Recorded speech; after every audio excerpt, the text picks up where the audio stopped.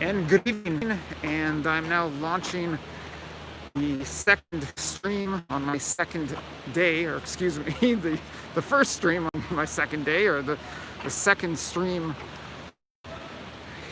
of my coverage here in Seattle. It is day 2 for me here in CHOP and in Seattle at the moment. I am outside, and hello to everyone who's tuning in. At the moment, I am outside the abandoned East Seattle Police Department precinct building right in the heart of CHOP. And by the way, last night, when the march made its way to the police department in downtown Seattle, that I believe was the West Precinct building, which is not abandoned and is also well outside of CHOP, and there may be a march there again tonight. We'll see. I think it's 6 something right now, and right around 6 I was taking a look at Cal Anderson Park right over here to see if their scheduled meeting had begun, and it had not. It might be underway now as I head down East Pine Street away from the East Precinct building and to Cal Anderson Park to see if indeed the nightly meeting is underway, and likewise if speeches are underway. I think I hear someone on the loudspeaker. It looks like the speeches are underway. I'm gonna try to broadcast a chunk of the speeches like I did last night, but before then, while there's still daylight and there's not a lot of action going on, I'm gonna give you a little bit of a tour of CHOP that I sort of gave you last night, but it was dark at the time. So here's one of the baseball diamonds at Cal Anderson Park, and you can see people gathered on the artificial turf where the nightly meeting is underway. These meetings get started here at 6 p.m., although I think it started a little after 6 this evening. And speeches, I think, are underway, or maybe announcements. I'm not sure what all is underway. Again, for those of you who were tuned in last night, but for those of you who were not tuned in last night, we've got different rules of engagement, so to speak, here in CHOP, and I can't go around filming everything that I normally film in a public place in the US. So at times, I will be pointing the camera down, particularly when I'm headed in the direction of occupied tents.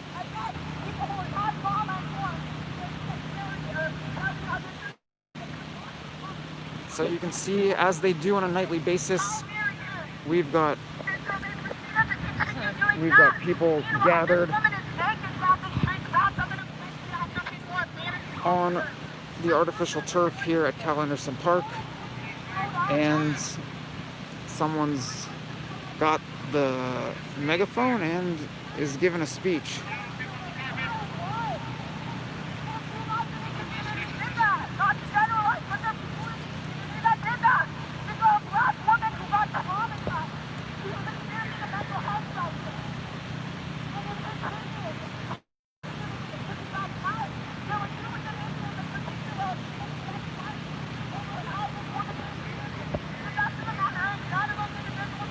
This sounds like it may be an interesting talk, so let's listen in for a little bit.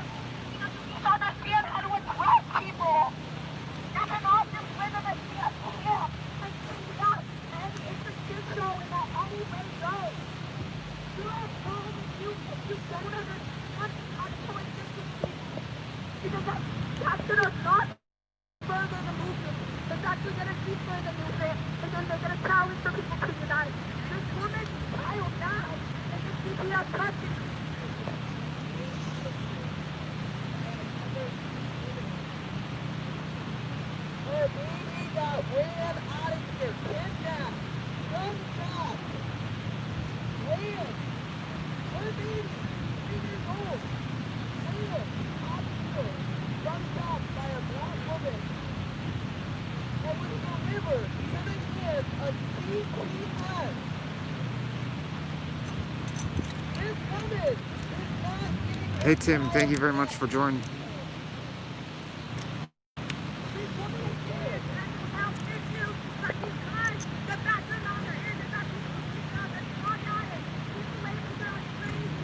They kidnapped her fucking child. They ran her fucking child out of the security and we could have kept her safe. Hey Magic Monkey, thanks for tuning in. We could have kept the child safe, but instead, one individual grabbed and kidnapped this 3-year-old baby, ran it out of this facility. I don't know if you guys can hear. They're talking about a baby being, a 3-year-old child being kidnapped from a facility across the street and turned over to the custody of CPS. This woman is never getting her child back, or is not having her child. Then her car was totally destroyed. Lawsuit. We gave them the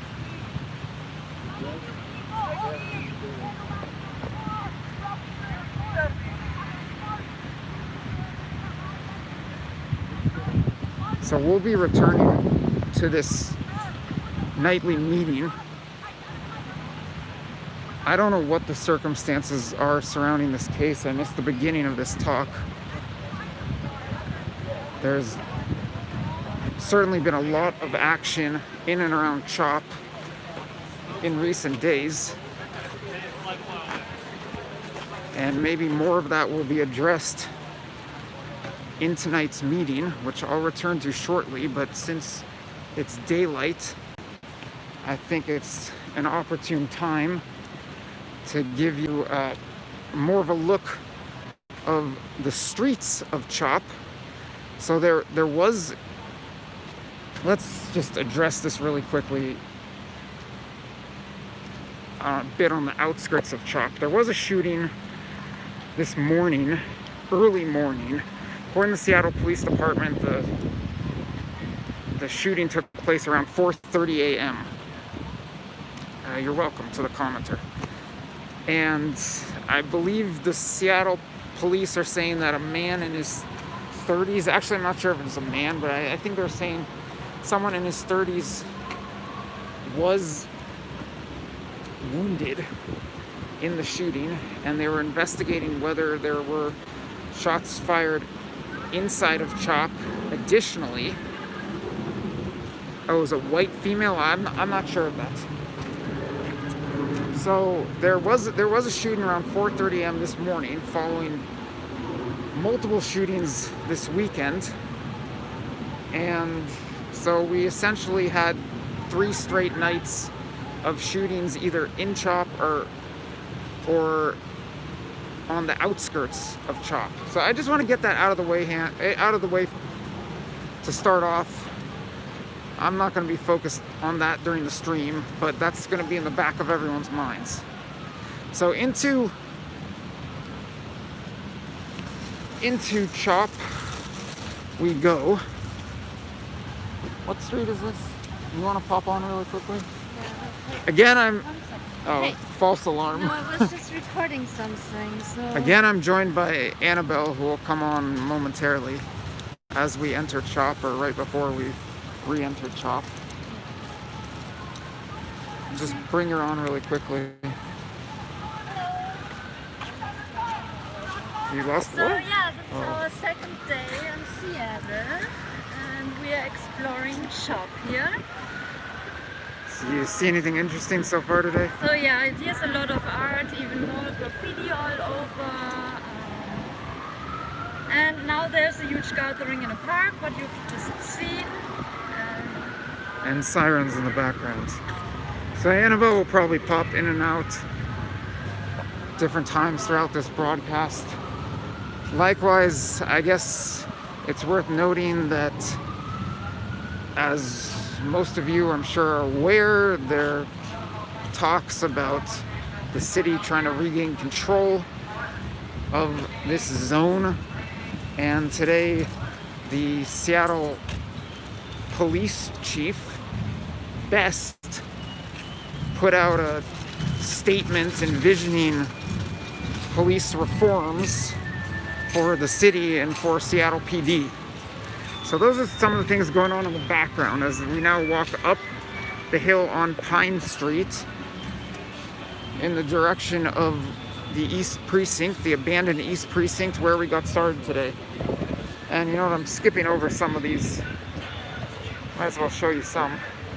I'm battling a little glare. I don't know how well you can see these.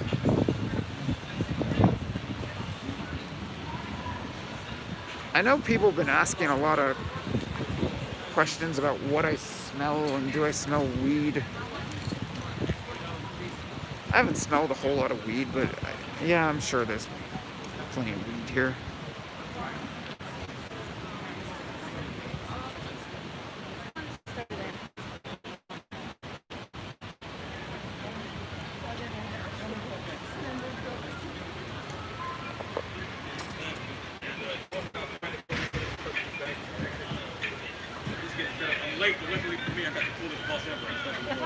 My man, this is your artwork? Yes, it is. You want to pop on camera and give your artwork a plug or your social media plug or something? Sure. All right. Can you explain what this is? This is illustratio, cross between comic book, Japanese animation, and graffiti. I'm the inventor of the word and the style. It's all freehand, no computer graphic. I'm going to be doing a piece today live here on the spot for George Floyd called "I Can't Breathe." You can catch me on the corner of Pike and 11th inside the Chop Zone. God bless the Chop. And do we have a name for this specific design? No, this is another artist. His information is right there. Okay, so you're solely okay. I see. Yes. Do you have a social media handle to plug? No, I'm trying to bring back the lost art of face-to-face communication. Wish me luck. Lovely. I do wish you best of luck, my man. All right, there you go. There's a resident artist here in shop. Every building's got, I didn't mean to film that tent. Every building's got some artwork on it, or a whole lot of artwork on it, or is completely covered in artwork. As is the ground, for that matter. Again, I'm battling a glare here. Oh, and I guess you're seeing my shadow. So I don't know how well you can see this artwork on the ground. Through a barricade we go, maybe through around a barricade. Police reform now, it says among lots of other messages on this vehicle.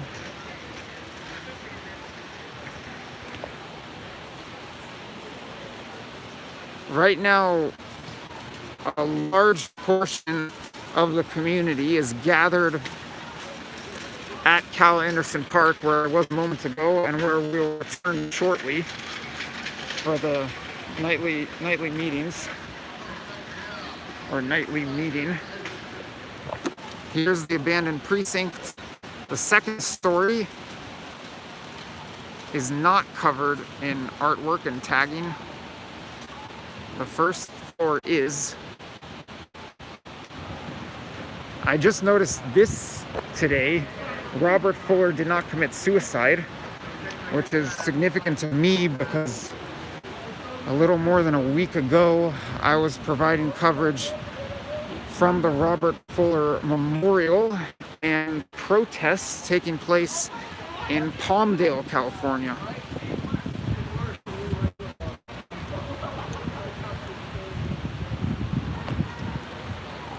Here's the intersection of 12th Avenue and East Pine Street, which is a significant intersection here in Chop, where the abandoned Seattle Police East Precinct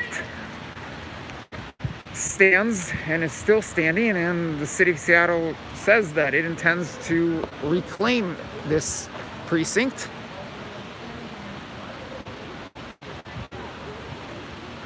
Down 12th Avenue, there's not a whole lot in this direction. Is this north? I keep forgetting. Maybe it's north something. So not a whole lot in that direction. I just pointed the camera. And then down here is a quite artsy area within a very artsy community or organized protest, which I was showing you last night at the end of the stream.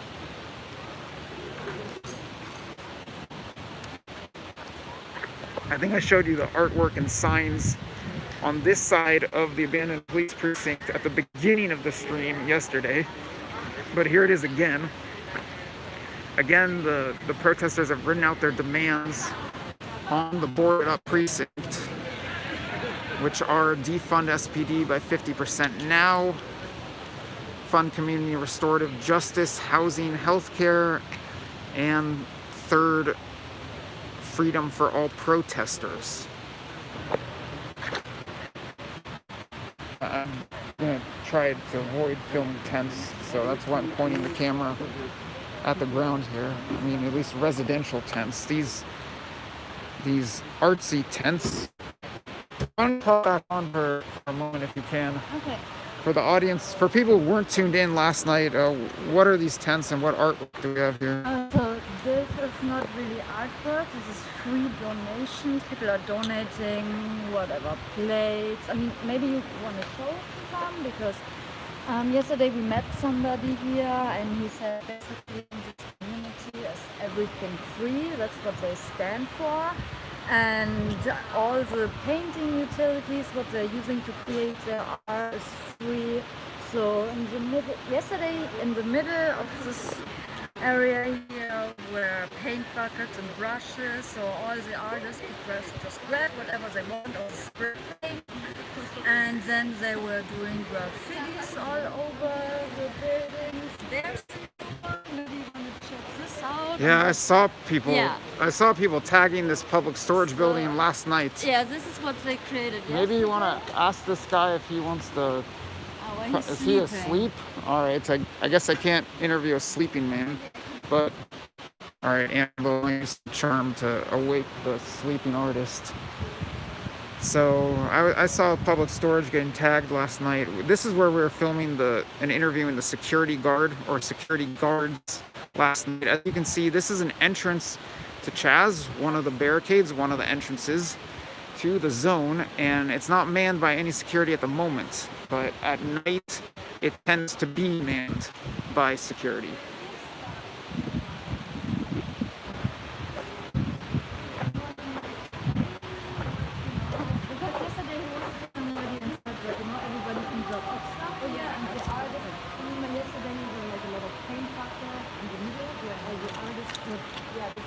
We're trying to set up an interview. No rush or no pressure if you don't want to. Okay. Well, if you want it, because he's a very eloquent speaker. Yes? Yes. I mean, you can drop stuff. What are you trying to drop off? I'll Like, let are you him trying to take make over donations? whatever. No, we're just gonna let you come on if you like to the audience what you're doing and give your stuff a plug. I mean, it's basically a donation spot. You know, people can come by and bring a lot of things that'll be helpful. Would you mind getting a little closer? Because there's competing noise. I mean, yeah, it's a donation spot where people can bring things that'll be helpful towards the cause, hot foods. So people are dropping off groceries right now? Yeah, groceries. Yeah, there's those coming through on a daily basis. You don't know exactly what you're gonna get, but we're gonna get some stuff. You can see a sign over there that has donations that are needed, so that's a good place for people who are going to help the cause of things that are most helpful. Yeah, so here's a sign. And what There's a sign right here. are people mostly donating food, water, or are they donating supplies? What? There's people bring what they can, you know, and whatever we got a surplus of or have connections to, we can put to use here. So I mean, all sorts of stuff comes through, really. You know, And clothing also. yeah, clothing, bedding materials, like the prioritized things are most appreciated that we're gonna, say we can't donate anything. So. Are people donating tents or couches or? People donating tents, couches, sleeping pads, all sorts of stuff, blankets, you know. And do you know who most of the donors are? Are they Seattle residents? Are they participants and residents of The CHOP? community, all around. There's people that have come from out of the state and donated stuff. There was somebody who called in and donated 9 pizzas from Japan, and somebody donated 8 pizzas from South Carolina. So, you know, all around. Wow. Yeah. Did you field that call from Japan for the No, pizza I did delivery? Not. No, I did not. I became aware of it, though. So that's some seltzer water being dropped off. I don't see any pizza sitting here at the moment. No pizza right now. No pizza. A lot of rolls though. Yeah, bagels. Apples. Oh, those are bagels, not rolls. Excuse me. Yeah, bagels seem to be pretty popular here. So if anyone wants to call in or I guess text in or opt in a donation, how do they go about doing that? There's the address for if they like have a pizza delivered over here. I don't know where the address list is. What about this Cash App and Venmo here? Oh, yeah, the Cash App. Is that just for donations or what? That's for cash donations, I believe. I was actually unaware of that, so that's the first seeing that one. But yeah, come by. You know, we're located in between Pike and Pine on 12th. So yeah, you can definitely bring it by, and there's other spots all around too. There's a medic center up there, so. Once we get it here, we just where exactly is the medic center? It's just right over there, the tent, right? Blue tent. Oh, the blue tent's right in the intersection. Right on the other side of the street. Yep. I heard I'm not allowed to film there. Is that true? I'm not sure. All right. Well, anything else you'd like to say to the audience about what you're doing or CHOP as a whole? Just come and check it out and come chip in. That's all I got to say. Come chip in and join the vibe and see what we're about. What? All right. Thanks a lot. Today because we're gonna make a Costco run tomorrow. So look at some of the other supplies here. I kept saying these are art tents. They're not, or at least the few that I'm looking at right now are not art tents. It says medical supplies. Annabelle's blocking the medical supply. There we go. Medical supplies. And yeah, you can see a community sustaining itself here.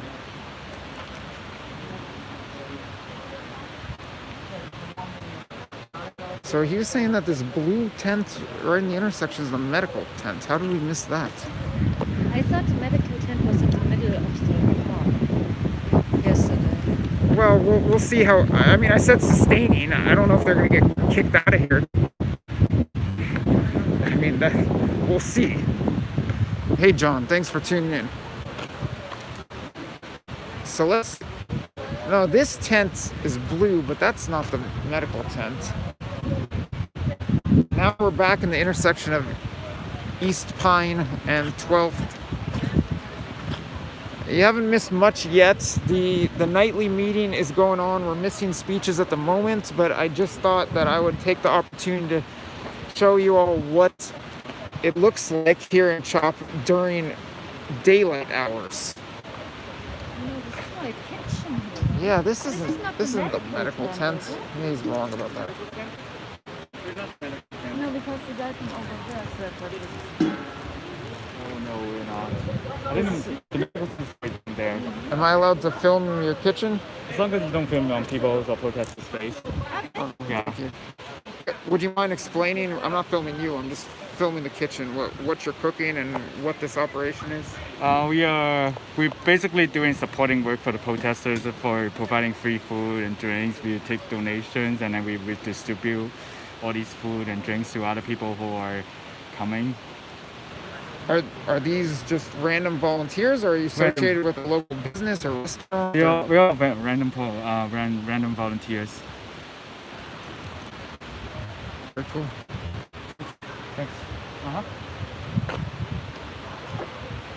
So looks like some dinner cooking here, not the medical tent. Let's head down Pine.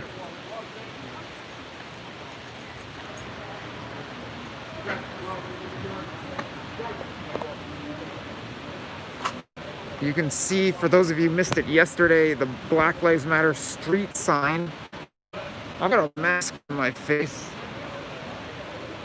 And it seems like they're just underway with that dish, but I don't know. I didn't get such a good whiff. So the Black Lives Matter street sign here on Pine, there are at least a couple of those. Might be interest to some of you who missed it moments ago. There is a Robert Fuller did not commit suicide sign here, or I don't know, tagging on a board on a barricade. I don't know quite how to describe it, but that's certainly of interest to me, having covered the Fuller case down in Palmdale, California.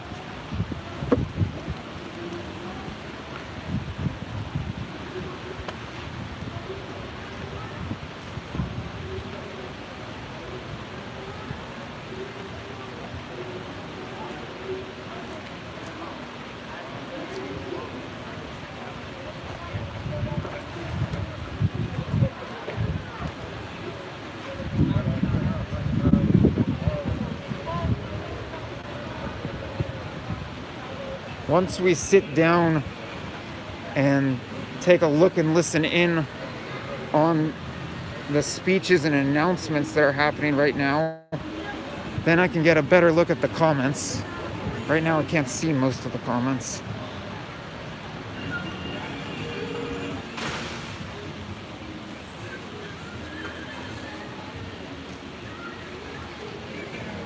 All right, at the intersection of East Black Lives Matter Street, joking a little bit, East Pine Street and George Floyd Way. That's also a makeshift sign. No, we're at 11th and Pine, an intersection that borders Cal Anderson Park, right over here where the meeting's underway, and we'll return shortly. So here you have to pay actually for the food. Let me ask. Hi.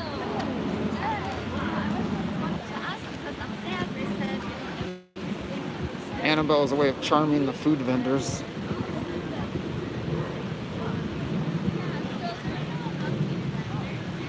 I'll just put her back on to report what she learns from this food vendor as I show you another barricade.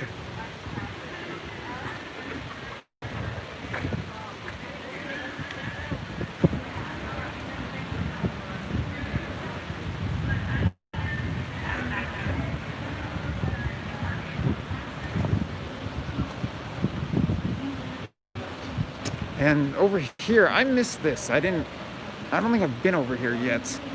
We've got a memorial for George Floyd, it looks like. You can see the 8:46 sign for the 8 minutes 46 seconds. Oh, John, no, I didn't get a screen. I completely forgot about that. That was a cool moment yesterday.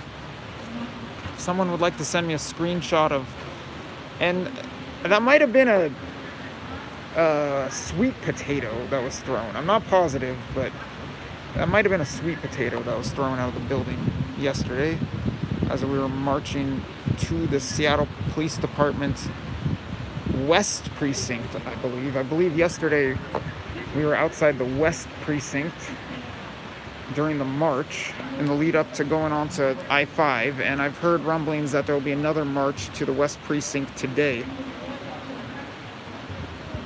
So here's this George Floyd memorial. Another 8 minutes and 46 seconds sign. A couple hands and wrists.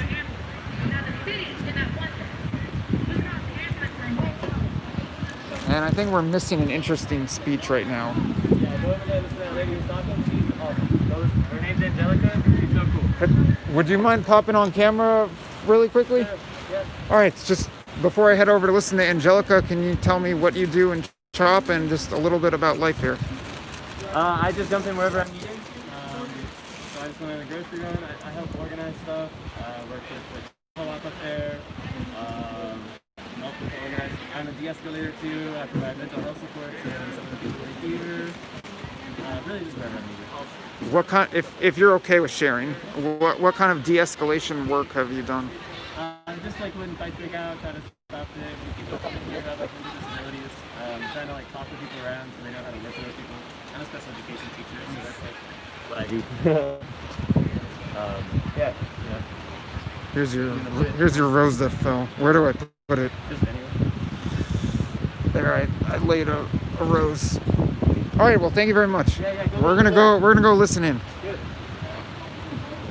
So this, as he said, apparently it's Angelica who's speaking right now, and I heard her talking about the ambulance. There's been a lot of controversy surrounding the response of the police department and medics to the fatal shooting that took place here over the weekend. Oh, really quickly, you wanna share what you learned at that food tent, or is it not so important? Yeah, no, the thing is that yesterday they told us that everything is for free and the guy upstairs with the donations also said everything is free. But then the guy said there are also some vendors who are selling stuff here, so that's what they said. Yeah, you can buy hot dogs and all right, there's more of a look at CHOP during daytime hours. Now we're walking into the 6 p.m. nightly meeting. Thank you. Someone's offering us free water. So we're walking into the 6 p.m. nightly meeting. Again, they gather here at Cal Anderson Park, where there are many, many tents set up, where there's gardening going on, there are booths set up, there are food vendors as well. And we listen in now to speeches and announcements and discussion over the future of CHOP. And once I sit down, I'm not going to be able to address most of your comments, but I will be able to see most of your comments.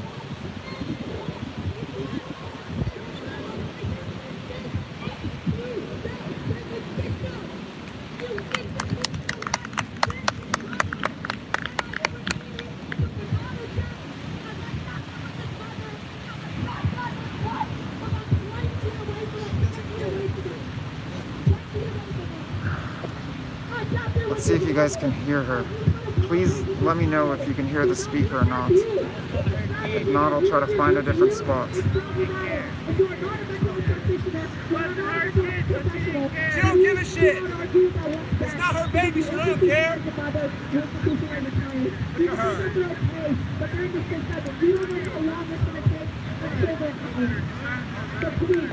Hey, bro.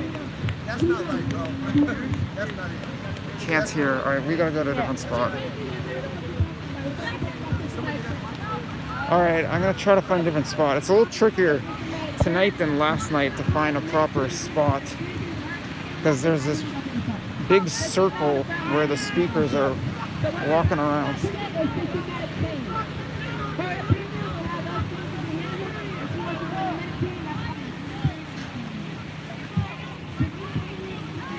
Annabelle.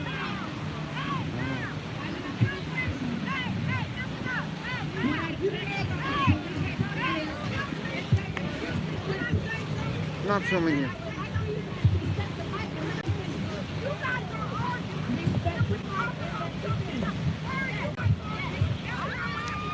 Here's a generator. We should go there. Oh, it's too close. Way too close.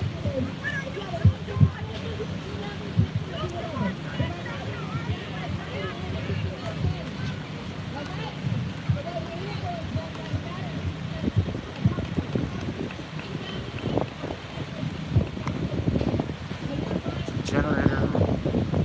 Yeah, the generator might be making it hard to hear. You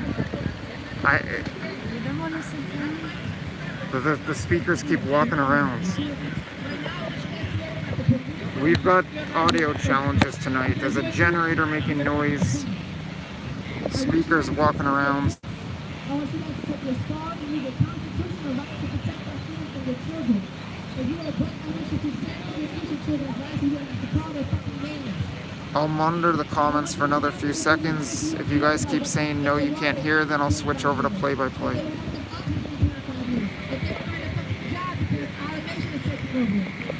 These are the things I want you to worry about. Again, if you have a personal problem, I will not discuss it with you. I promise you. I'm not talking. You guys This, it looks like the woman who's speaking before is going to take over the mic, and she's louder, so let's try again.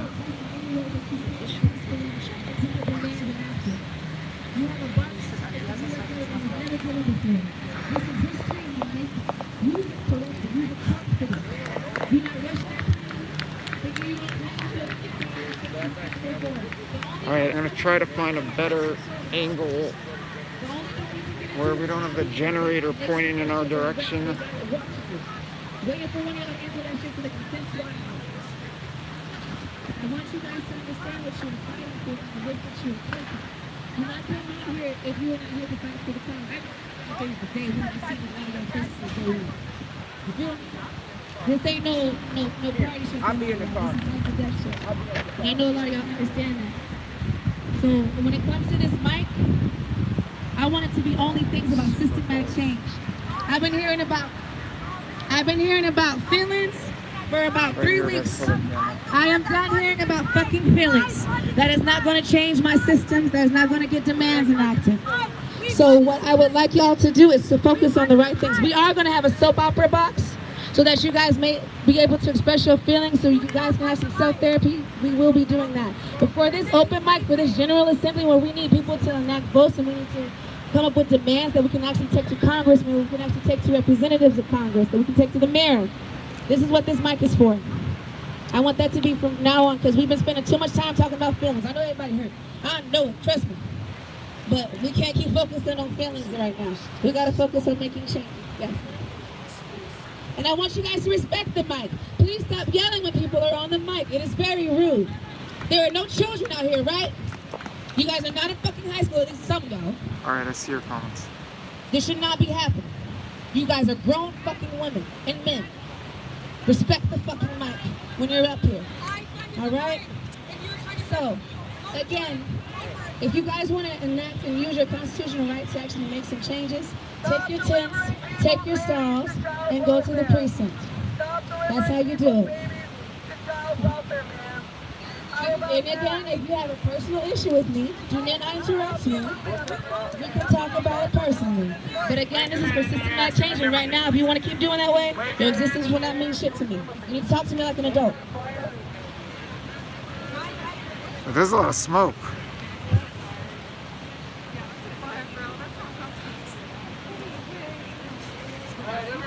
Everybody under control. Under control. Under control. Hey, real quick, wave your hand if you remember me. Wave it high. Wave it high. Thank you. Thank you. All right, cool. Again, for you guys who do not know me, my name is Malcolm. I don't know what all that was about, but again, this has been going on. This division, it has to stop. Stop is all about love and unity. Stay with me. Love and unity. Love and unity. Yeah. Listen, you guys have to understand, for us to really move forward, we have to get organized. We have to get organized.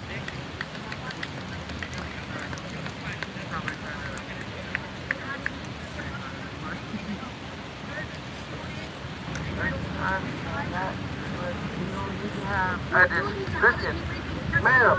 Okay, again, listen, you guys, I'm not trying to cut this lady off. Hold up. I'm not trying to cut this lady off. I've been here since day one. She's been here for 4 days now. Okay? She's coming up here trying to tell me that we need to have a debriefing about what's going on or what happened. You guys know what happened. We don't need to talk about it no more. We need to move forward. Stop talking about it.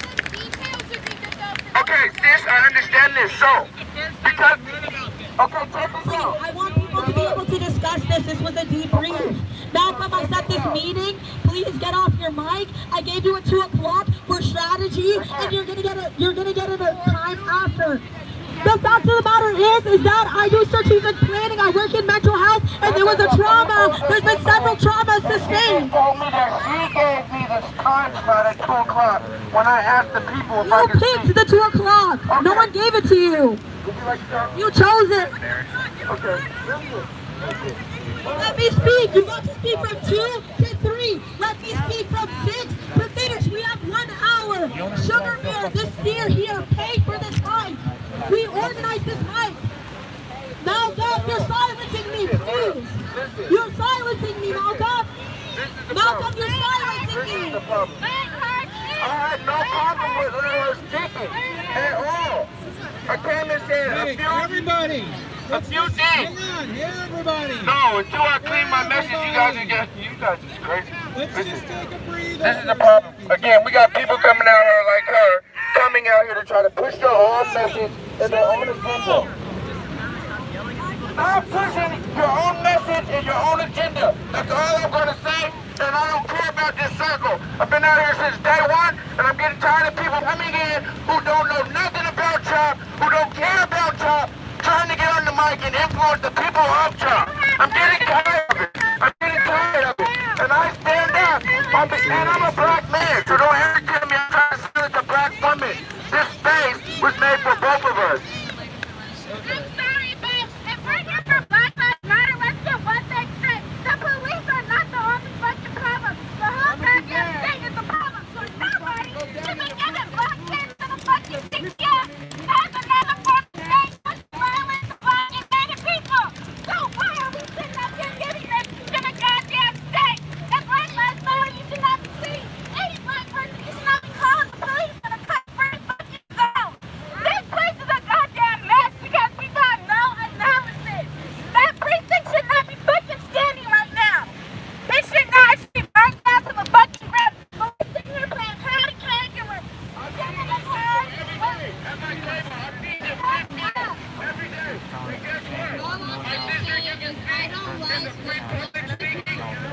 Black women, black men, are prostitutes. When it shouldn't be that. It shouldn't be that way. And so anyway, that's the problem. That's the problem right there. Black people coming together. We've got multiple people speaking right now.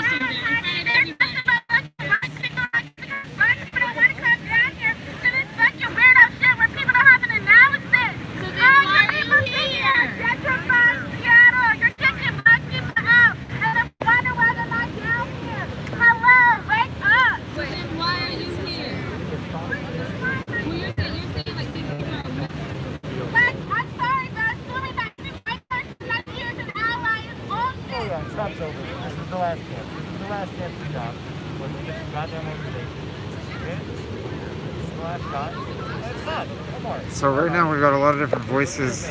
Looks like no one's on the loudspeaker. All right, here we have one.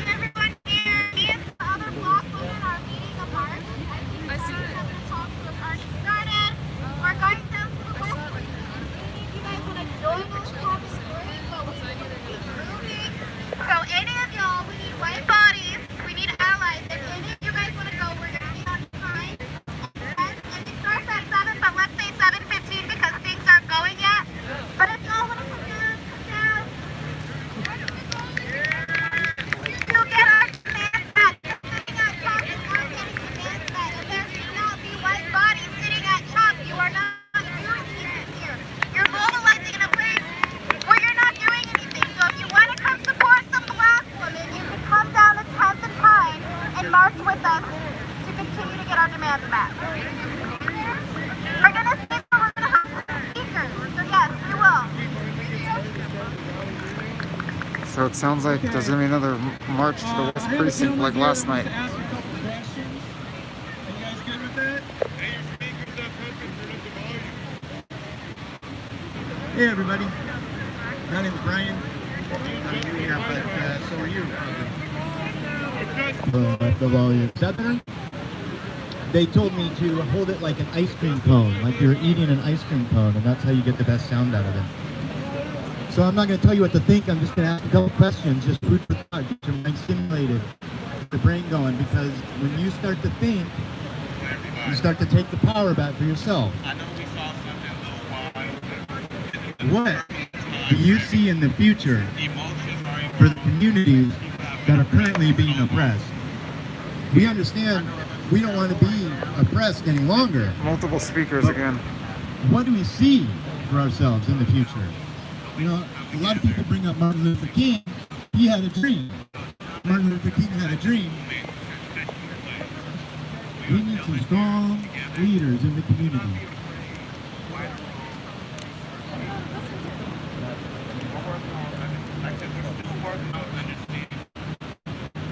Alright, so we have a speaker over here. How's everybody doing today, man? And someone in the middle talking. Hush cheater? Frustrated? Anybody else? Cause this is bullshit. If y'all really about Black Lives Matter, we should be every day. We're not marching right now. I know people say it's a party, but it's not about that. It's about growing yourself. Everybody out here, God's watching us, man. We gotta move forward. All this violence and inciting stuff, you don't need it, no? It's in your heart.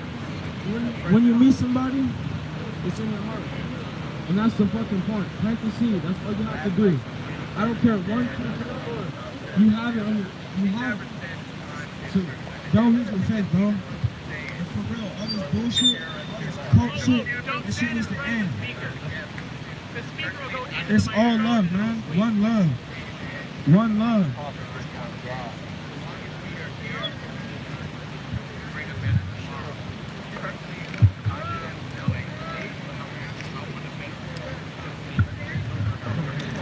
How is everybody doing? My name is Kedrick Tembo. I am from Africa. I came in this morning from Louisville, Kentucky to stand with you guys. But I'm a preacher. I'm a child of God. And I got the answer. So I want to pray for you guys. I want to pray for the situation. I don't understand so much. I'm told there was a child that was taken away last night.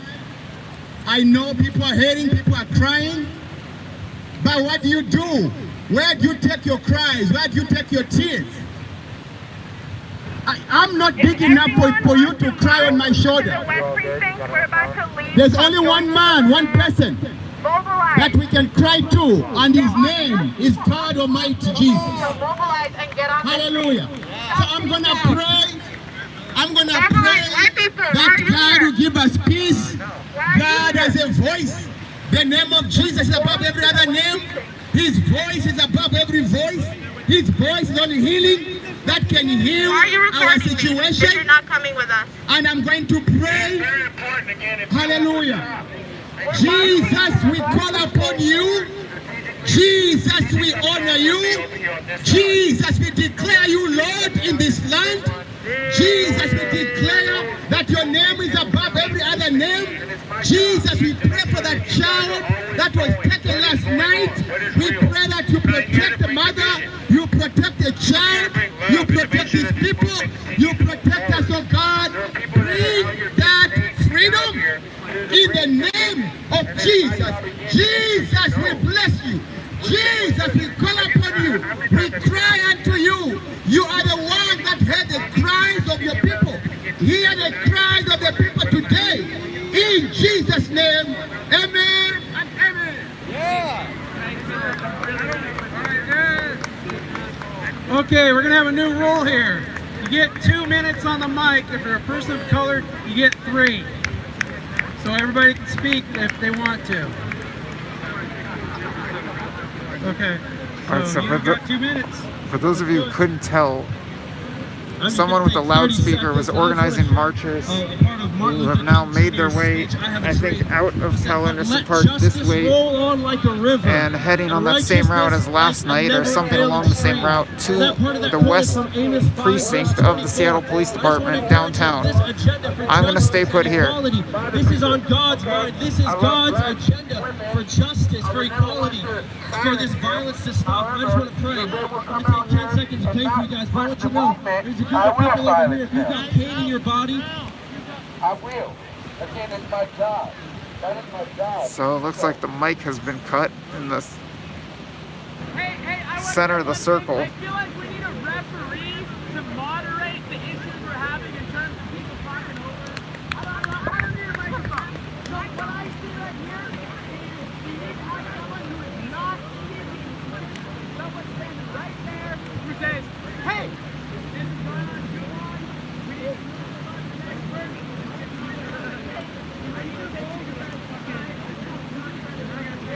And not dominate the conversation. I'm worried.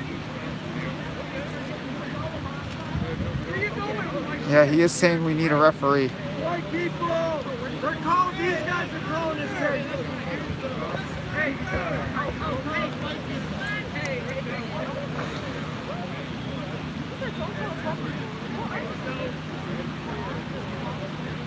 So definitely some miscommunication here at the moment. And I'm just gonna sit here and film.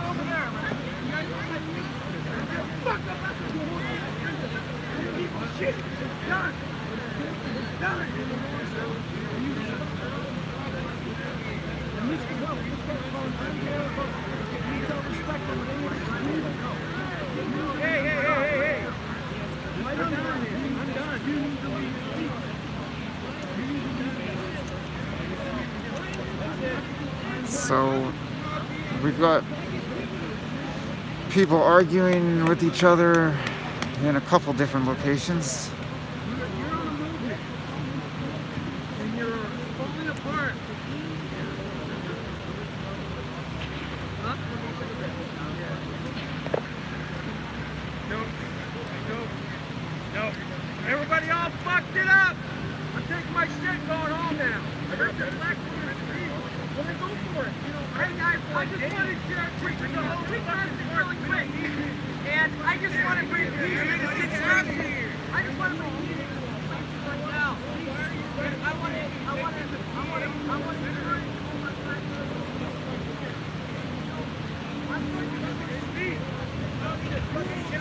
out of here.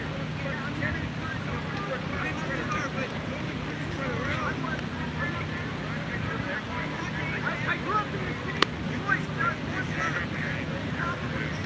Detroit, and my life was very broken. My parents got divorced. I had so much depression that I was near suicide, and I was literally contemplating my life. One day, there was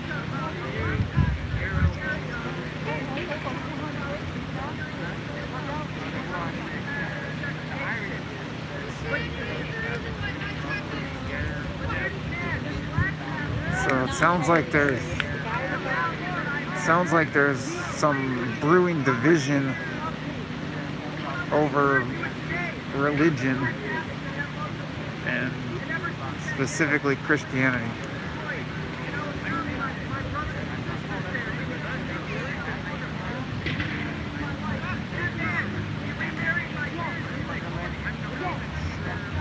Hey, let's keep religion out of it. We can respect each other. Who's the man in the orange coat? We're trying to go for human rights, not religion. Please respect each other. Please talk individually. Don't use platform here. No, it's not about your religion. Annabelle. About religion.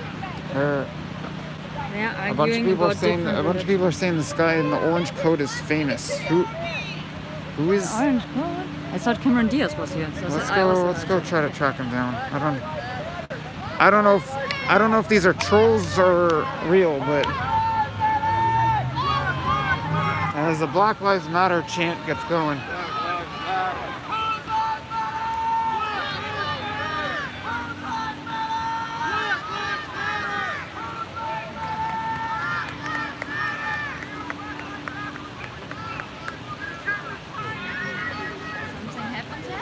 So there's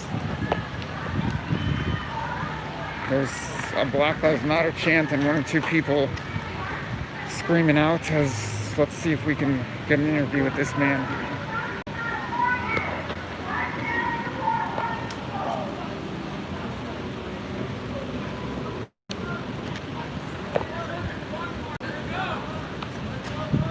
Can you hold, please? Thank you. Alright, so let's see if I can have a conversation with this guy.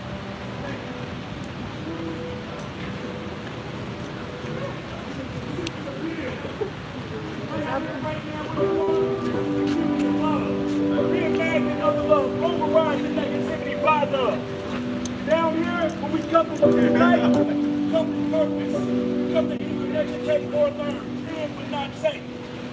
To understand what we are here for, there's a purpose behind this fight for what's right. And this is love. This is what love Hold on, looks like.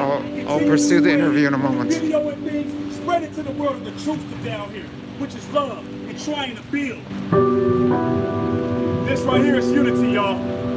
We will not stop fighting. Thank y'all. All right. I see him, and I'm gonna try to talk to him right now. Yes. Thank you.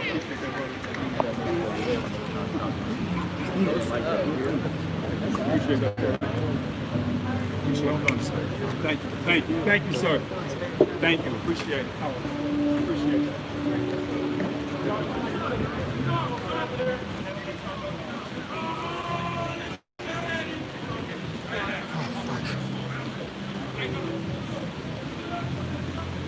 Excuse me. Hi. I've come out here and I was told by a bunch of people that I need to find the man in the orange coat. And I think they're talking about you. Did they also say blue hard hats? They might have said blue hard hat also. Well, what can I do for you, sir? I just came here to check it out, and I do a little YouTube stream. Oh. And I'm showing people what's going on in shop, and my audience seems to be saying that you're the man You're looking for Brad? who knows what's going on. You're Brad? Yep, I'm Brad. Would you mind popping on for Not a a few problem, moments? sir. All right, thanks a lot.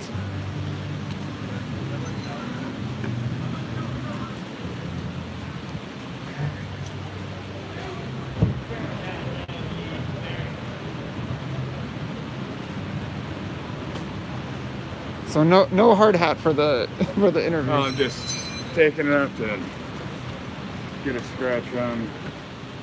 Okay, hard hat back on. So we're Brad is your name, right? Well, that's what they call me online. I go by Rage Brew. Rage Broom. Brew, as Brew. in brewing coffee. And how'd you come up with that name, or who gave you that name? I took it from a video game called Dwarf Fortress. It's got a story to it, and if you want to learn it, I can tell it to you, but that's for another day. Is there a brief version of the story? Or if you'd like to, you've got Well, you've got the floor if you'd like to. Dwarf Fortress is a game where you take 7 dwarves, go off into a random location, and establish a fortress. I decide to settle in a horrifyingly evil swamp full of the undead. All of my 7, except for one guy, died off, and for 3 years in game, he survived with nothing but a copper axe and a determination to live. And I respected him for it, so I took his name. Interesting. I never would have guessed that. How long have you been out here at Chop? This will be day 9 for me. I took a 2-day hiatus after day 6, but all work and no play makes Rage a dull boy. And my cat missed me, so gotta take care of the kid. What's your role here at Chop, or what brings you out here, and what do you do? I'm Gatewatch. I sit up at 13th and Pine and make sure that the alt-right rejects don't sneak in. Because, you know, we've had shootings, and there have been those boys driving around in flatbed trucks, holding guns, just looking for a weak point to come in and do a drive-by. And that's what we're trying to prevent. Because if someone's gonna die, it'll be me. So the others down there can run away. Sounds very brave of you. I mean, considering what's happened the past few nights. When you become a guardian, you say, I will die for you. I'd rather not, but, well, someone has to do it. Did you witness any of those shootings? No, I have not. All of the shootings have taken place down at 10th and Pine because that is the easiest access route to Broadway. But at 13th and Pine, it's got a great hill that if you wanted to go really fast, you could go really fast down it. Or a nice sniper position if you knew how to sight in a rifle. Damn it. Work.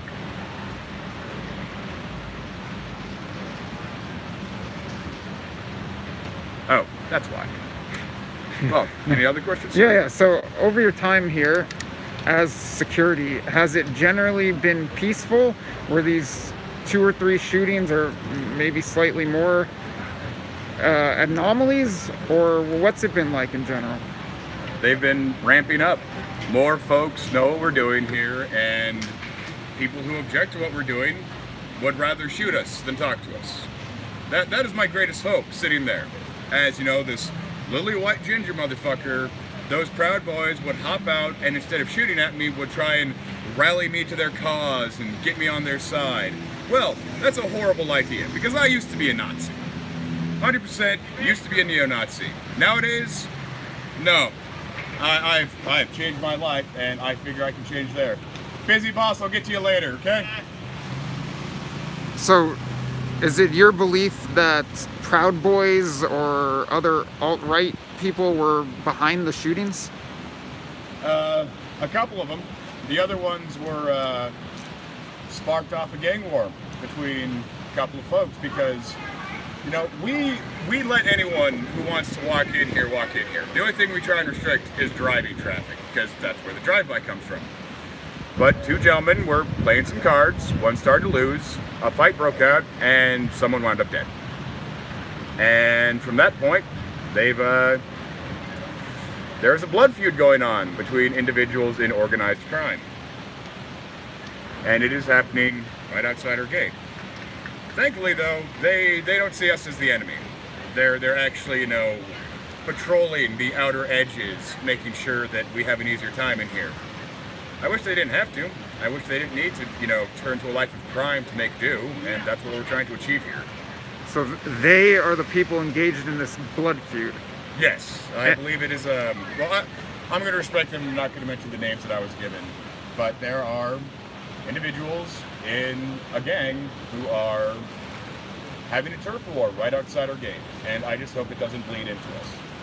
And is there any connection between that turf war, because I didn't understand you so clearly, and the shooting that turned out to be fatal, or are those completely unrelated? That is 100% the link to it. The night the shooting happened, that happened. And then the next night, a large group of armed individuals arrived to 10th and Pine to partake in a morning vigil where they blasted off a lot of fireworks. And the other night, we were told that they have now gone about the area and are protecting their territory. Because this is a city. Gangs exist in cities. And you think that it's alt-right guys involved in these gangs? I'm still not so clear about that. The alt-right rejects are their own thing. They're a bunch of privileged white boys who worship guns and think black people are the worst thing to ever happen to civilization and they all need to die because they're a bunch of racist retards. And I'm actually kind of thankful that we have the gang members sitting around the outside because they scare off the Proud Boys because, oh, that's a lot of people with guns. Let's go the other way. Because the alt-right, the only weapon they really have is fear. They use guns to scare people because they don't know the gun. They worship the gun. I learned gun safety at 5 years old. And I know guns. They are a tool simply for killing, nothing more. But the alt-right rejects don't understand that. You were mentioning that you yourself previously were alt-right or a similar ideology. Back when I was a teenager, I live out in the sticks, out in Kitsap County, and the only friends I could get were a bunch of white supremacist fuck nuggets, and I would rather have had friends than not.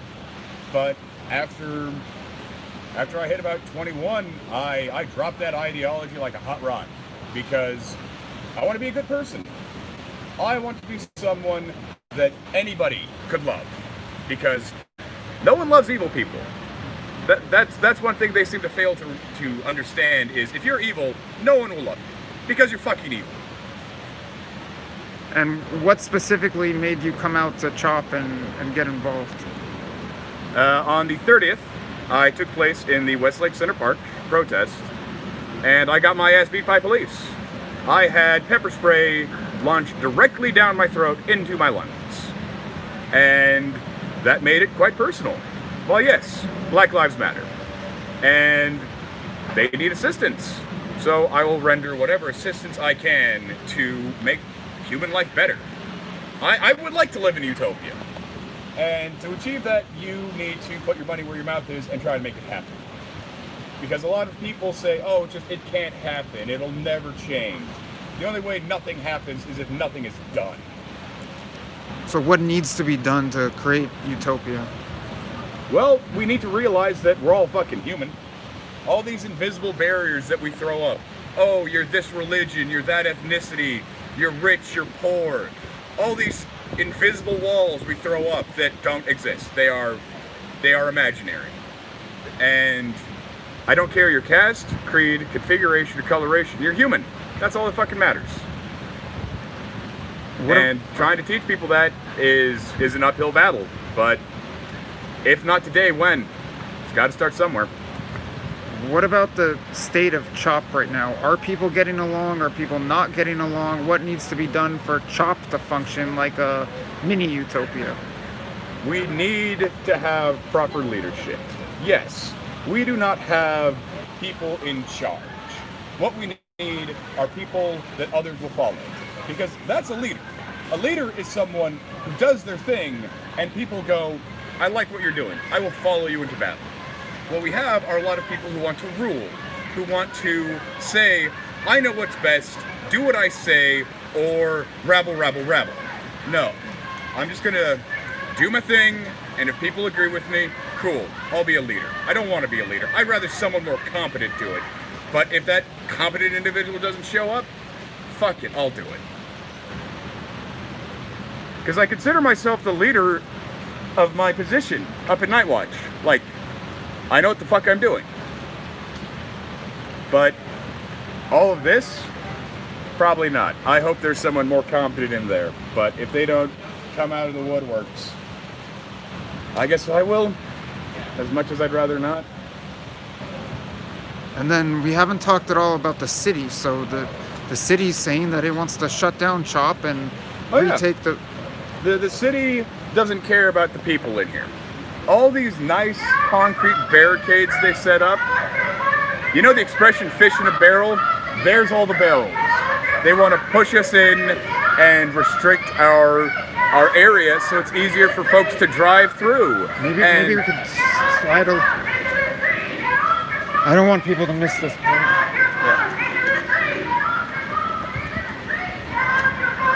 All right, guys, the interview's not over. We don't want to get drowned out by the march. Like, the city cares more about its property value than it does the people. They care more about the handful of people who are so inconvenienced by us being here that we need to leave because they're inconvenienced. The ultimate, they being residents, business. No, I mean the people inconvenienced. The city itself, and society itself. We're trying to change society to get people to give a fuck about your fellow man, not your fucking property. Because there are people who say, oh yeah, you broke a thing, you should die. It's just a fucking thing. You can make a new thing. You can replicate that busted out window, that burnt out car, anything that gets broken. You can't revive the dead. Once someone is dead, the entire universe of creation locked inside their skull is snuffed out. And it will never come to fruition. And people need to understand that. But they don't want to. Because they have been told, don't talk to strangers. Don't get to know your neighbors. Don't be with people. They are trying to convince the ubiquitous they in control of the world, sitting on their fucking yachts on their yachts and controlling people because they see us as tools to be used and abused and discarded when broken. And, well, people, wake the fuck up. Your thing is not worth as much as a human life, no matter what that thing is, because you can always make a new thing. You can't make a new person. So what do you see moving forward, both from CHOP and from the city? Because they're bound to clash at some point. With CHOP, again, leadership. We need folks who people will rally behind and listen to, because too many megaphones, not enough smart voices. Everyone thinks they've got the best ideas, and they're not willing to shut the fuck up and listen to people, because my opinion matters more. With the city, they need to stop giving a fuck about the property values, about their income, about all the money that is being lost because CHOP is here, and give a fuck about the people here. Give a flying fuck about the breadth of humanity that is going about trying to make the world a better place. But no, they want their fucking money. They want their quarterly report to be fancy and nice and in the green, because they only give a fuck about money, not people. Even though people are the ones who make money. You can't get productivity out of a fucking building. You get productivity out of a person.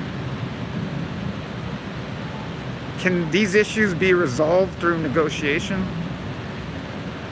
No, it can't be resolved through negotiation, because a good negotiation leaves both sides kind of okay with what it is. And I won't be okay with the world as it is until we fucking change it. Until we improve the quality of life for everyone. Where we get humanity to a point where there is no want. Well, there is no need. Where everyone is fed, clothed, housed, has clean water, has medical aid, has everything they need to be happy. Because people are not happy.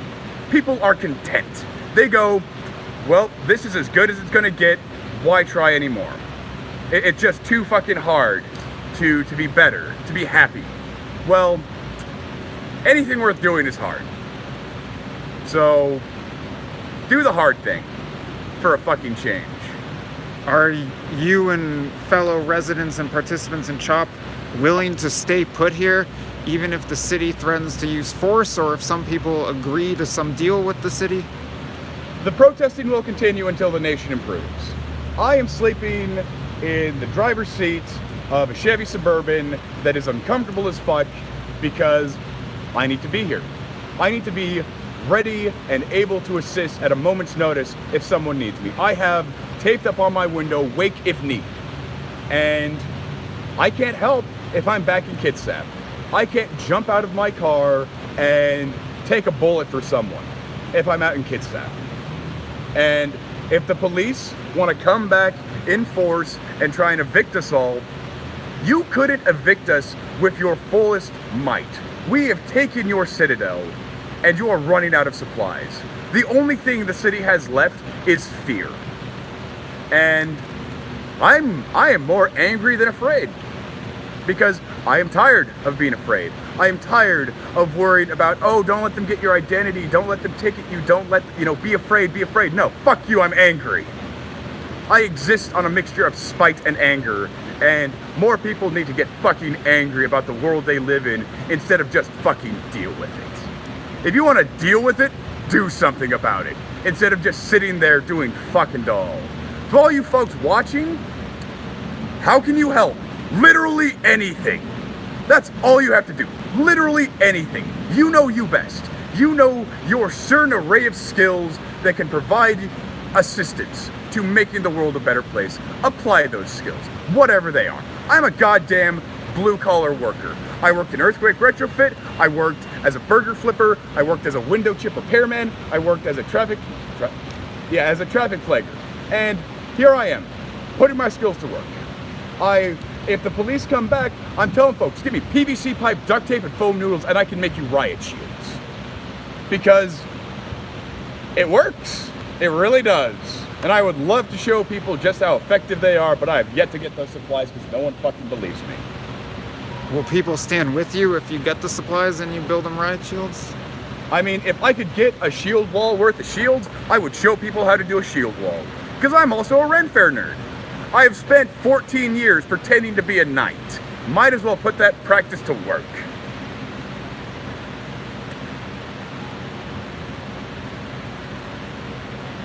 I don't know if that's going to come to fruition. If it does, not that I want there to be any violence, but that sounds like it'd be quite a sight to see.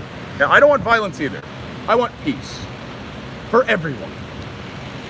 And people seem to think that peace is impossible, that conflict is basic human nature. No, basic human nature is working together. We are a tribal species. We work best when we are together. And invisible divisions.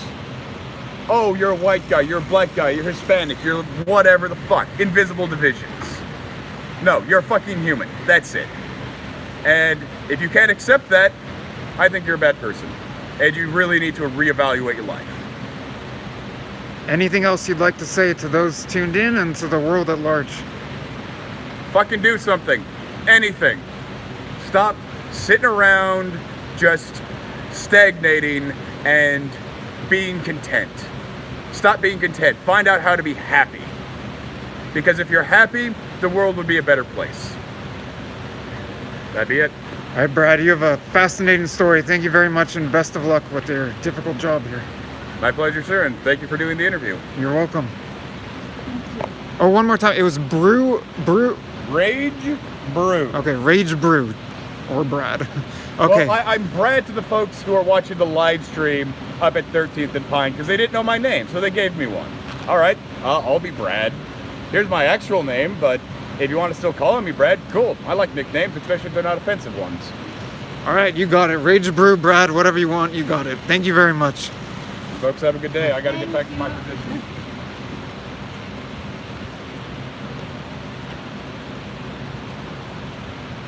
Well, guys, as Brad walks off and show you we're in a little bit of a what would you just we're in a parking lot with some murals right beside across the street from Cal Anderson Park and around the corner from a barricaded entrance to the shop. And I guess I gotta say thank you to you guys for pointing out Brad or Rage Brew, because he's had more to say than anyone else I've spoken to here this far. And I found that to be interesting. I hope you guys did as well. Now, I'm gonna plug. Yeah, I think I can take this out. Can you hold it for a second? What? I'm just rearranging my battery pack. No, I don't care. All right, so let's take a look at Cal Anderson Park.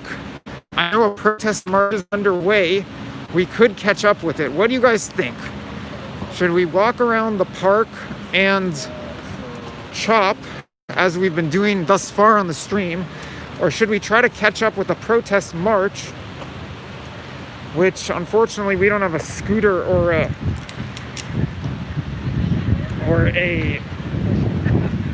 vehicle with us at the moment to get to. Things pretty calm right here. We walked away from the nightly meeting. Some burgers are being flipped. We walked away from the nightly meeting where there was a lot of argumentation going on. A lot of people talking over one another, disagreeing on many matters. That was all taking place here. I don't know what all that you guys could take in, but you probably got the gist of it. Now there's a march in this direction to the West Precinct where we were last night. Would you want to see something like that again?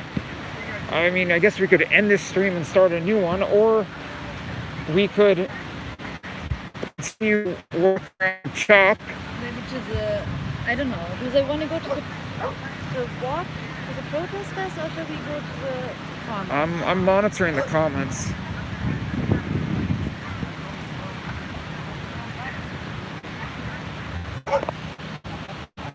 Like, one person is adamant, stay here. I saw another stay here comment. Is processed. It looks like more people would rather I stay here. We stay here. So let's do. All right. Annabelle wants to take another look at the garden that's on the other side of the field here at Cal Anderson Park. All right, we'll walk over there and we'll try to talk to more people, but I can't promise you that you're going to get more in-depth interviews like that one. Most people have not had nearly that much to say to the camera. There could be action again at the protest march. For those of you who weren't tuned in last night, the protest march went to the West Precinct, where I believe they're headed right now. And then afterward, it went on to the I-5, big freeway that goes right through Seattle. For that matter, goes through a whole bunch of cities in multiple states. And that did get intense last night when we were on the freeway. I don't know if that's going to happen again. But for now, we'll stay at CHOP. And we'll try to speak to more people. For those of you who haven't been tuned in much over the past couple evenings, it's not cool here to walk up to tents and start filming. But nonetheless, we'll try to talk with people. And Annabelle wants to take a look at the gardening again. The gardening that's going on right here.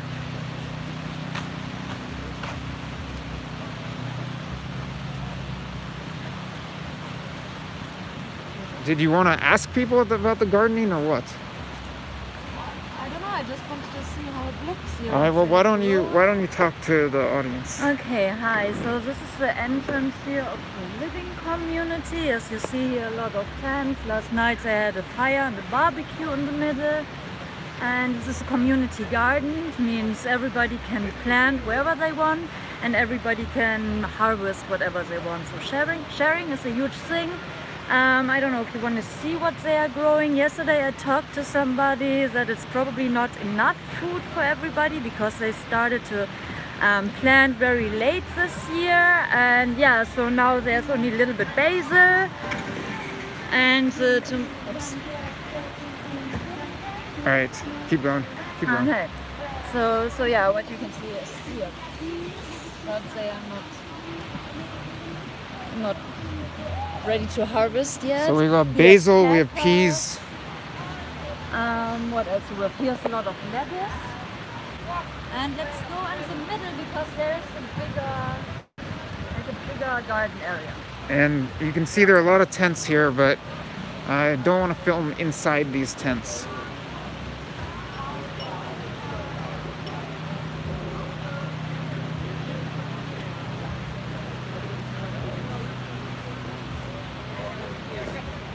So this is the other garden area. They surrounded it by a little fence and some art what they put all over.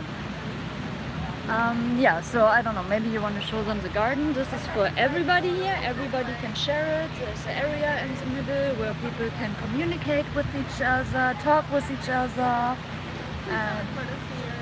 I don't think I got you. We're talking about the garden. As you can see, it's just very common here for people to request not to be filmed.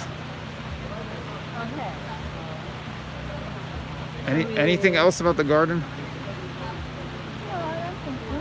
There's flowers, I don't know. All right, That's it. let's head back into the center of CHOP. You can see an ACAB sign. Yeah, I'll try to talk to various people.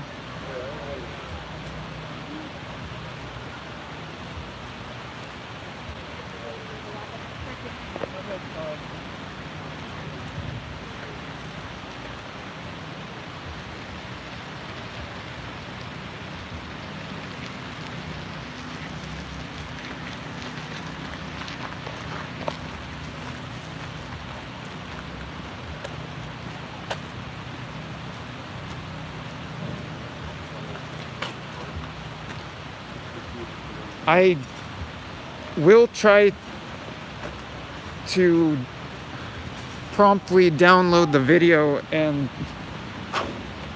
save the interview after I'm done with this stream and after the stream is processed on YouTube. You can see Hugo House. This looks like a residential building with a sort of boarded up entrance and boarded up windows saying Black Lives Matter.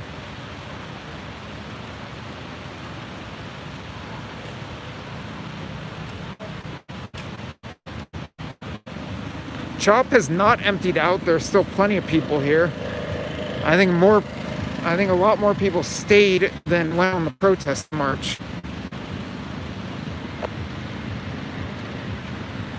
This is where we finished the interview with Brad.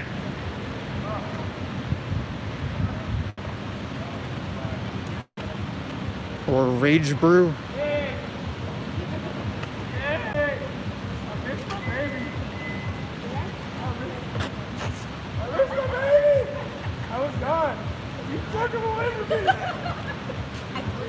Took him away from me. It's everything I've ever.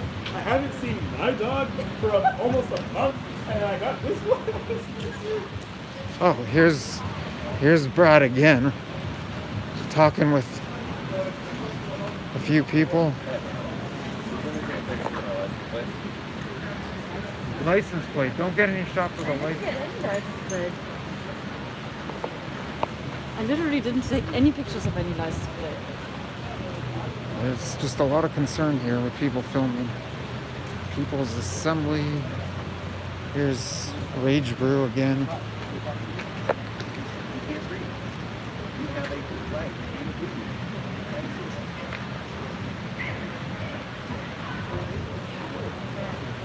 See some feet hanging out a window of a minibus.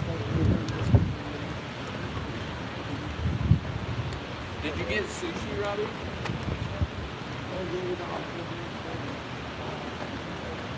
And I'll head up to the intersection of 12th and Pine and try to find some people to speak with. Yeah, come on, let's get the training in. You know what I'm saying?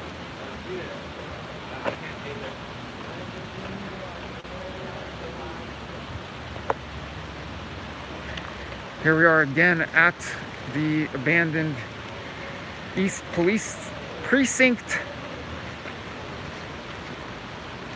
located at the intersection or right by the corner of 12th Avenue and East Pine Street.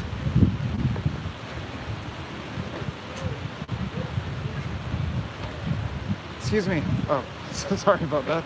I've got a stream going and I'm just asking people what brings them out to Chop, and if they'd like to say anything about Chop, would you be interested in coming on? Who are you and what are you streaming on? I'm streaming on YouTube. My name's Josh Friedman and my YouTube channel is my name. Sure, I'd probably answer a couple of questions. Okay. What brings you to Chop and how long have you been here? Off and on since June 2nd. Saw my neighbors in need, and instead of sitting around, got back out. But I've been marching and protesting, riding these streets for almost 20 years. Actually, 20 years. Started with WTO. I've been being a body in the BLM marches and stuff for years since they became a thing. I'm tired of seeing people die for no reason. I'm sick and tired of people not getting due process, not getting the justice system we should be having for everybody. I'm tired, I'm pissed off, and I'm mad as hell, and I'm not gonna take it anymore. Where have I heard that before? Right? Other than network.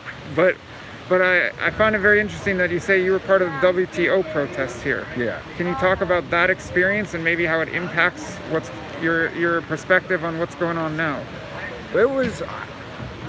I was fresh out of high school. It was my first real experience with any kind of major political movement, much less getting in the streets, and it was kind of eye-opening to see the rest of the world from a street level, and then have it very quickly covered in gas.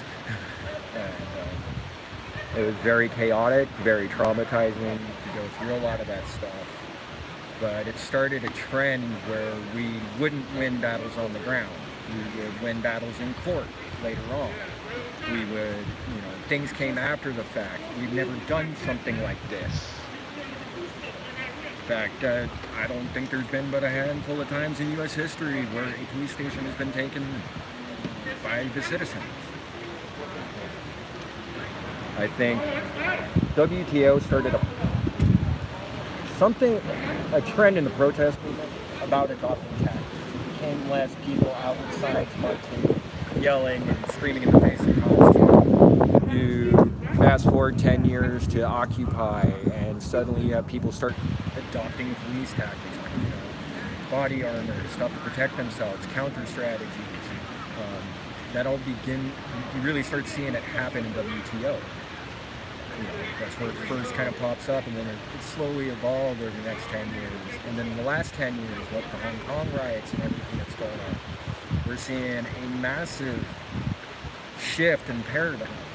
As protesters, what we need to do, we can no longer just come out and be passive bodies. We have to be active combatants. And it's really sickening to kind of have to say that in America in 2020. But I said something on a Occupy stream years ago. They talk about a civil war. The civil war has been going on for a really long time. Our guns and cell phones, our tanks, our laptops. The digital sphere is now where we fight that battle, as you know. That helps spur the energy to create this. Does that make sense?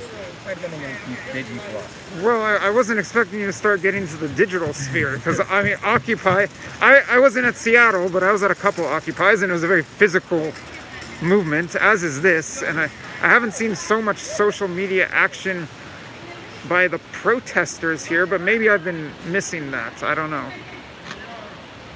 Hi, people. In the digital sphere.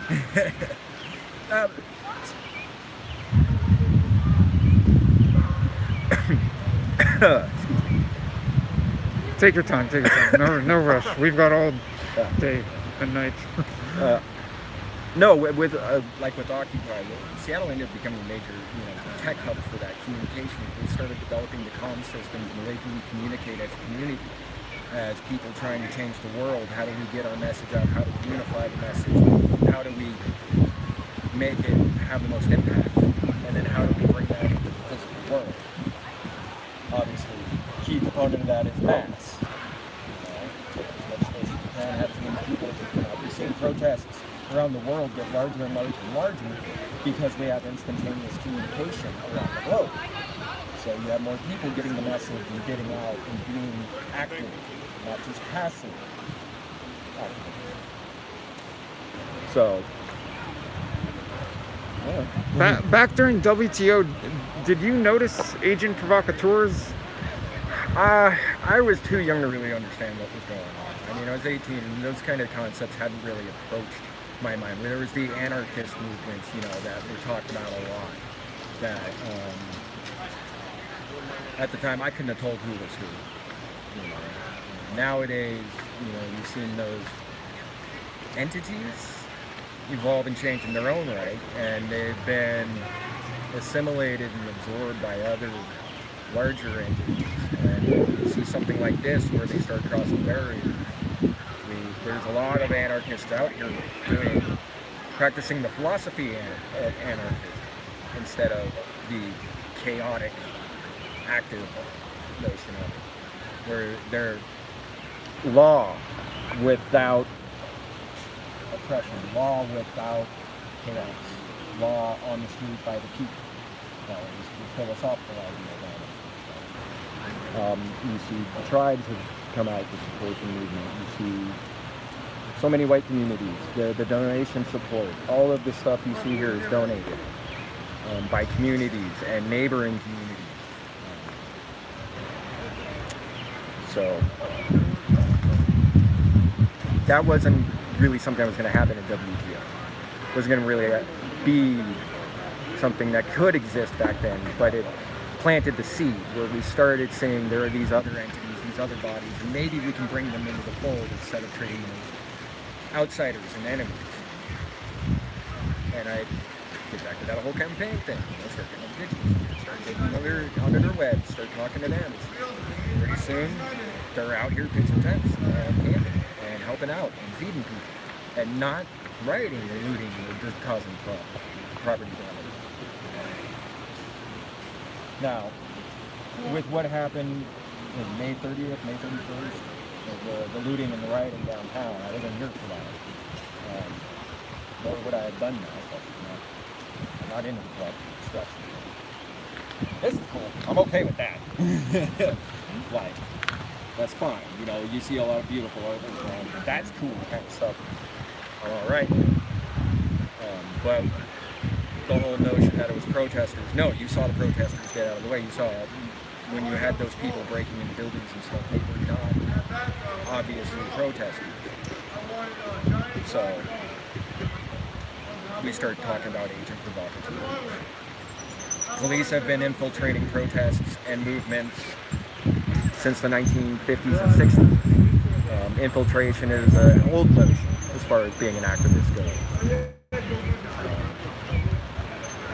Veteran, grizzled activists keep an eye out for infiltration. They know what to look for. So you think that's been a part of the looting and rioting this go around? I mean, I guess nationwide. Agent provocateurs? Yeah. Yeah, I think that was actually what it was. It wasn't the protesters. Like, there was one of the nights out here where somebody crossed the front line, started throwing stuff over the front lines, and you saw all the peaceful protesters get down. Got out of the way, left those individuals standing there to be exposed as individuals, not part of the and that was really cool. I've been wondering where that's been for 20 years. So we're getting better at identifying that thing and trying to weed it out.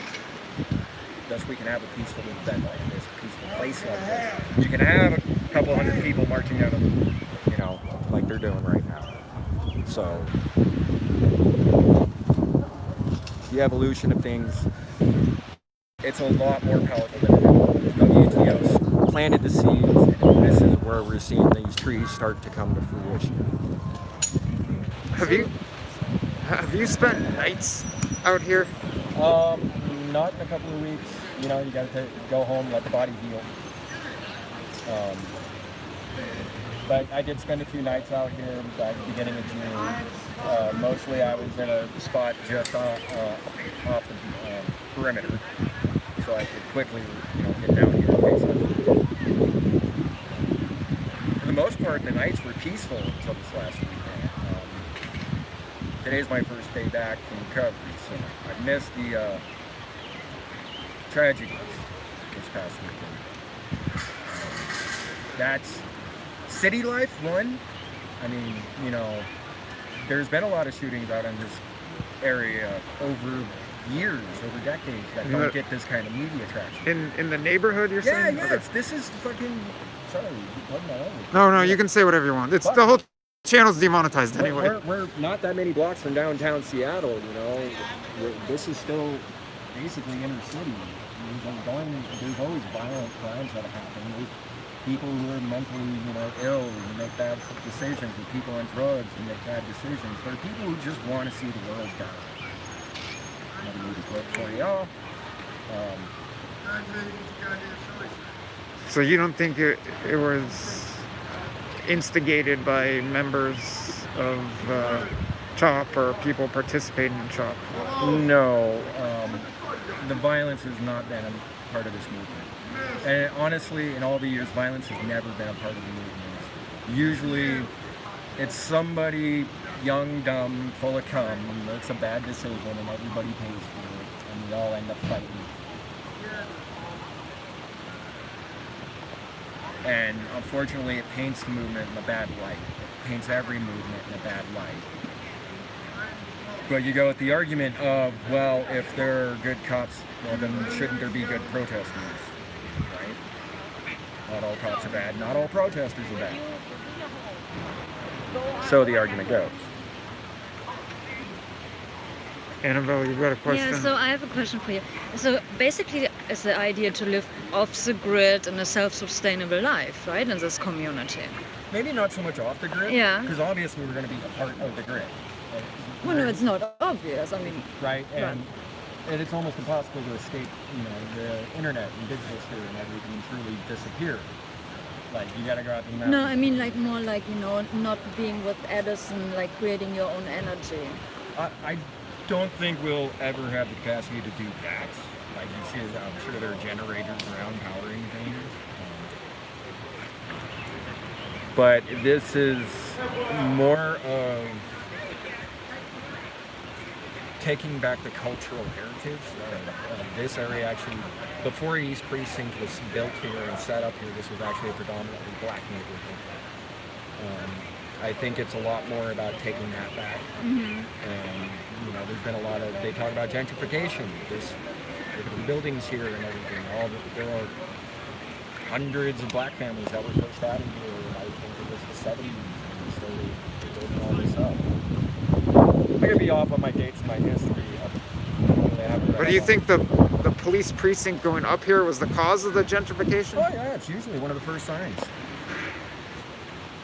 You're still an authoritative force to work on on behalf of those who have, to take care, push out those who don't have. So what was in these buildings before? That was a long time before my time. Okay. A lot of them have been like they are, like you see these smaller buildings have been kind of like they are now.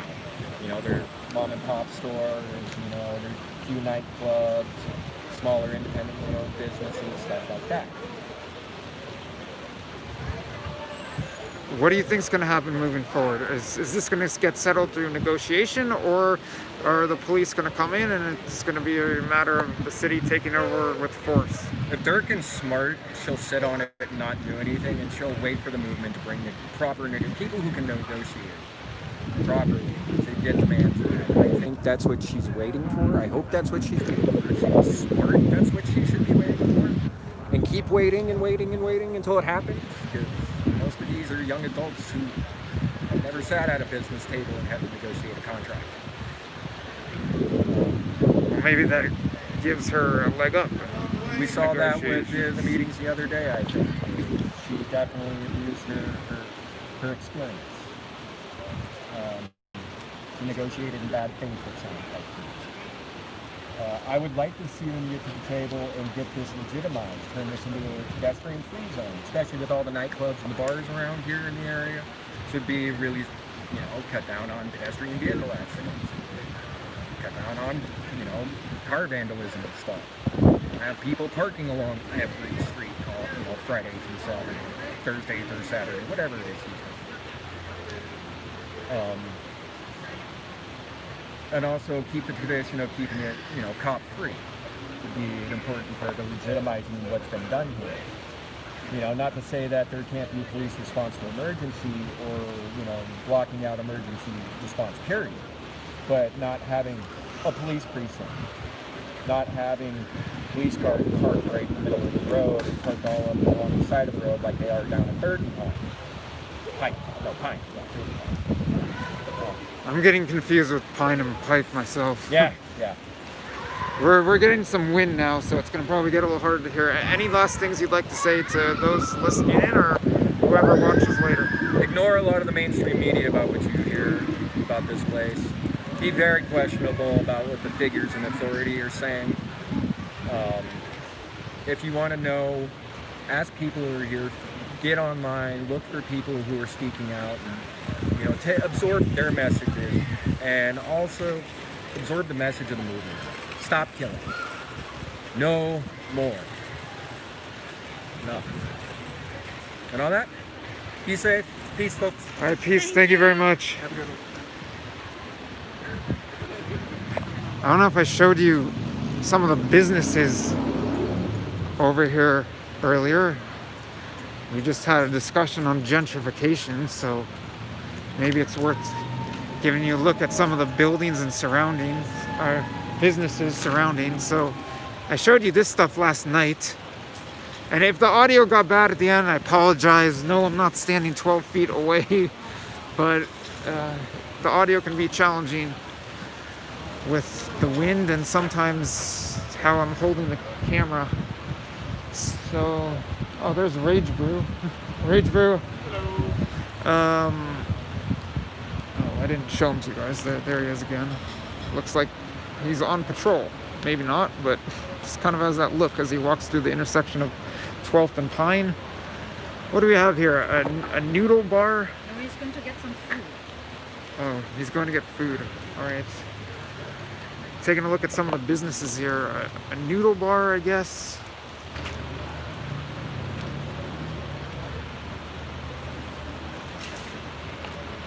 And a bagel cafe.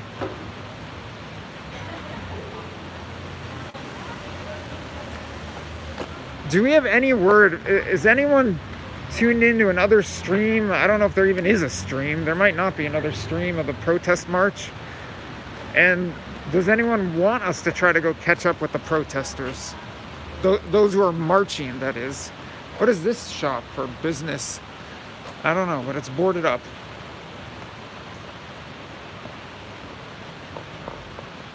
And I've showed you some of the other places around here earlier and last night.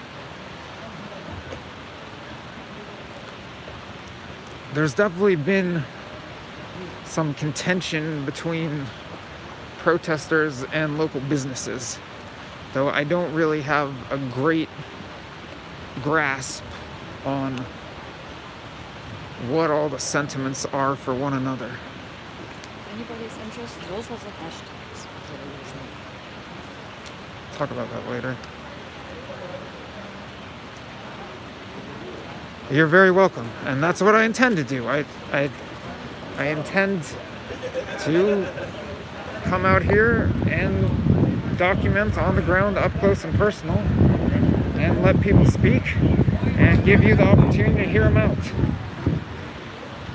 And of course, show you what it actually looks like here.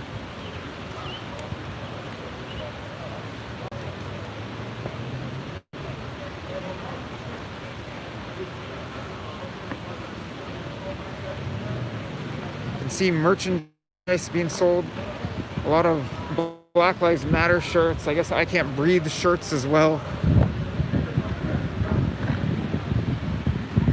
I think that's pretty common now at protests nationwide.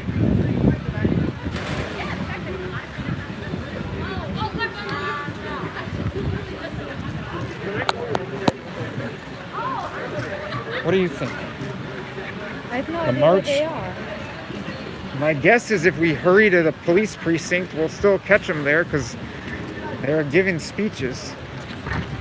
But what do you, to the audience, what do you guys want? Do you want me to try to conduct more interviews here in Chop, excuse me, or do you want to go catch up with the protesters?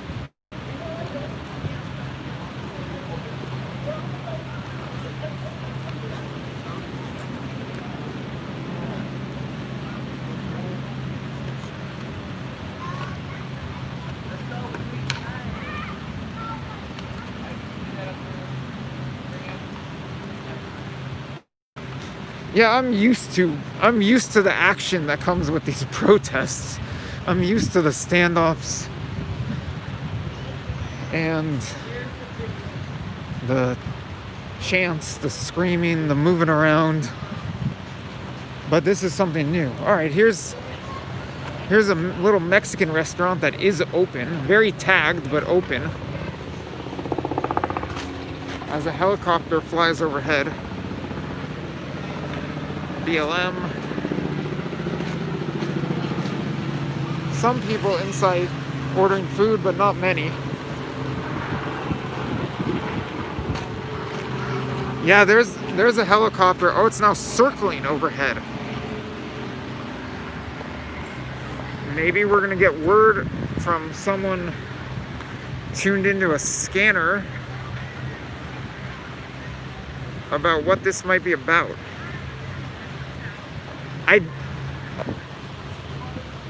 I don't have permission to walk into the businesses and film. I can come back here when I'm not streaming and try to speak with some of the business owners, and then maybe get someone to do an interview, or maybe agree to do one during a stream.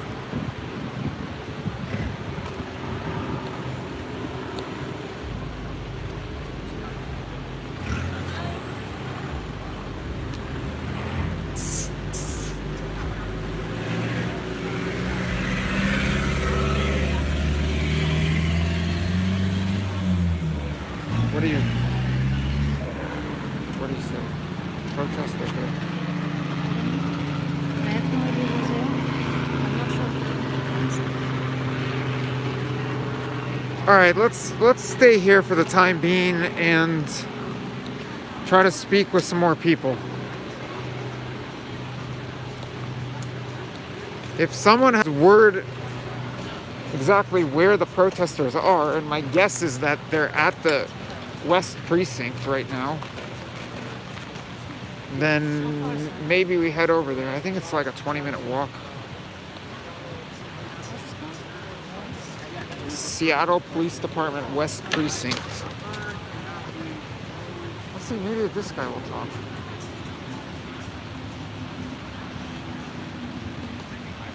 Excuse me.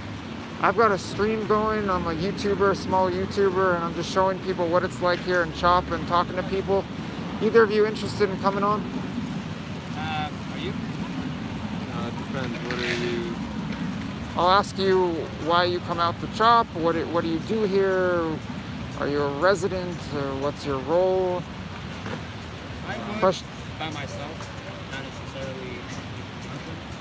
The conversation is way too far developed.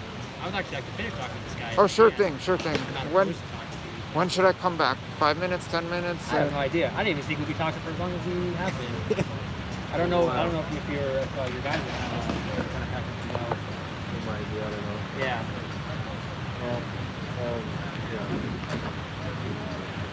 Yeah, I don't know. I mean, I feel like the conversation may have reached a point where no further. I don't know how much further we can get. In this particular. Hold on a second, guys. We're about to do an interview. There was something that we were talking about earlier as far as technology. So I'll give these guys a couple moments to finish up their conversation, then one or both of them will come on camera. But meanwhile, I'll just pan around Cal Anderson Park here. See a lot of people seated in little circles or one-on-one. You've got skateboarding in the skate park, tent set up. Or maybe this guy wants to talk.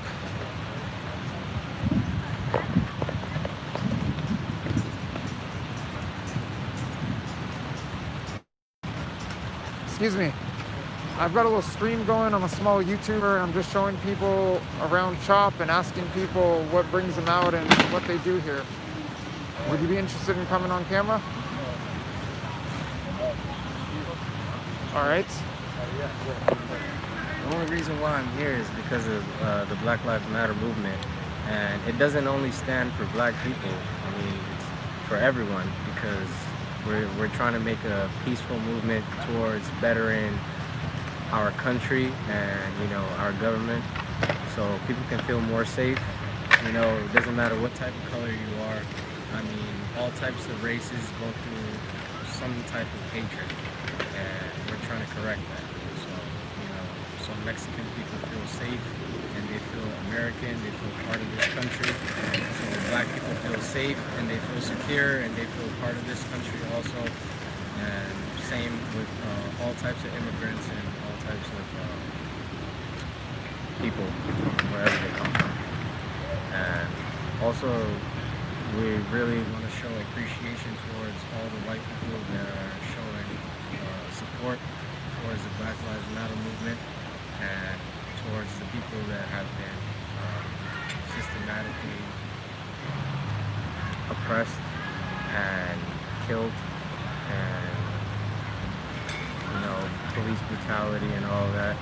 So that's what the Black Lives Matter movement is all about, and we're really happy to be here, and we're really happy to just be a part of the movement. So since I'm still pretty new here, is BLM at the core of CHOP? Like, is CHOP fundamentally a Black Lives Matter protest that's become an organized protest and somewhat of a zone, whatever you call it? Black Lives Matter was apparently the start of the protest, but eventually it became a sort of protest where it was like we the people. So we the people are trying to create a better government, a better community, and better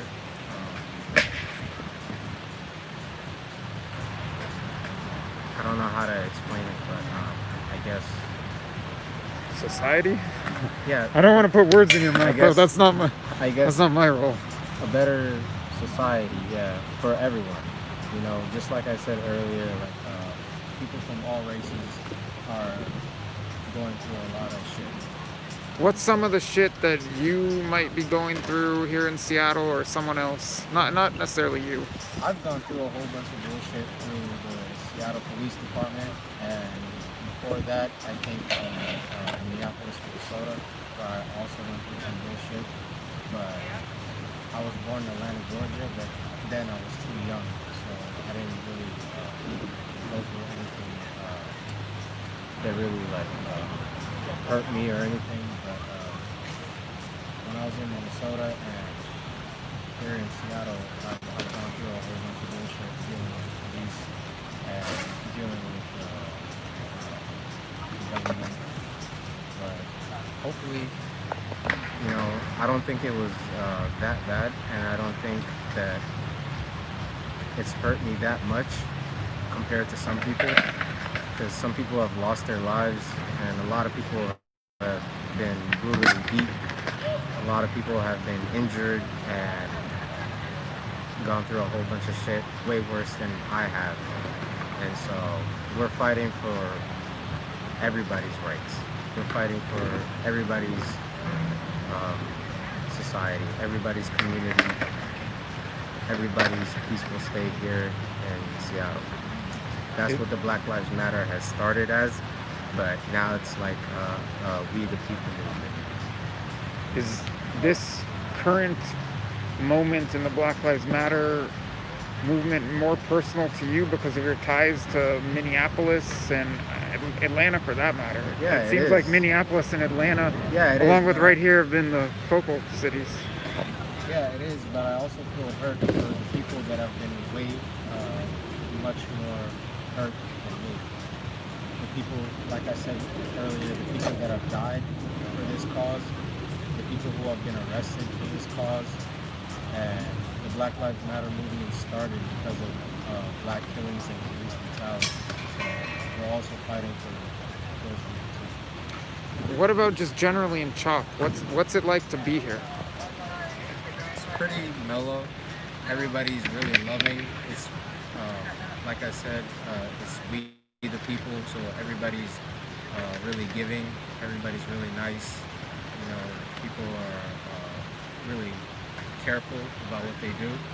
Sometimes there is accidents where some people might maybe come by here drunk, or they might come by here screaming some other type of motive, but I'd say 99% of the people here are here for a peaceful, loving community, and they're supporting the Black Lives Matter. So the violence that's been happening in the past few days, that's really not representative of what CHOP is like? Not at all. Those people are here for their own motives.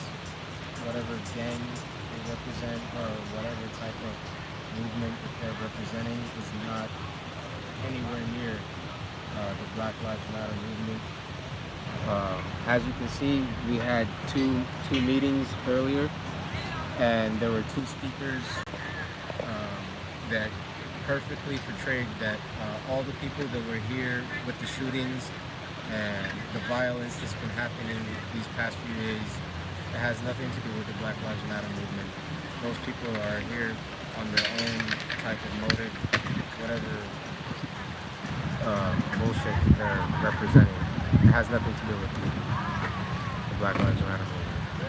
Anything else you'd like to say to people tuned in or whoever will watch this? Just, if you live here in Seattle, I really hope that you guys really come support the movement. And if you're not in Seattle, I really hope that you guys support us on social media. I don't exactly know the website, but you can find us on Facebook and Twitter. And yeah, there's people all across the world that are ready to give you social media contact to support the Black Lives Matter movement. Thank you very much. Yeah. Best of luck. Thank you so much. Thank you. I have one question. If this is the right hashtag, so just add them. Okay, so there's another interview, and I should have one or two coming up in a matter of moments. Yeah.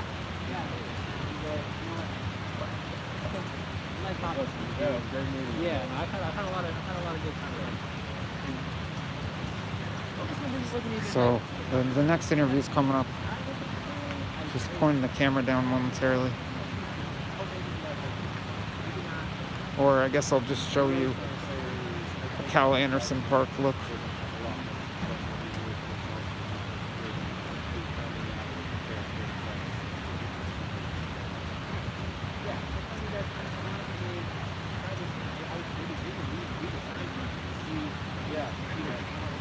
You discover anything?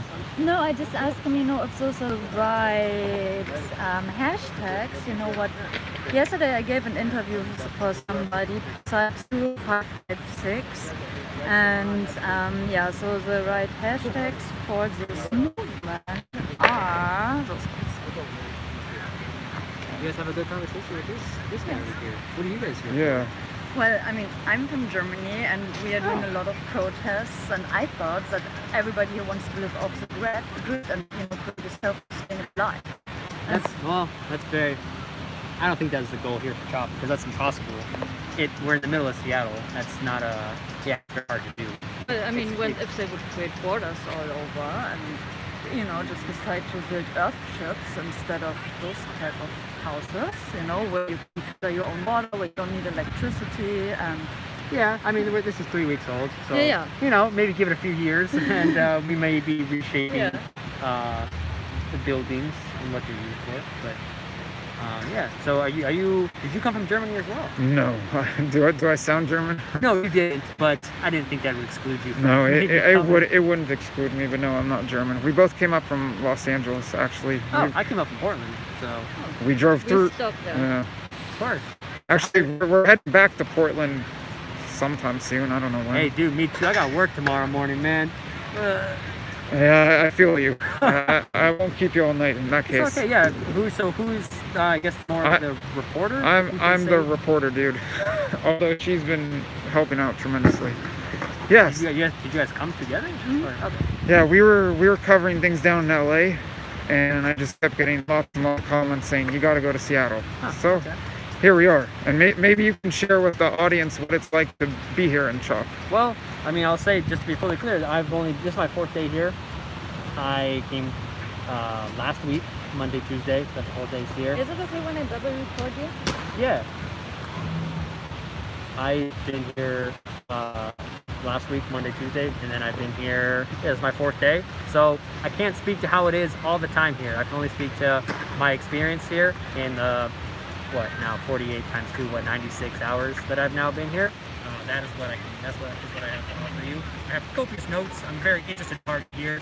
I don't need to take a peek inside. No, this is I'm impressed. I haven't seen any of this kind of note taking yet. Yeah, I had pretty specific intentions coming here, things I'm looking for. I'm kind of observing things around here. I've tried to be more of a background figure, but I've marched with the people here. I have been ready to force kind of resistance against the police if they were to show up.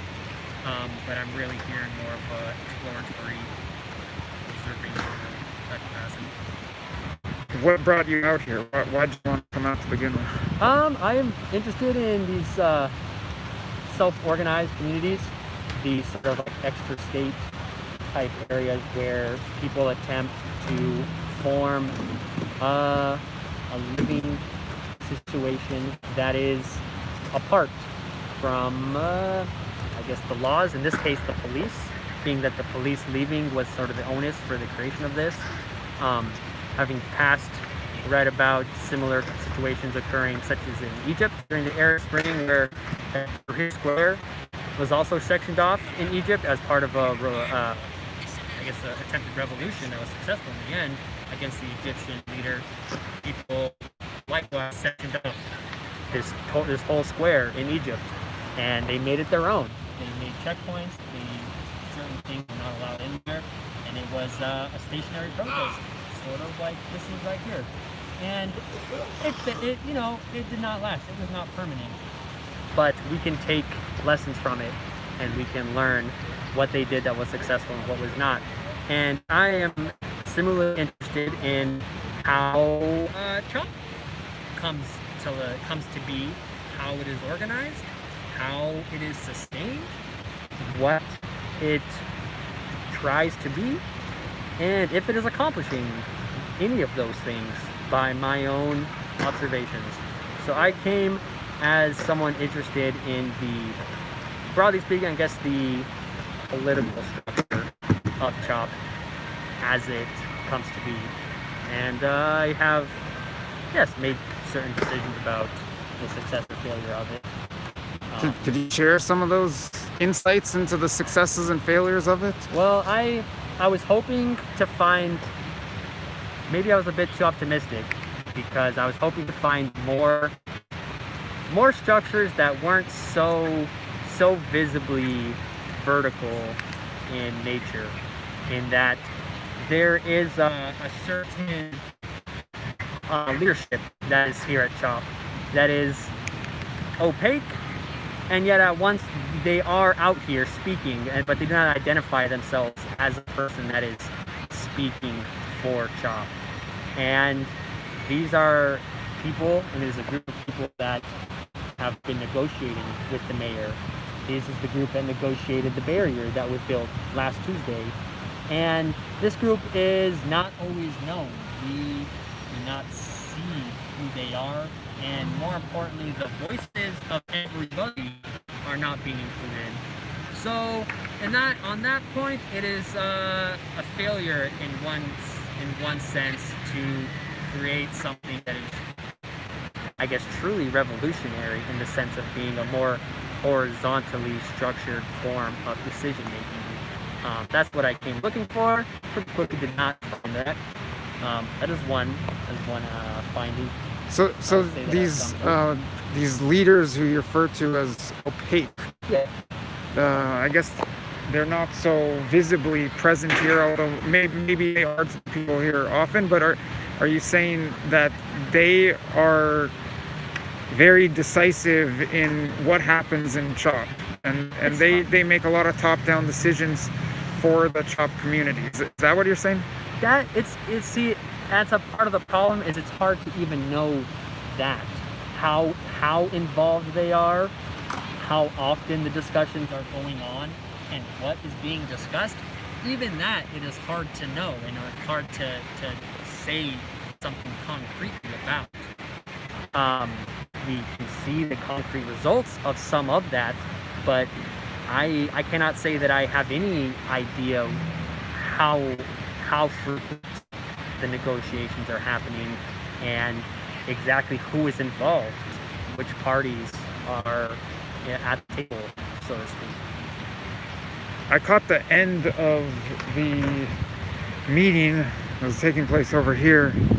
I don't know, was it like an hour ago, something like that? Yeah, they tried to happen around 6 o'clock. And I also caught yesterday's.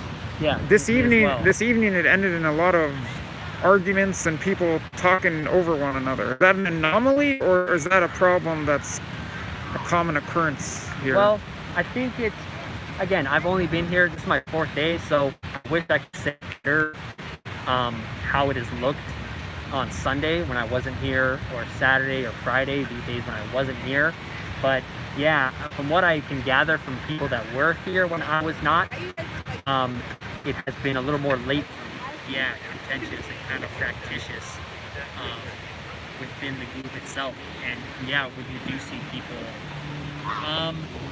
kind of arguing a little bit about what message is being put out to the speakers at the community assembly. We did see that yesterday. I don't know if it happened on Sunday. I can't say how recent it is, but my gathering is pretty recent, Monday and Tuesday.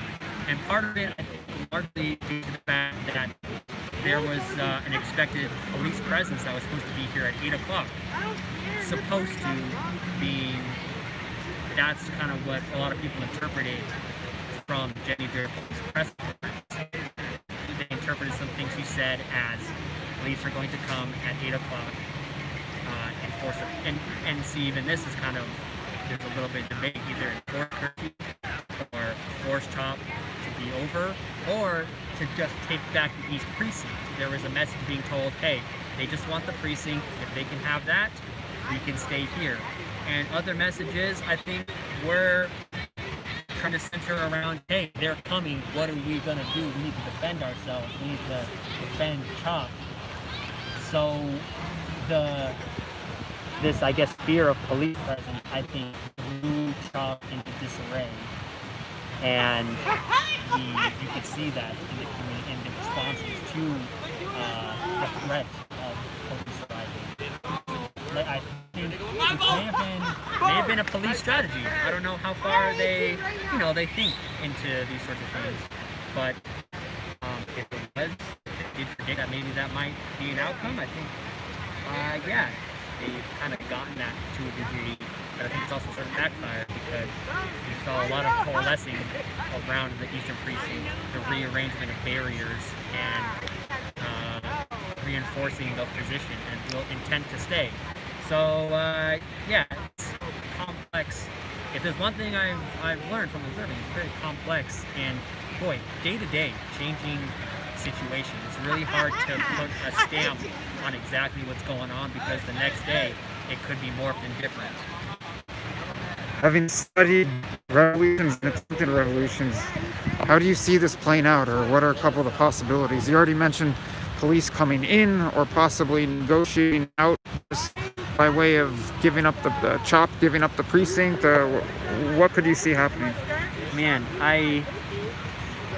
if I was better studied in the outcomes of... Maybe we take a step over here because we're getting a lot of background screaming. If I was better researched, more well-read into outcomes of past similar type movements, maybe I would have a better answer. But I think one thing we can say for sure is that all of them ended. Not all of them ended in a solidified and now ongoing existence of this outside community. So I would say it's not unlikely that Trump suffers the same fate in this area as the dance of the city. Because that's, I guess, historically what's happened with these sorts of movements. But how long can it last is, something else entirely. Now with how nice it is, how easy it is to be outside in a space like this, summer may serve to prolong CHOP. But, I've been talking to the No Cop Co-op, and donations have seemingly dried up to an extent that water is low. Supplies of food are kind of running low. Donations. What is the No Cop Co-op? No Cop Co-op is how long have you guys been here? We arrived yesterday evening. No Cop Co-op, it originally was set up here in this intersection. It was a sprawling sort of project, and it was donated food, beverages, toiletries that were redistributed for free to everybody here at CHOP. And this is where I would go. For the days I've been here, I have just eaten here because there's free food offered by the No Cop Co-op, and I can go back and just grab a bottle of water. and that is a feature of Chop, and that is something that Chop is trying to make a reality. But it is now no longer just one big thing. They're getting kind of split up, and you have the No Cop Kitchen, and you have the No Cop Art stand, I guess, and yeah, the No Cop Co-op is telling me that some supplies are running low. So I guess more to kind of go back to what the end of this is. If the lady running or helping with No Cop Co-op is to be believed, water is something that's becoming more scarce. So something as simple as there not being readily available things to eat and drink, and people going back to their apartments and spending time in there in the air. You know what I mean? Like, there are different sorts of reasons why people could start sort of leaving Chop, going back to their lives, because as sustainable as it's been for the past 3 weeks, that level of sustainability may not be sustainable. So yeah, I think there's that, and then also, yeah, the police could just come in and just forcefully take it back, which would be a bad look. I wouldn't think that they would take that place. Of course, this is a very long-winded answer to the fact that I think Chop is probably going to end in some way, shape, or form. Hard to say how, but the longer it goes on, I think the better. All right, thank you very much. Yeah, you're welcome. You better.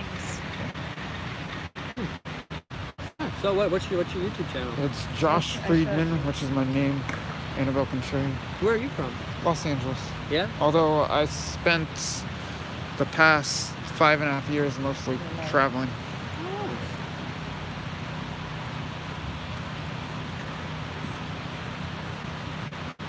Do you attend any sorts of? We're still rolling, okay. By the way. Am I live right now? Yeah, we're live. Oh, I thought I said I was streaming. No, I'm the only one who's live. Like, I'm going to edit the video to Reza, and then I'm going to put. Okay. So if you know, so yeah, it goes to 31 countries and Colombia and just like because it sees what's going on. Okay. Hey, no, I'd like to kind of do some of this. Yeah. Out there. You know, this is like my first. I'm very, very amateur for this sort of endeavor. Well, this doesn't look amateur. I don't see anyone else. 99-cent plastic notebook. Yeah, the contents may be amateur. But who else has note-taking this in depth? My methods are quite amateur. And are you going to write a blog about it, or maybe a book? I don't know. I came here not without any intent, but I guess beyond these sort of questions in my mind of how it's organized, but not really any thought to what would be the final outcome. In part because I didn't even know what I would find. I didn't know if I would. I'm heading to the middle of the Okay. I didn't know if I'd end up writing anything. Thank you very much. Yeah, you're very welcome, man. And best of luck with this endeavor. It's a very interesting one. I just follow you. Yeah, follow me over there. Thank you. Yeah. All right, I personally enjoy listening to what he has to say. He seems to come from a fairly neutral perspective, which there isn't much of here. But at the same time, I realize that some of you want the broadcast to continue on, head elsewhere, speak with other people, or maybe, who knows, film whatever I film here. Someone's saying he's a cool guy. I just think it's, as I was saying, interesting to get the perspective of someone who is coming here as more of a third party and evaluating what's going on. Right now I'm taking a look at some of the comments as I've got a little moment of downtime, just waiting for Annabelle to meet me over here. See some of the regular names and faces tuned in. Thank you very much, Joey and others, for tuning in. I did just momentarily, I saw the lady who was speaking a lot in this very circle, who maybe one of the leaders, maybe not. Probably is, for that matter. I don't know where she just went. If she pops back into this circle area, this is the middle of the soccer field, then I'll try to interview her. Again, for those of you just tuning in, it's not so easy to talk to people on camera here. More often than not, people do not want to come on camera. But, oh, John's saying he missed the last hour after the Brad interview. Well, since the Brad interview, we've been doing more interviews. Showed you a bit more of CHOP, some of the buildings here. For the time being, there's no one around me. I really need breath of fresh air. Yeah, so showed you a little bit more CHOP, but we've mostly been doing interviews.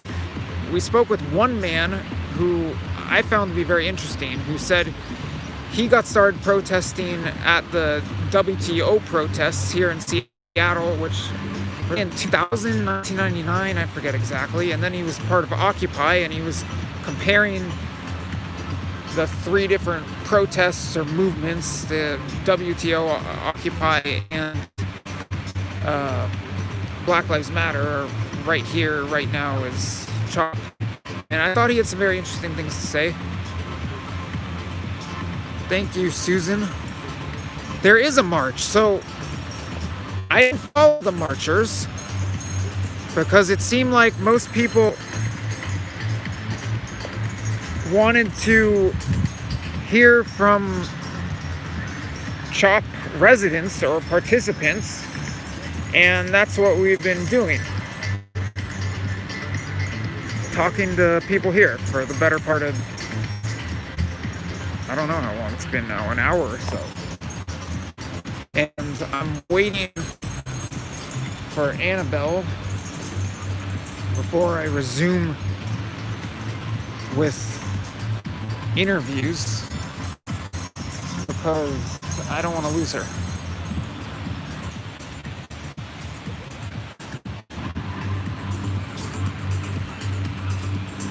And here there's some music. There's a grill going on over here under these tents.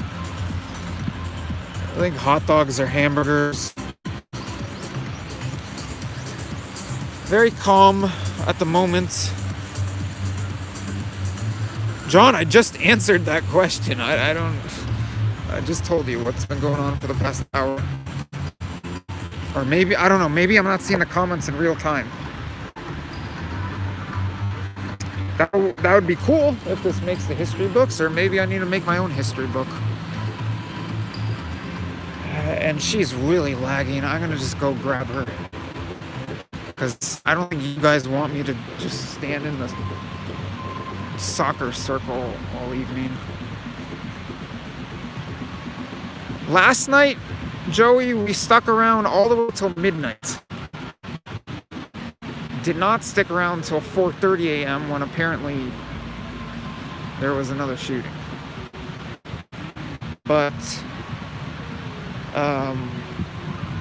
I don't know how late we'll stay tonight. No thanks, I don't drink beer. I'm a trendy gluten-free guy. Oh, so you're gonna drink like cider? If it's gluten-free cider. If most cider, from my experience, does have gluten. Yeah, if you offered me like a little airport bottle of wine, then I'd be hooked, even though I'm live streaming right now, and I probably shouldn't do that. But Are you like a vlogger or something?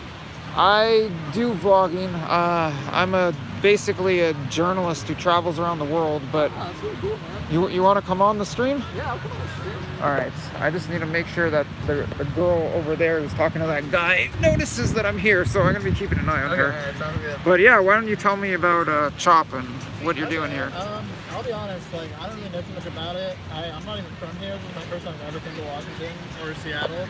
I just drove up here on Saturday. I got here on 2 a.m. on Sunday to visit my friend Bryce. And You're Bryce? Yeah, he's Bryce. Can you come on camera? I live around here. So you're from Seattle. I've lived here for like 5 years, yes. All right, you live in Seattle, and you're coming from where? California. I drove up here. It took like 12 and a half hours. I just drove here on Saturday, and I got here at 2 a.m. on Sunday. I'm staying over at this guy's house, and I'd heard about this on the news and stuff, so I just wanted to check it out. It seems like kind of like a historical thing that's going down. You're in a pretty similar position as I am. Oh, really? Are you from California too? I'm from Los Angeles. I drove up here from Los Angeles. That's even further. Yeah, but this is my first time here today. I've never been to this place before. I've only been in Seattle since Sunday. How long have you been out here? At the Chop? Yeah, Chop. Oh, I just came out here today. I've been here a couple other times. Just come out and hang out sometimes. As like a chill spot to it's a chill spot. lay back, drink a beer, and watch whatever's happening, Yeah, or are you exactly. part of the protest movement? I haven't gone to any of the protests in this part of town, but I live in West Seattle, and I went to a bunch of protests there. And what were they like? They were like pretty much any other protest I've been to, just a bunch of people like walking around, yelling, being pretty nice to one another. And we laid down in the street, which seemed funny because I feel like since quarantine's happened, I've been laying in my bed a lot. So it's like, this is like the quarantine protest where I'm laying on the street. And it was the second one I went to was pretty interesting because usually when you go to a protest, the cops will block off the streets. But the cops weren't there, so it was all volunteer ran who were blocking out the streets. It was like a couple people with bikes and people with like motorcycles would just go to the streets and block it off. So that was cool. But yeah, it's just like, I don't know, peaceful walking around, yelling, slogans, stuff like that. Everyone wearing masks, which was funny and kind of nice. A lot of people were asking me, because I was filming a lot of the protests down in LA, and a lot of people were asking me, is it because COVID, is it because the lockdown that so many people want to come out and blow off some steam? Maybe, I don't know. I have partaken in a lot of protests, but these were definitely the biggest ones I have been to. Especially like if in the neighborhood I live in, it's pretty quiet, like single family homes. So it's pretty. To me, it was unusual that there were that many people there. Because I thought there would be like fucking 100 of us, and there ended up being like a lot, like probably 500, maybe 1,000. What are your impressions thus far of Chop? So far, I think it's been great. I mean, it was kind of weird because a lot of my friends were like telling me not to come here and stuff, and like, because I guess like somebody got shot really a couple days before this or something. Yeah, like right when I got here on the news, like somebody got shot, and I was like, I'm not gonna go there. And like, I wasn't really I was expecting this, that it would be like a really peaceful thing, and not really that scary or anything. And it's totally fine. And I think it's really awesome. Honestly, it's great to see all the creativity and like kind of entrepreneurship and just like artwork and stuff. And we got here at 6, kind of by accident, but that happened to be like right when they were doing all the speeches and stuff over here. Because I guess it's like 6 is like what's like a black leadership, like copying thing that happens at 6 every day. Yeah, I've seen it the past 2 nights. Nice, yeah, and I saw this one, and it was really, I've never really been to anything like that. It was really cool. Like, they're just really passionate. Like one lady was talking about this child that got taken. Yeah, maybe you could, because I only caught, and the audience only caught a tidbit of that. We heard that a black woman, 3-year-old, was taken by CPS, but didn't hear really anything else. Yeah, so it seemed like what happened was there was like some mother who was like just really messed up on some drugs. Some people were saying that she was drugged, but I mean, I'm not really sure. But basically, it was like this lady who was like really messed up, and she was kind of like wandering away from her 3-year-old, and one of the security workers here, I guess, took the lady to the hospital and set child protective services, and then it kind of like started some like almost like infighting a little bit amongst the, I don't know, just like I'm not sure if it's like leadership or if it's just people that are like really involved here. You mean what was happening here at the end of the meeting? Yeah, it's like, or maybe it was early in the meeting too. Yeah, it was like some lady was really upset that this security lady, who's kind of seemed like almost like a head security lady, like took the lady to the hospital and took the child to CPS because she had like some mental health training. It was like, oh, like that lady was having a breakdown, and we shouldn't have brought these people to the institutions because that's kind of like what we're fighting against here, So which I kind of agree with. Like, I don't know, I could kind of see both sides of it. You know, it seemed like they both had good intentions, but I mean, in my opinion, I kind of feel like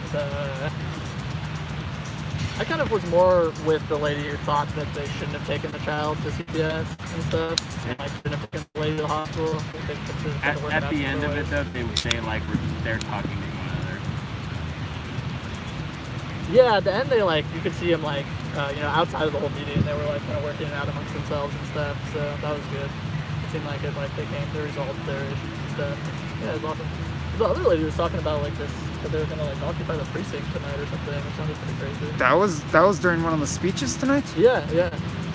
They said they were gonna try to occupy the precinct. Tear down the boards and go inside. That's what they said, yeah. But they said that the police are allowed to use live ammunition, so like just being there and you're like risking your life if you like choose to do it with them or something. It's like what the like head security lady was saying. It sounded pretty intense. I shouldn't have missed that speech. I recorded it on my phone actually. Well, if you post it on YouTube or somewhere, I'll definitely check it out. Yeah, no, it's really cool, honestly. This is my first time I've been here, so I'm like, whoa. Are you secretly a YouTuber? No, not secretly. Not so secretly. We're on YouTube. Yeah. Yeah, I just got this 24 pack around here. And I was just like, man, if I keep handing out beers and drinking beer, maybe YouTube channel are you? Oh, yeah, what is it? It's my name, Josh Friedman. Hi. Josh Friedman? Yeah. Cool, man. I'm Romy. I'm Bryce. Hey, my name's Adam. Annabelle. You drink beer? But not right now. No? Okay, I wasn't out here beer. I turned down the beer. I said if it's got a little airport bottle of wine, then even on the stream I'd be obliged. Do you want to have a beer? No, I don't. He said he can drink I beer. don't want a beer. I would have one. Yeah, no now. Yeah, cool. Yeah. So Anything's allowed here in Anarchy. apparently, I'll flip it around for you. Oh, Apparently, we missed a talk today during the 6 o'clock meeting in which one speaker was saying there's a plan to occupy the East Precinct building tonight. Oh. Well, at least that's what they said, right? Yeah. That's what it sounded like. So, okay. Did they say a time? No, they never said a time. And I was kinda curious did the as speaker seem serious? well. Yeah, it seemed really serious. Yeah. I was under the impression they were just gonna move all the tents to the outside. Oh, is that what it was? I wasn't really sure. I thought well, they were specifically saying that if you're inside the precinct, they're allowed to use live ammunition. Yeah. So, and then they were talking about so you're gonna really be like risking your life if you do this kind of thing. You know, I mean, like that's what I like. You go out there and review my video and see exactly what it was, but yeah, I'm curious now. But like that's what I came away with from it, at least, you know. I'd be a little surprised, but I didn't hear the talk Yeah, myself. I'm not even sure how good the audio is on this one. I'm curious. What is this thing? Oh, that's not audio. Oh. They had an interview with this guy. Oh So my we're- goodness, did he say anything We're interesting? pulling up He is on the way back to Hey. the hotel. recording of.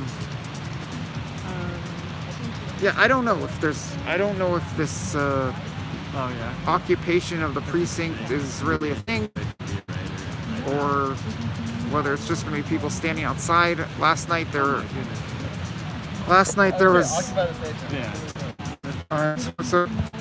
So what all did they say as you're listening to it again? Yeah, you just hold it like right up your ear. It doesn't sound so bad. Oh yeah. And I doubt you're gonna pick it up. If you put it Oh no, I'm not. No, I'm not going to pick it up like that. No, I'm more just being like.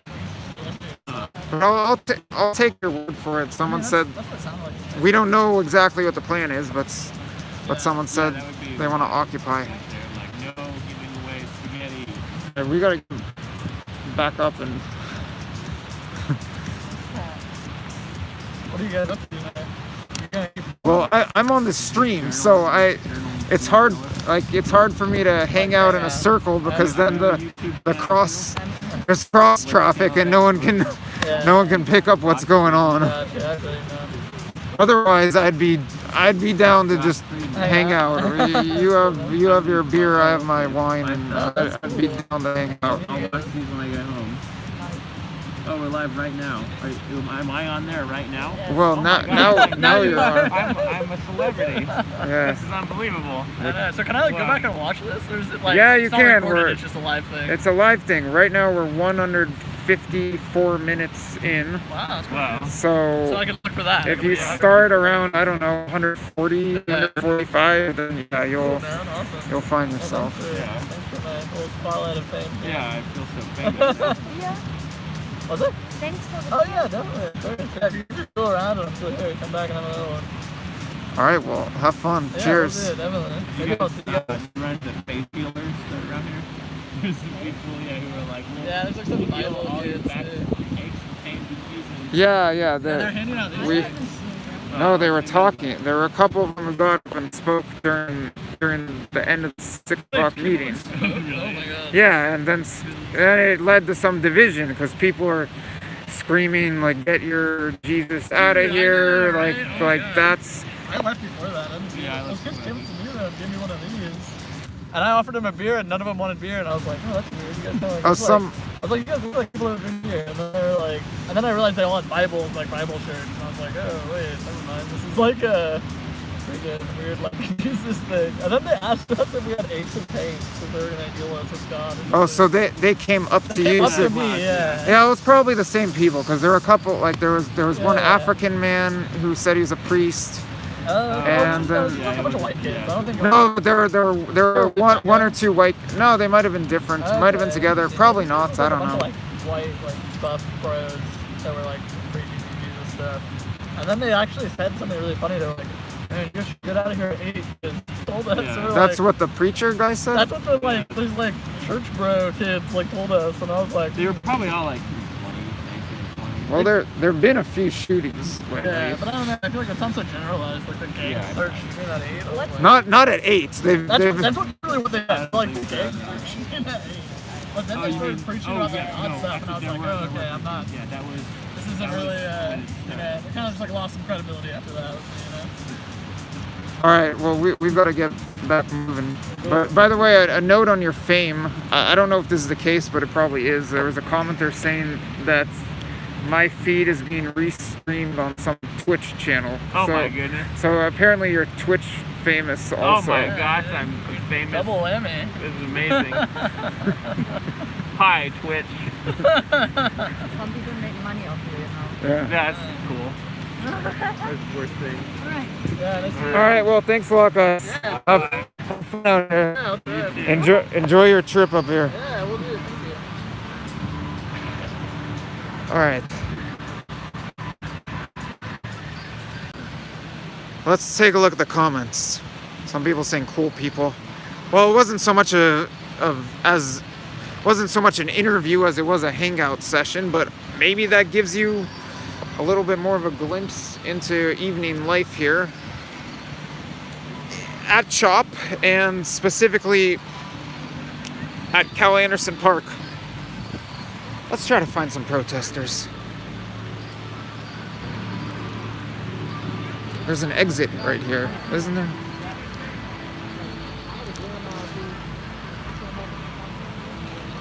Who's saying it'll be hectic? I don't know if things are going down tonight. And by things or shit, I don't know if the comments are referring to there being violence or there being the police swarming in. It doesn't... Oh, you're very welcome, and thanks for everyone who pointed out Rage Brew and who suggested I interview him. Now we've had quite a few interviews, so it's not like it was the only one.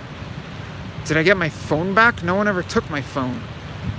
I don't know what you're referring to. Maybe something that happened in LA? Yeah, Rage Brew was very interesting, and I'll try to make that a video in itself that I upload to the channel. Although I think there were interesting points made by everyone that I interviewed. The system is racist, says this section of the barricade, this block, as we head out of CHOP. Yeah, I think there's some miscommunication about a curfew. As far as I'm aware, there is no curfew. What is this memorial? You're not allowed to report. Oh, what is that? It's a memorial. All right, I just walked by some memorial that apparently I'm not allowed to record. Yesterday they asked me not And to film. Why don't you say what did you film yesterday? yesterday? There was a group of people and they were, I don't know, praying, and they asked me just not to record there. All right, so it's some kind of memorial. Maybe it's for George Floyd. I don't know. I filmed the George Floyd memorial earlier in this stream. So what did Mayor Durkin say? And Chief Best?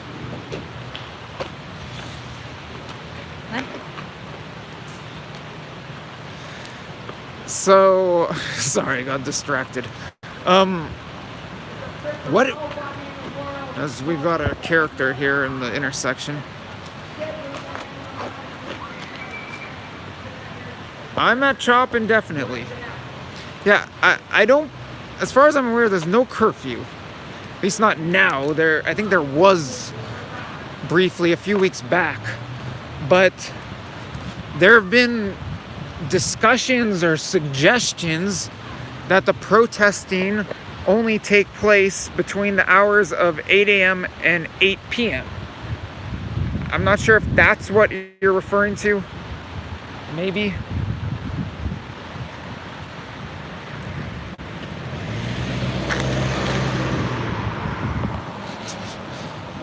People are asking about you. What are they asking? Who knows? So, for those of you who weren't tuned in early on in the stream, actually, you just got somewhat of a recap of it through our conversations. But at the conclusion of the nightly meeting, there was a group of protesters who, just like last night, went on a march in the direction of downtown, headed again for the West Precinct building, the Seattle Police Department West Precinct building, where we were last night, and we marched with the marchers and filmed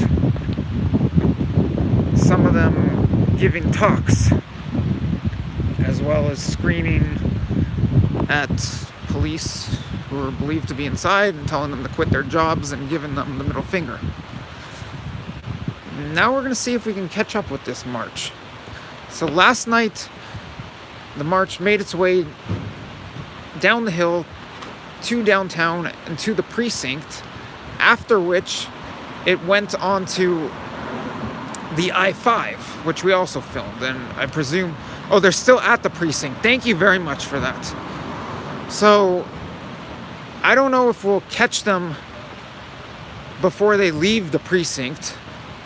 Maybe we will, maybe we won't. But I think we can catch up with this march, even though we're departing like an hour or hour and a half after them.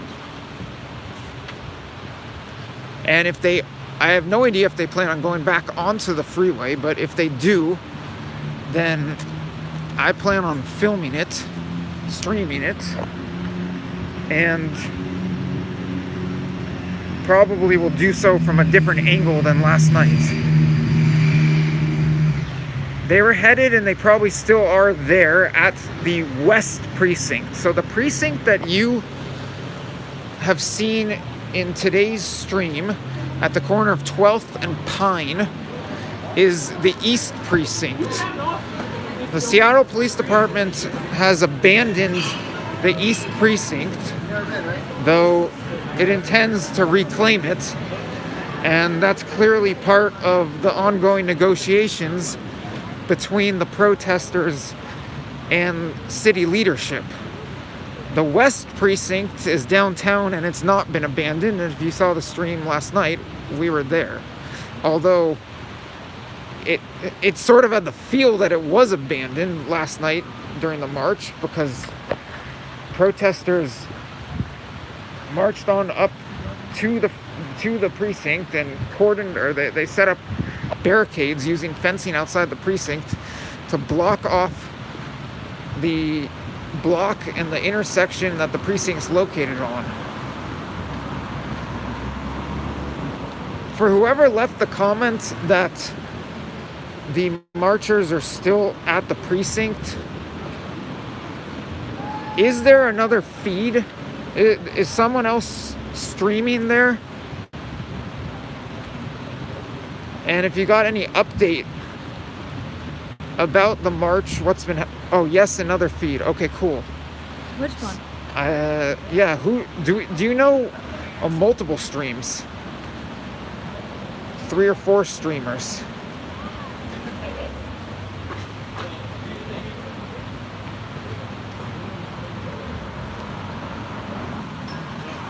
So maybe if you just Angels, I don't know. I'm talking to Annabelle. Maybe if you type in CHOP Seattle protests live streams, maybe you'll find something. Oh, heaps of different streams. All right, good. So then, if we stumble into them, which is the plan, then we're not the only ones streaming, which I like. Sometimes in the media world you want exclusivity. Sometimes you just want to be tolerated.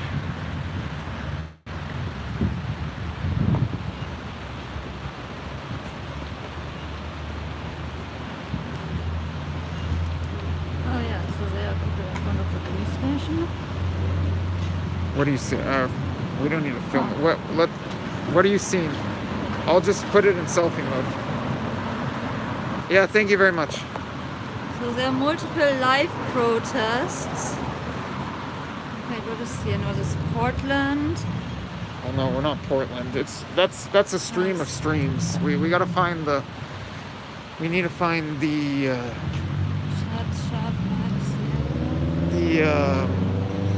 Oh, so there's a camera from the top. I'm on someone's.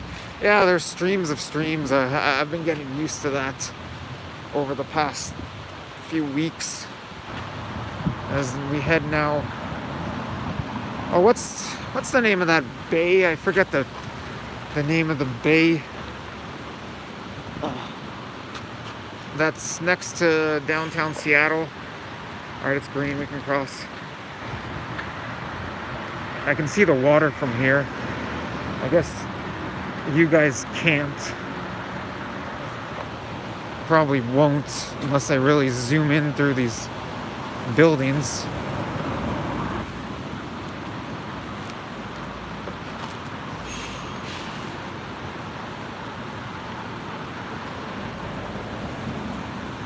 Elliott Bay, yeah, thank you. Elliott Bay is what it's called. Precinct, it's where it's happening. Thank you, Joey. And yeah, West Precinct, we're aware of that and we're heading down there now. In fact, we're about to cross over the 5, which could become part of the march, or could end up on the route of the march as well. I don't know, but that's what happened last night. If I recall, that precinct is located at...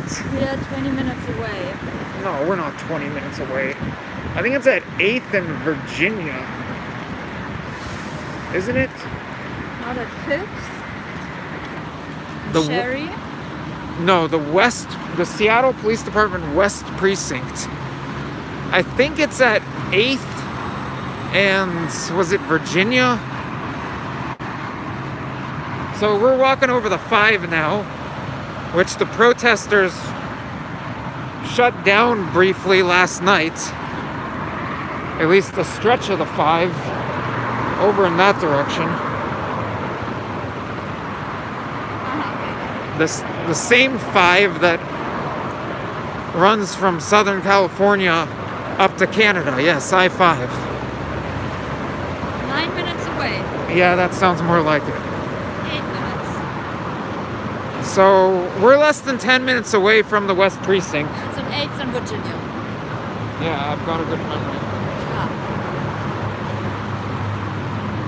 Yeah, if they do start marching soon, no problem. We'll just march with them. And that way you guys get the best of both worlds. You get in-depth interviews and you get live protest action. And I'm just looking for the light to change. That's all I'm wishing for. By the way, one of these buildings is lit up at night with BLM on it. I forget which one it is, but actually Love BLM or Heart BLM on it. If you were tuned in last night, then you saw that.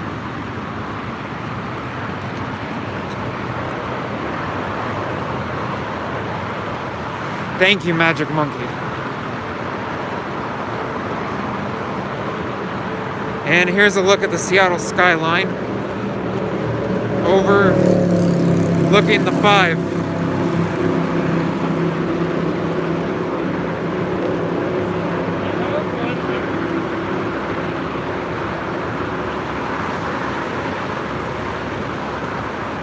For those of you who weren't tuned in last night, during last night's talks outside the West Precinct, there were a couple points of contention, one of which was over Police Chief Carmen Best. There was a member of the march, an older gentleman, who stood up and spoke about how on one instance Police Chief Best helped him out, and he said because of that people should view Best as, I don't remember what words he used exactly, but he thought people shouldn't be as harsh on Carmen Best, the police chief of Seattle. And the other protesters were not in agreement.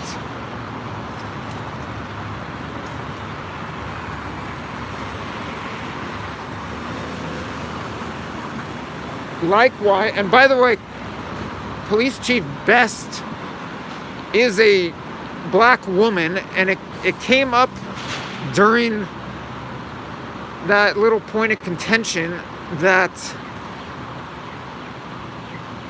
the protesters were discussing how the black community had gone behind Best and given Best support in landing the full-time police chief job, and how now they're very disillusioned with her work. Another point of contention was merely over who could speak. And I shouldn't chuckle, but there was disagreement over who was and who was not a woman, because they were prioritizing black female voices, and there was disagreement among the protesters over who was and was not female, and that resulted in one of them not being allowed to grab the megaphone and give a little talk.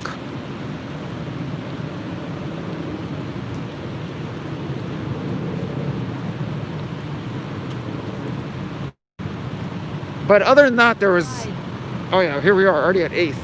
Other than that, there was a whole lot of agreement that they being the protesters, do not support how the Seattle Police Department has been handling the situation, nor do they support the Seattle Police Department at all. And like I was saying, lots of them were screaming, quit your jobs, while looking up into the West Precinct building. And I'm giving you some of that play-by-play in case we miss all of what happens at the precinct this evening. I don't know whether we'll catch any of the action at the precinct, although we're very close to it right now. But if we miss it, then, and you hadn't been tuned in yesterday, then I'm sharing with you a little bit of what was said and what was shared and discussed last night outside the West Precinct. And we're very close to it. As I scamper across a flashing red hand walk sign, or not don't walk sign.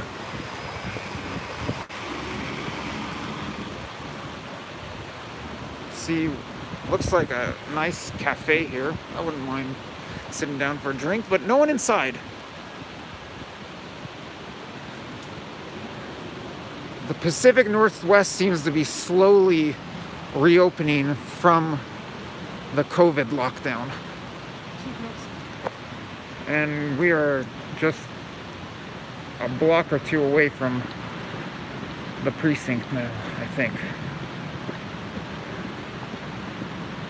Thank you for directions.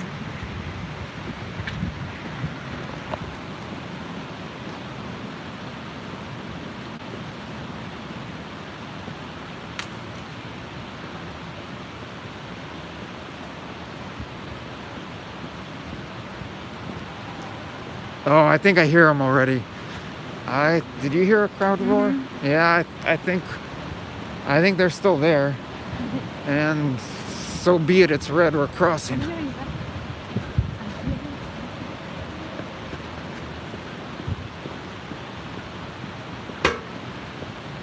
Let's see if there's a barricade at the intersection. Oh, we have police officers left? Excuse me, officer, are either of you a supervising officer? Nope. Nope. Are either of you allowed to speak with the press? Nope. All right, thank you, have a good evening. I think that was the canine unit. Did you see if it said canine? You gotta try to get those impromptu interviews. If anyone's tuned into the San Luis Obispo live stream, I randomly got an interview with the mayor after turning a corner to find some bikers. All right, I'll stop with the narration because we've caught up with the protest.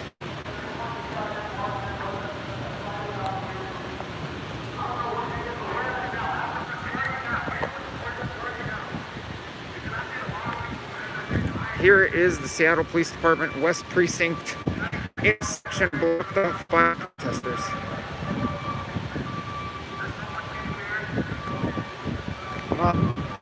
Filming down.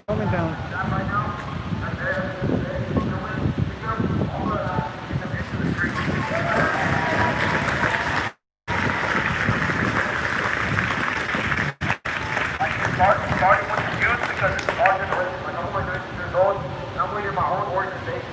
Doesn't matter how old you are. That's the question.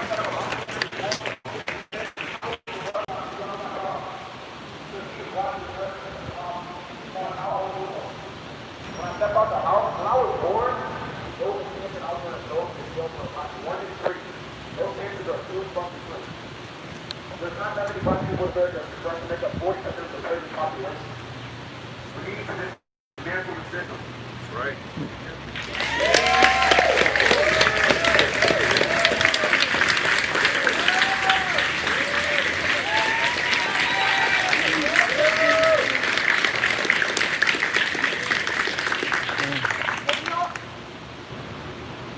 If y'all were here at the beginning, we handed out some candles. We're going to do a visual for black women and trans black women, all women that have been lost to this shit. So if you have candles, please come to the front. And if you are a non-black person who has a candle and you see a black person without a candle, please give it to them. But I have 28 candles, so I gave them all out. So I should see more people coming out. If you don't got candles, either black, if you have a beautiful voice, can you use it? I have a lighter over here.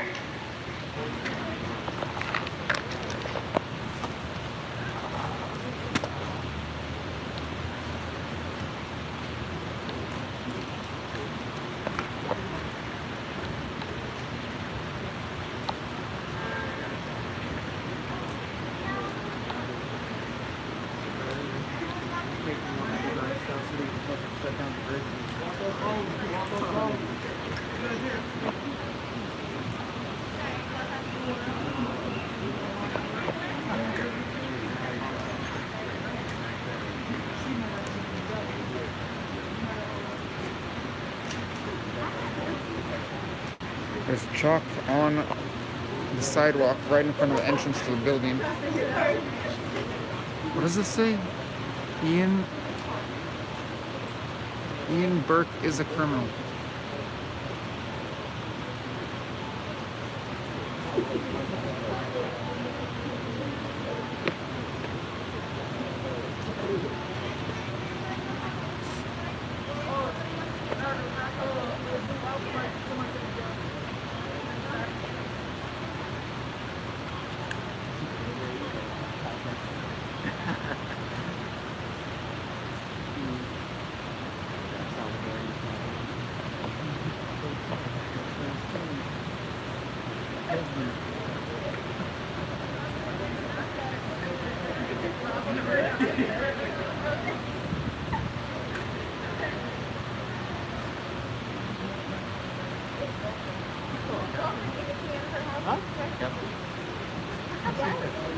Why did it surprise? That I don't know what means. I know. It's like that's like also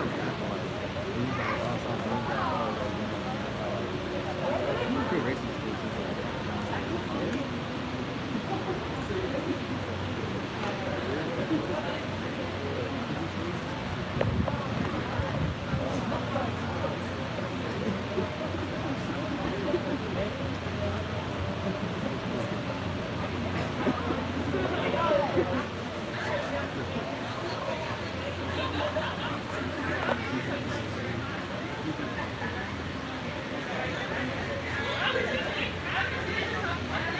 So there's a candlelight vigil going on. I think I heard a speaker saying it's for black women, but I'm not positive. I don't know what exactly the vigil is for.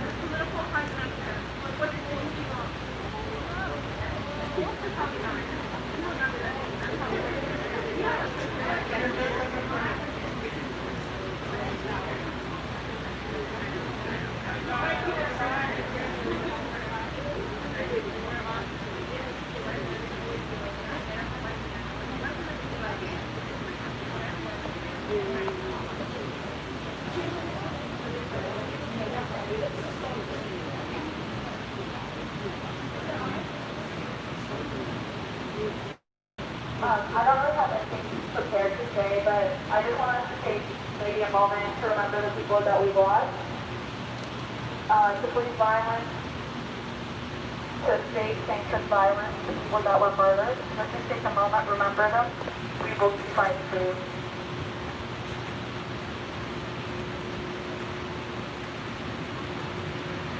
I'm gonna read some black women's names. Alexia Sadu, Janet Wilson, Breonna Taylor, Sandra Bland, Tanisha Anderson, Dominique Remain-Feld, Rhea Milton, Dominique Clayton, Michelle Dussault, Maya Hall, Rakia Boyd, Yvette Smith, Pamela Turner, Etienne Jefferson, Miriam Carey. These are not all the names, these are just some names. And Charlena Lyles.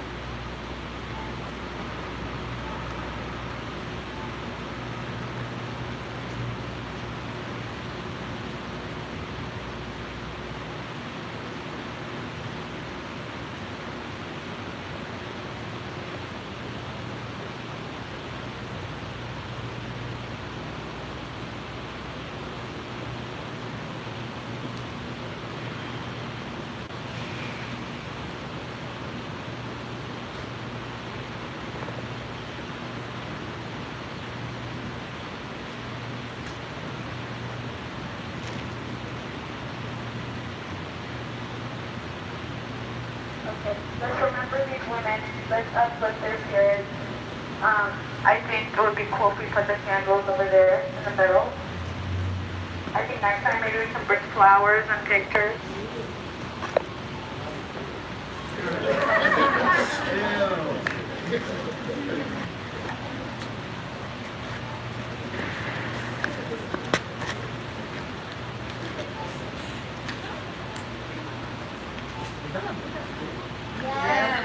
Because they're pigs. And they know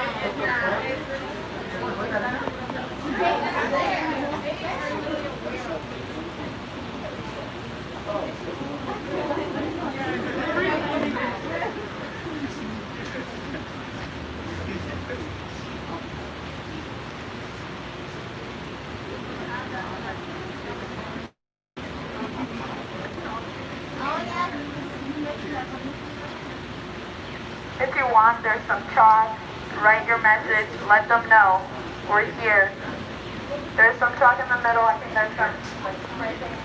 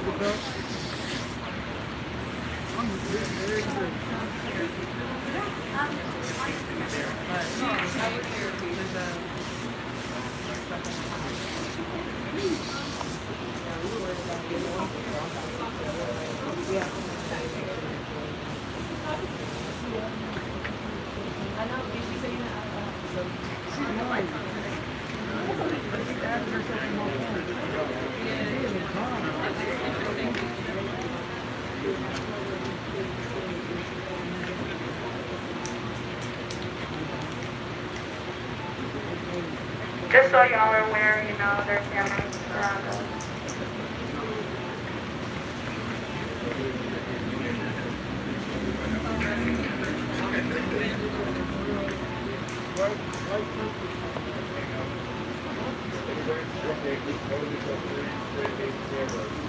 We can also shine our lights into the cameras for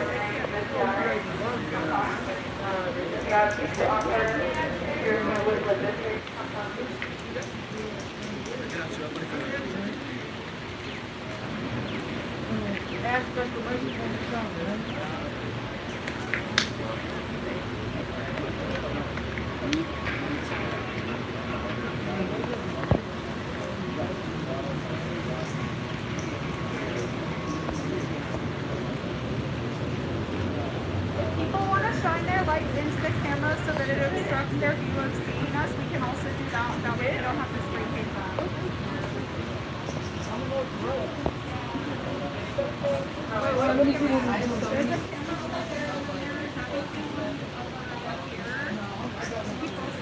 There's one over here. There's one big one right here. People want to put stuff in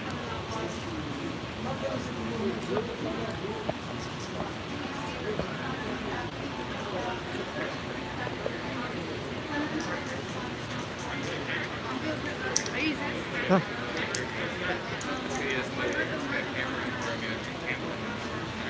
Yeah, far better writing than I have, that's for sure.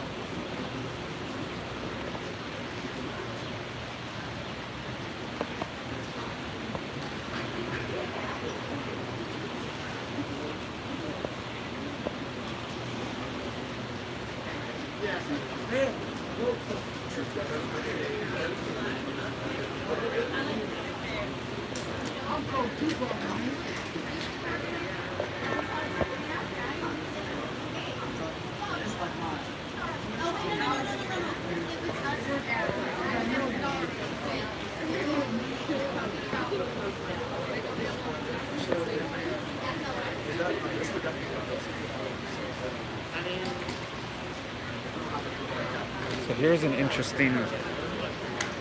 This reminds, not that I was in Hong Kong, but this reminds me of what was happening in Hong Kong. You have an umbrella being used to block a surveillance camera.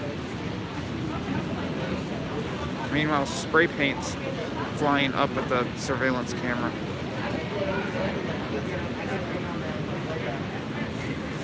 Okay, you see the surveillance camera, they're holding up an umbrella and spray painting it. Now it looks green.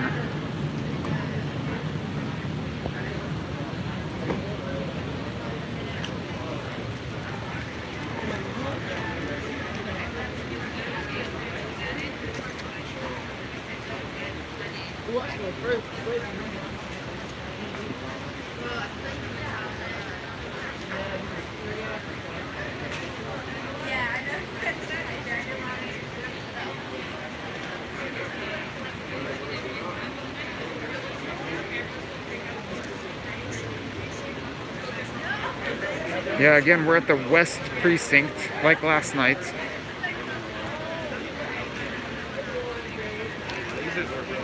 The air isn't so fresh right now because of the spray paint. John, there just has not been a whole lot of friendliness toward filming. So for the time being, no.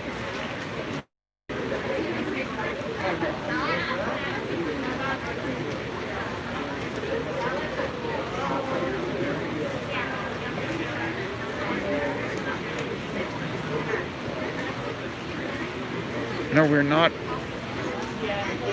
Oh, I don't know if that was a question. No, we're not inside CHOP. We are in downtown Seattle at the West Precinct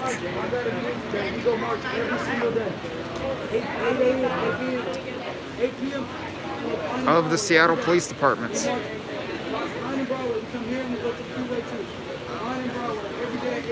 I mean, I already told you guys I smell spray paint.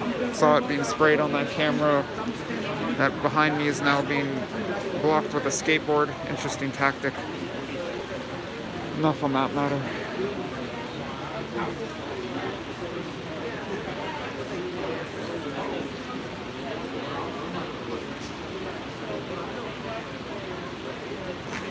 There's also a camera over here that an umbrella appears to be in the path of.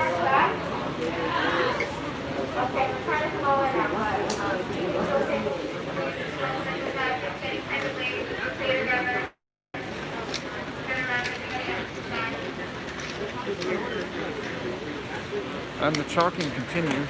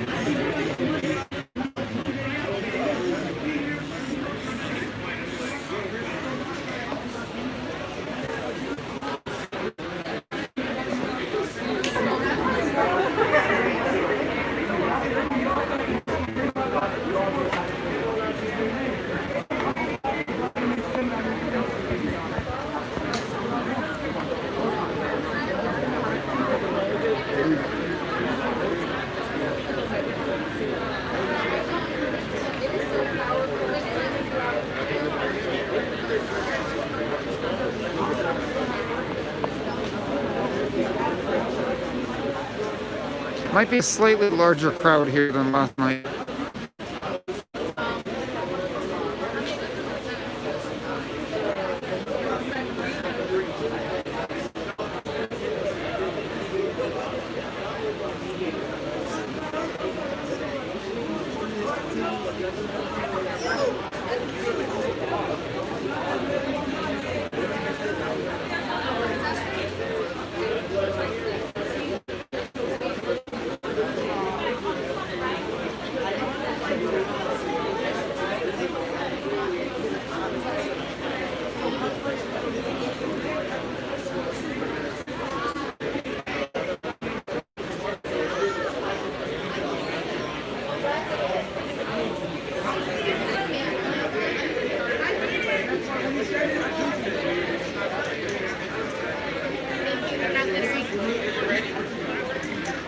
Y'all ready?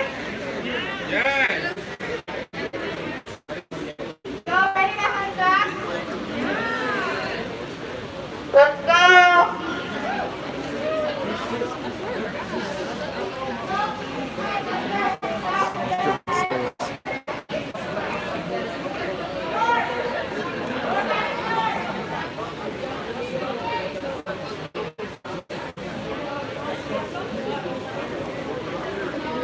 So the march back to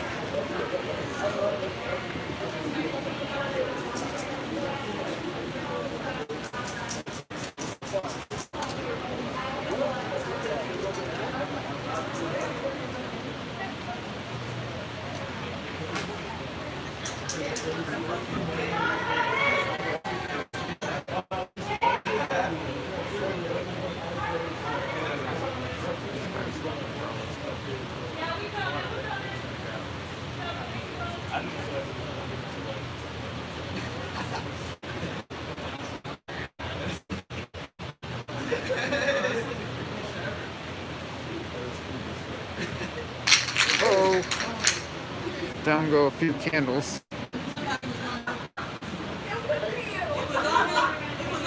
It's a bigger mess for them to clean. Oh, let me light I gotta get that light.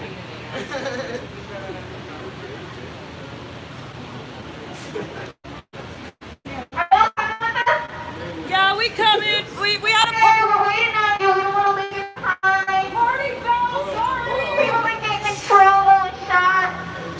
I want your students to be safe.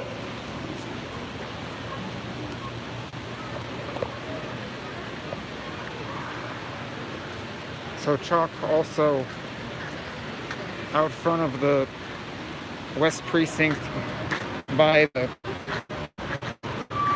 corner of 8th and Virginia, which looks like it's now reopening. Looks like the blockade of the intersection is over. Well, maybe not entirely, but the intersection is pretty open now. Not that there's much traffic at all here.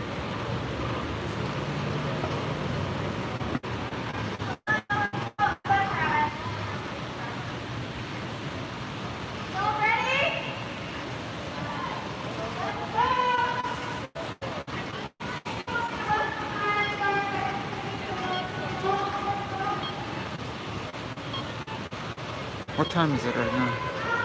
9:37. So I guess it doesn't get fully dark here until right around 10.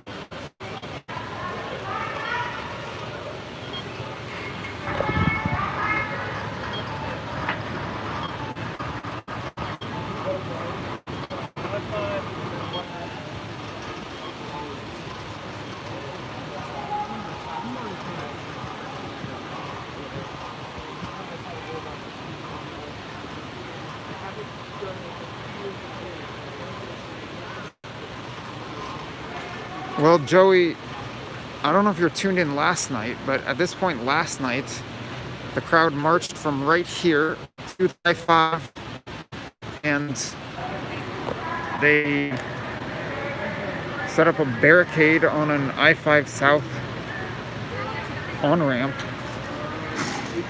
and then marched onto the I-5 South as well as the I-5 North, and blocked traffic, and there was a standoff on a northbound on-ramp between protesters and a couple drivers.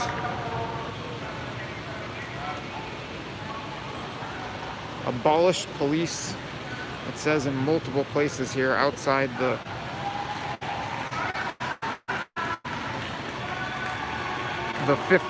West Precinct.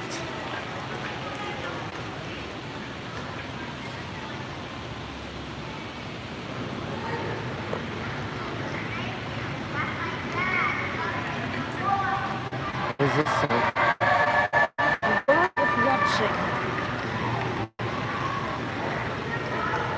I don't know if the world is watching, but 169 people apparently are watching.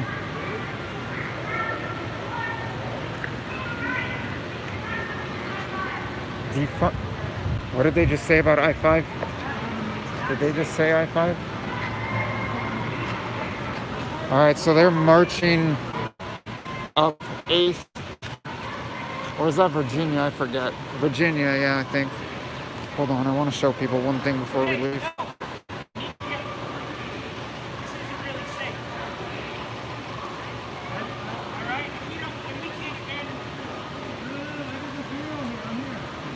So they might go to the. Just one last look here before we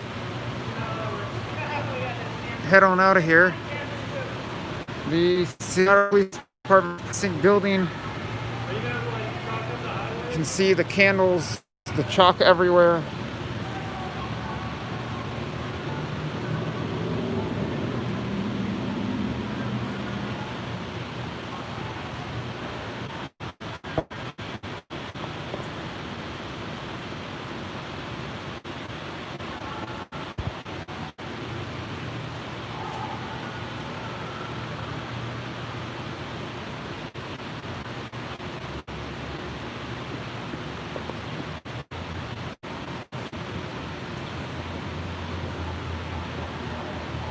No justice, no peace is the chant. And fuck the racist police, or no racist police, something like that.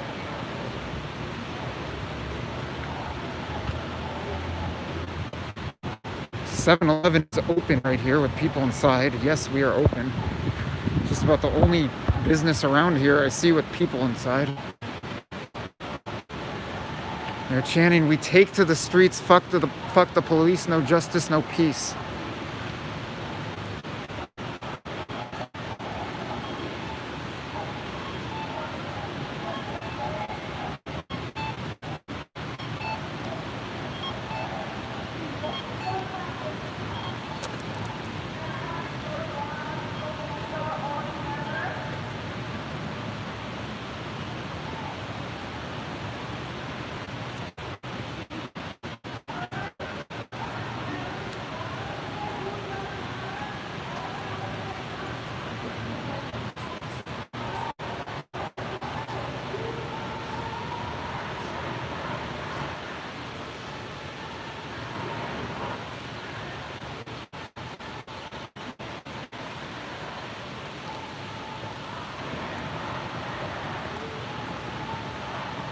Whose lives matter? Black lives matter.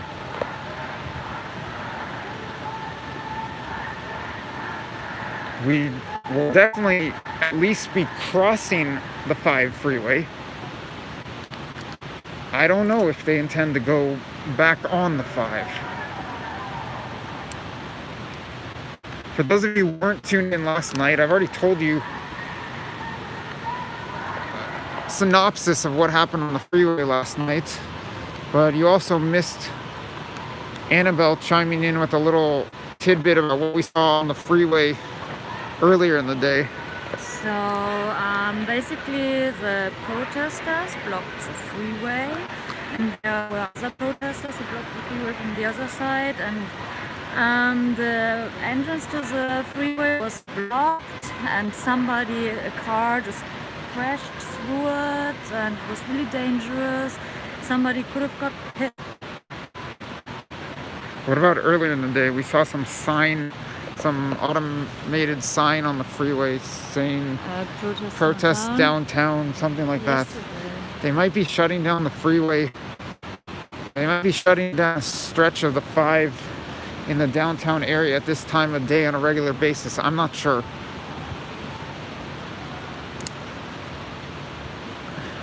Oh, we're in the street.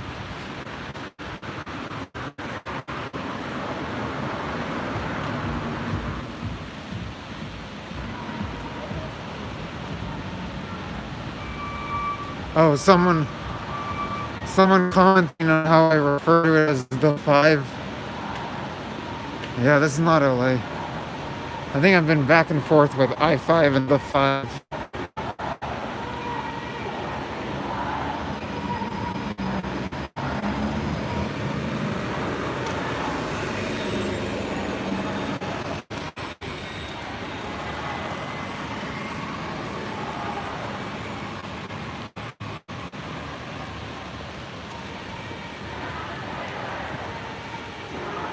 They're chanting Breonna Taylor as we turn right, heading up Boren.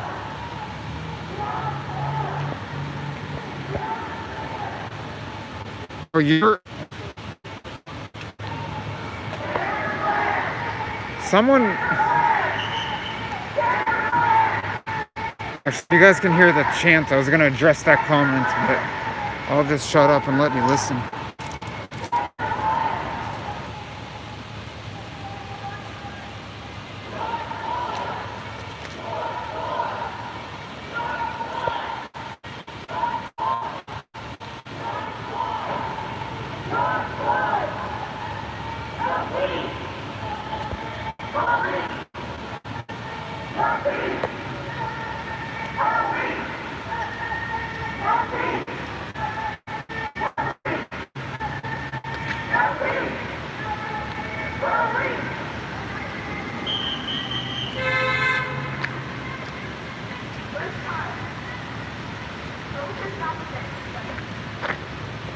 So they're stopping at the intersection of Boren and something. I don't know what the cross street is.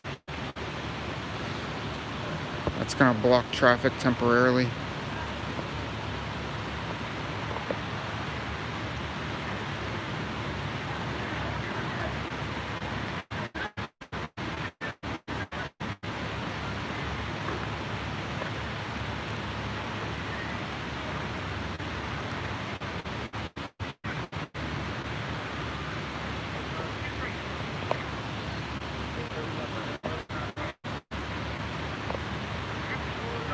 Let's try to listen in on what's being said in this truck. I'm hearing something about closing down the ramp. It's a transit service supervisor of King County. Sir, is there going to be an I-5 closure? Is there going to be an I-5 closure? Yeah, they are closing I-5. Because of the protest? Are they marching onto the freeway? Okay. Thank you. Oh, all right. Are you in communication with the protesters? No. Just they're every day they're marching onto the freeway. Yes, I'm just here because our buses use this route. So if it's blocked, then we have to reroute our buses out of here. Yeah. So that's why I'm monitoring the situation.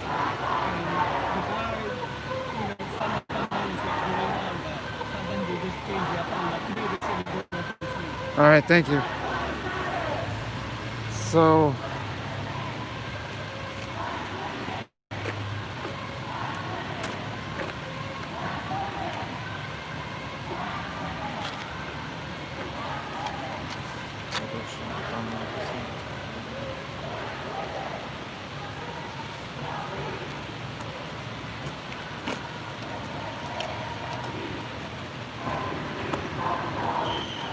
protesters directing traffic. I was just a county traffic supervisor I was speaking with, and they're anticipating the protesters going on to the I-5, although he's not positive that they will. And in preparation for protesters going on the I-5, I guess the county is, the sun's directing traffic, I guess the county is shutting down a section of the 5.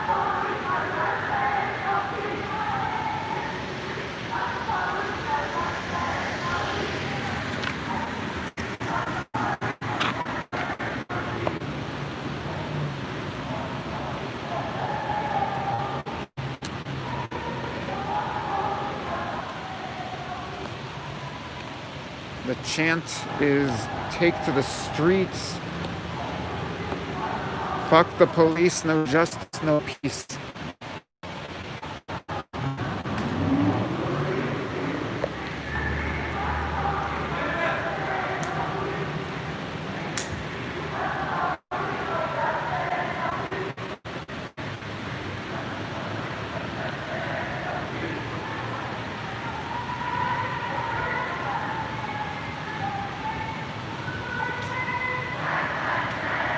Can you guys hear the chant now?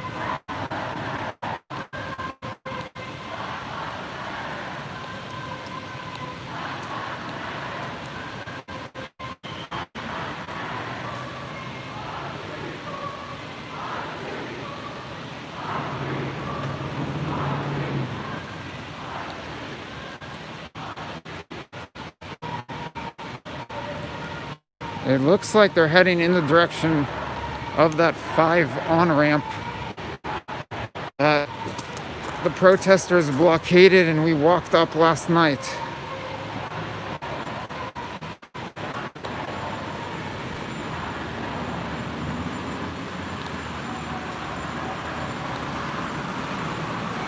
Thanks, John, although I know now you can't hear it.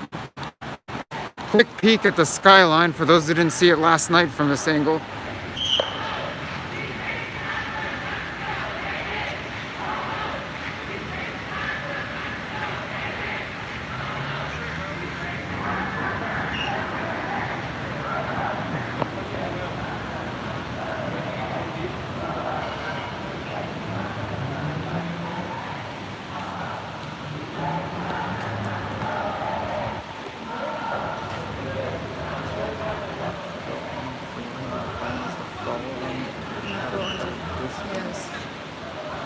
They climb onto the other side of the freeway again, walk around and come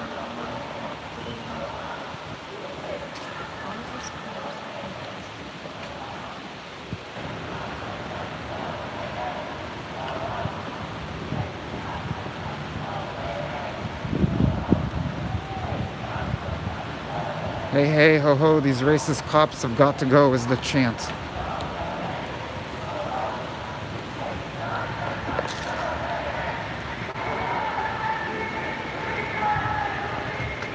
Defund SPD. As they get closer to that 5 on-ramp.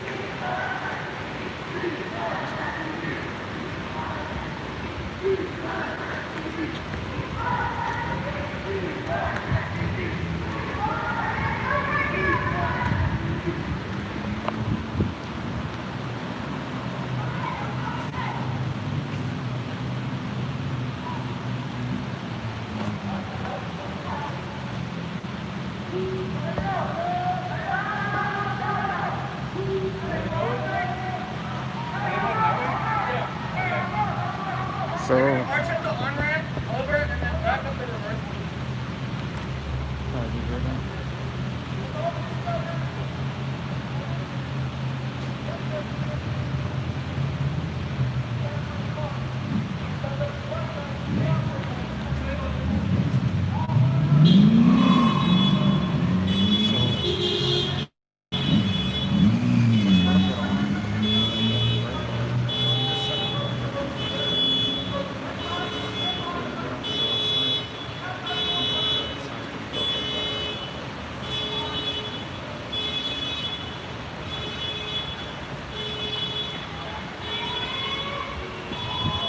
So it looks like they're getting ready to block off an on-ramp and go onto the I-5.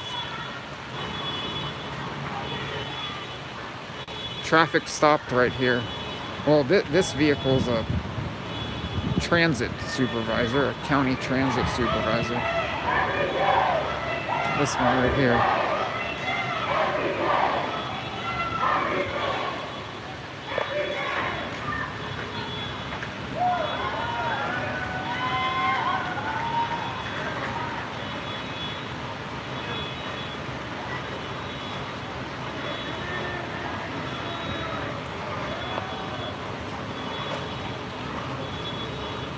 So there they go, onto the I-5 on-ramp. I believe it's the southbound on-ramp. Same one as last night.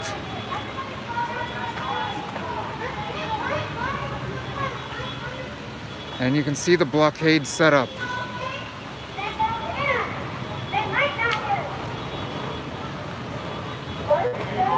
Oh, there's a vehicle that got pretty close to the blockade.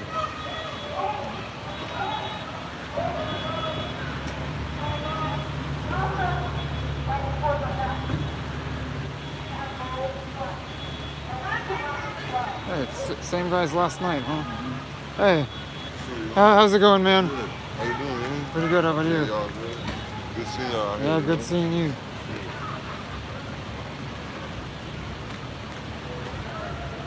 So, South 5. Here's the blockade. It looked like this Ford Expedition, is that an Expedition, I think, started to turn into the blockade and then stopped. And then tonight, unlike last night, there's a more fortified blockade with a vehicle parked here.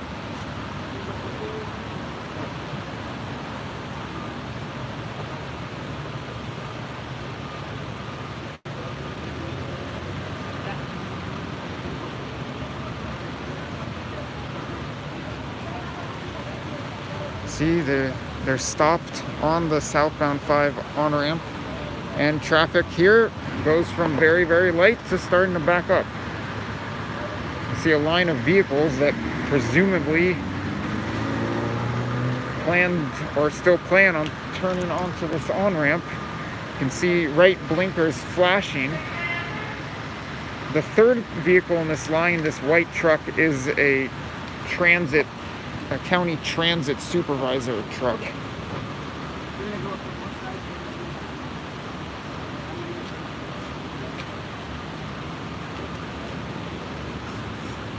And looks like this man is relaying directions to drivers how to get around this blockade and to get on to the highway.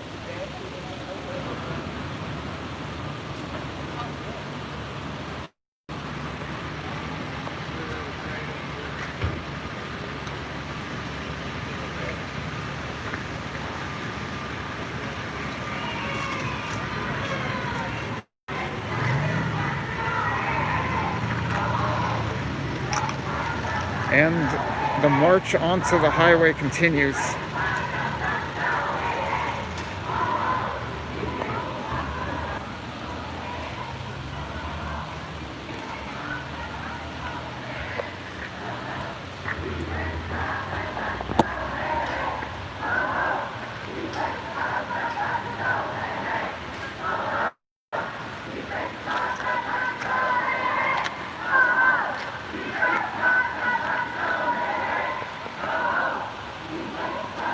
Onto the southbound 5 the protesters go, and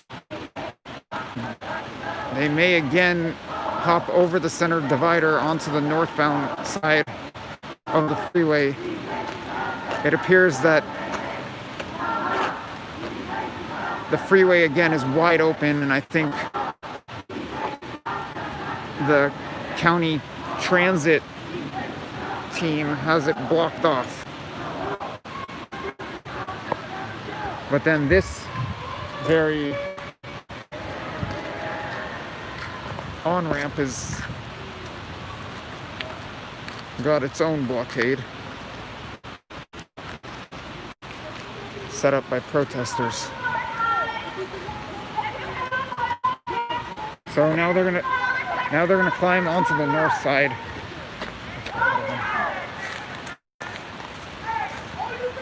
All right, across the southbound 5, the wide open southbound 5, across the southbound 5, the protesters go. Downtown Seattle skyline in the background.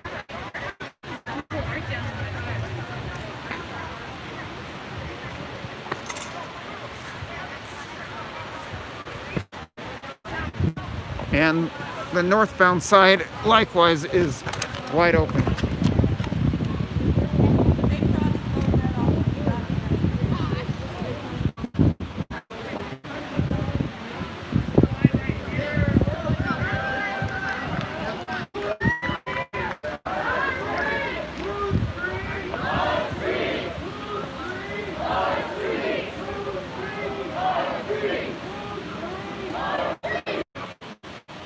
This is the northbound 5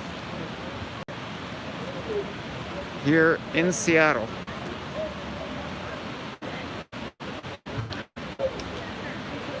No vehicle traffic whatsoever, just foot traffic.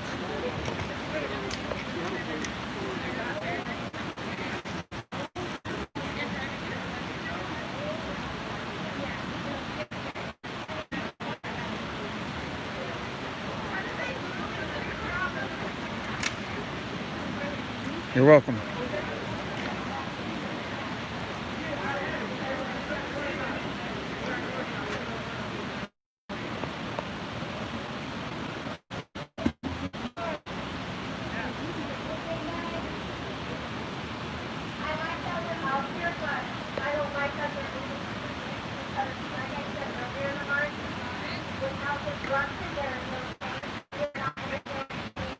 Can you guys hear the speaker?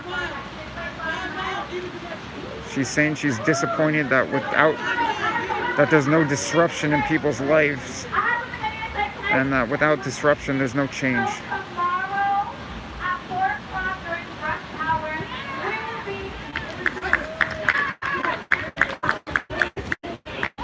The protesters are now discussing coming back out here at 4 o'clock tomorrow during rush hour, rather than at this time when there's no traffic on the freeway, not just because it's not rush hour, but because officials have blocked off the freeway, expecting the protesters to march on. But I don't know if that will happen tomorrow. Someone just said, the woman with the loudspeaker just said, never mind.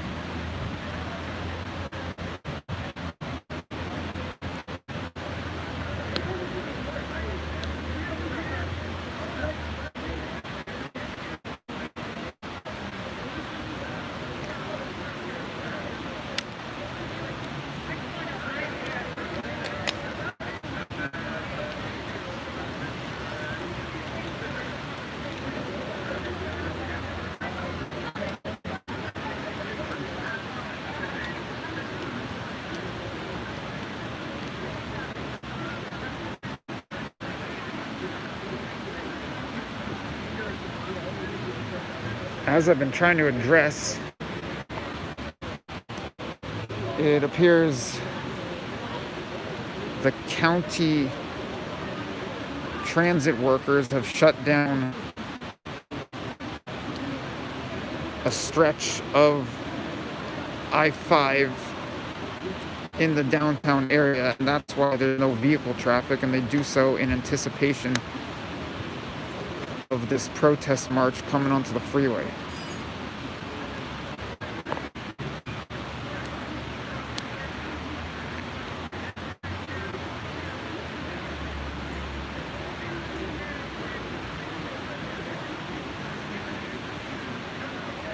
Our first goal is to defund the police by 50%. That is the first goal.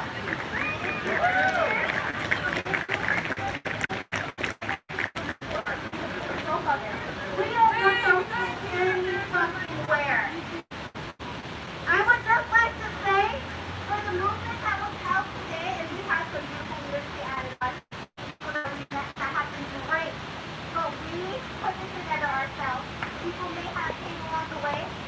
We don't want the fucking police. Let's be clear.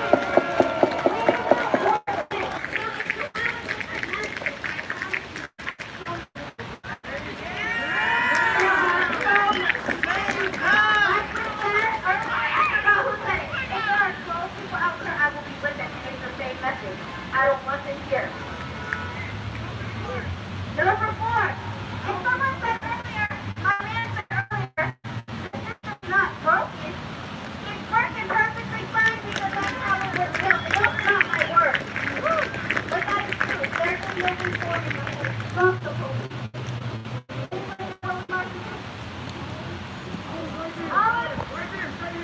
I'll let myself.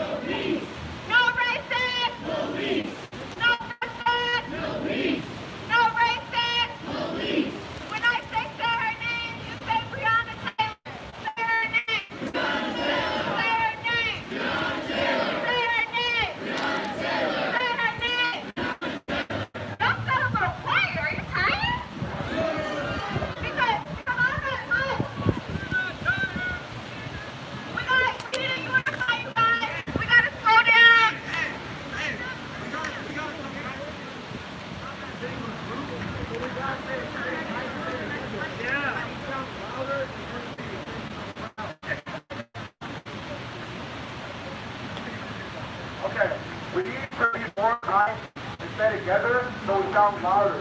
We're going to sound diluted and sound quiet if we're spread out going to go through it. You don't have that many people, nothing, I mean, you're going to speak to those voices tonight, regardless of how you feel, and so that, and I don't want, if y'all want white house, y'all want. So, make sure we have a front line so that everyone knows not to stop at the front line. So we set a front line right here. It doesn't have to be white allies. But it's a front line right here so people don't have to pass that front line. We want everybody to stand behind those people if you're not in that front line. If you're not past anybody in that front line, they're going to be critical.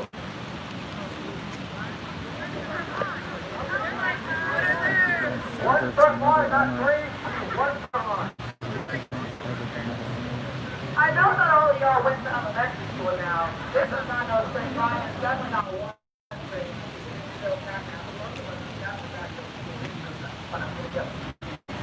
One line, good. Everybody? So, sorry, my console. Who's right better? Who's right better? Who's right better?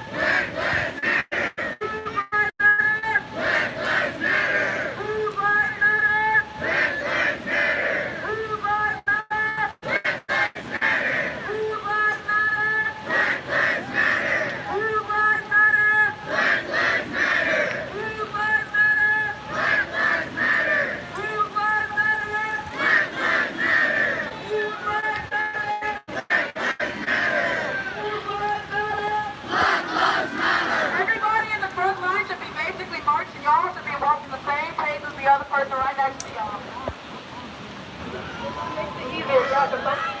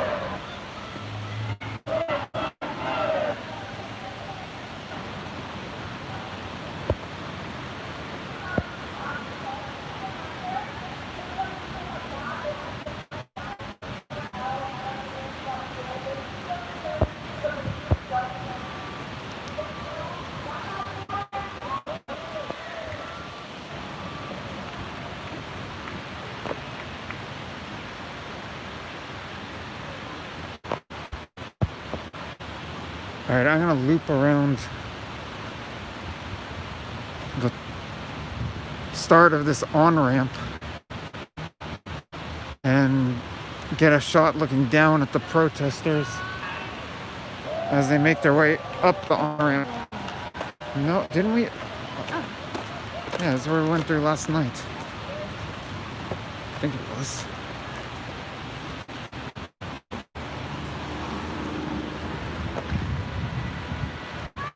So there were people up in this residential building out on balconies yelling in support of the protest maybe 10 or 15 minutes ago.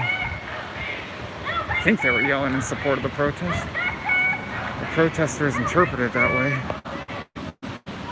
Last night there was someone up somewhere around here screaming, "Stop blocking traffic." And let's take a shot of it.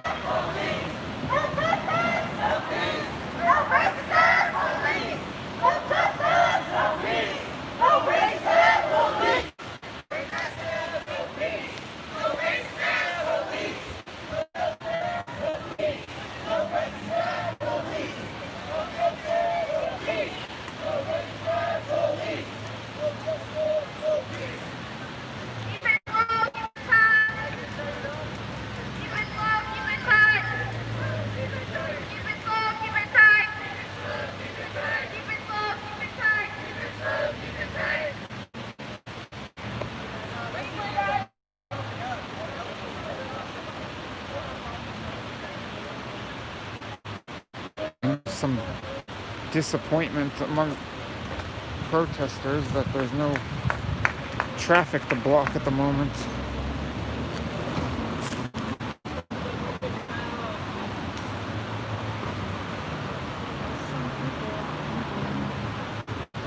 Yeah, there's a shot of some of the people up on the balcony.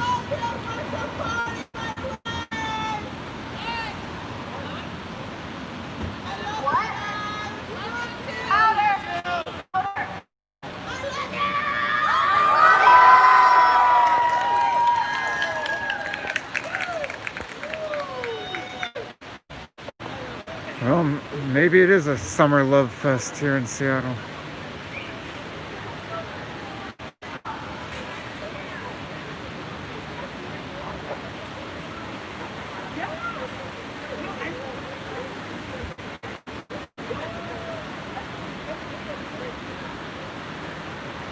Hold up, I want you guys to take a look to the left and see the traffic we're causing. So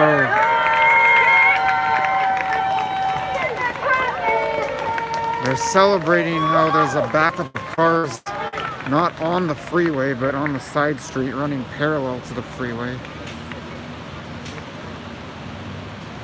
I think you guys could hear them say, "Look at the traffic we're causing."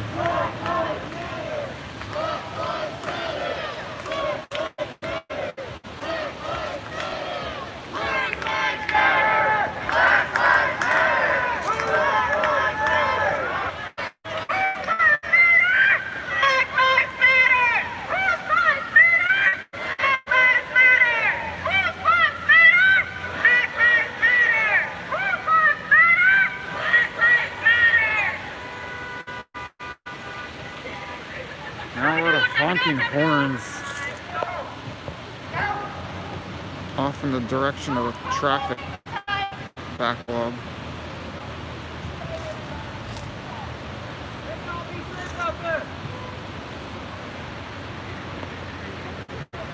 And it looks like the protesters are making their way off of the I-5.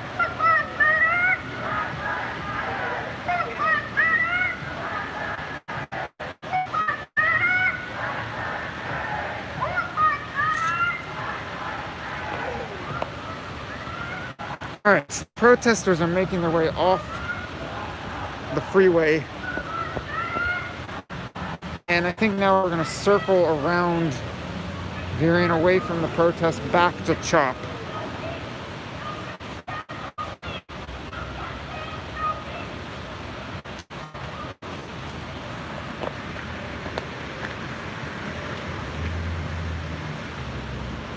Well, there's a UPS truck here. That's apparently still delivering in this time in this area.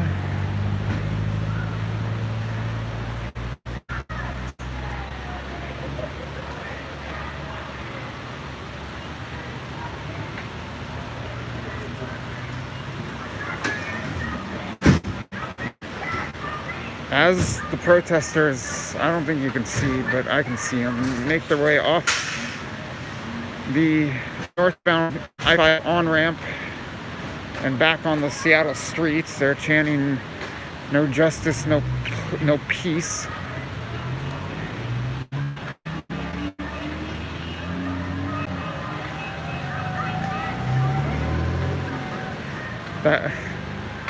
That would be a funny question to pose to the UPS driver. Oh wait, here. Sir, how you doing? I'm alright, how you doing? You managing to deliver with all the traffic backlog here? Oh, I'm not worried about that. All right. On my side. All right, have a good one. Actually, the UPS driver just showed up and I asked him if he's managing to deliver. For the record, if you care, he's a black man. Doesn't seem bothered whatsoever by the protest. I don't think the cheapest is good at. All right, we're gonna make our way uphill to CHOP. The protesters have gone off the I-5. Yeah, that's them. But I don't want to stop. I just want to hit up CHOP. And this might be that same county transit supervisor truck. This being this truck that's ever so slowly driving by at the moment. Or it might just be a random truck. Looks like a random truck. So there you can see the protesters are back onto the city streets. They'll make their way up to CHOP. Probably finishing at Kyle Anderson Park, and we're gonna beat them there. Let's go.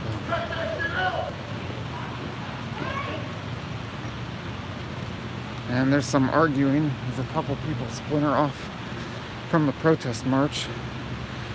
Someone screaming, "Cut that shit out."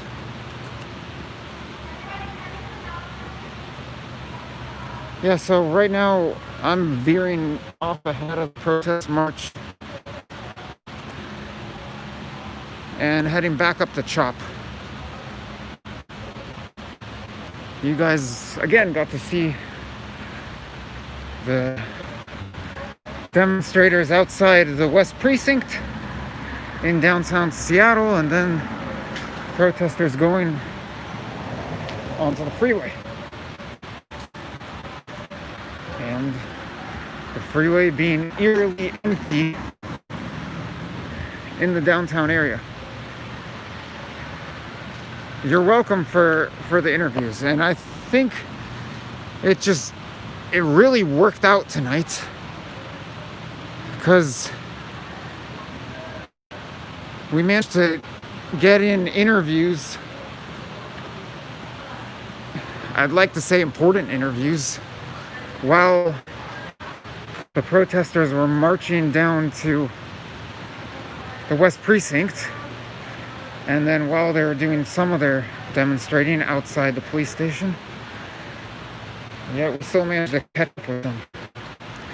So you got to see the best of both worlds. I was asking you a couple hours back maybe even more, whether to do interviews or the march, and we ended up doing both. There's a bar open right here.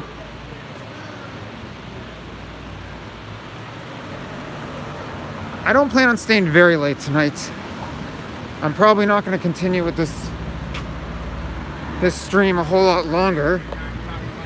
But as we did last night, I'll head back up the Chop now and take a look at Cal Anderson Park and take a look at what's going on the Chop streets. And again, like last night, Chop stands for Capitol Hill Organized Protest. It's located in the Capitol Hill neighborhood of Seattle. Initially it was called CHAZ, Capitol Hill Autonomous Zone, and then it was renamed CHOP, Capitol Hill Organized Protest. And as I was starting, like last night, I'll walk around a bit, take a look what's going on, but I'm probably pointing the camera down more than I do during daylight hours in CHOP. But I'll try to get my finger on the pulse of CHOP on this Tuesday evening, or Tuesday night at this point.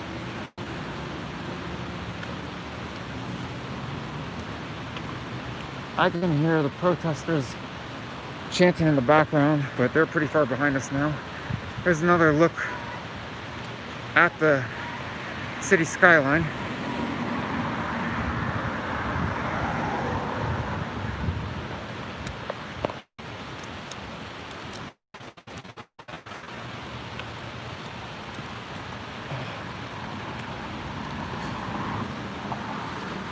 Okay. Yeah. You want to say something? I just forgot what's low light settings on the GoPro. What about the GoPro? Low light settings on the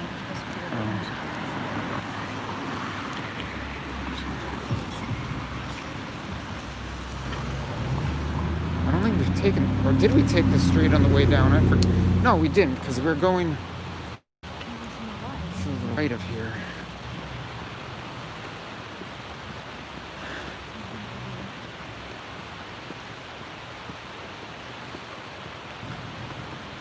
So we're winding our way, up back in the direction of CHOP. Try to take a look at comments. See what some of the comments are right now.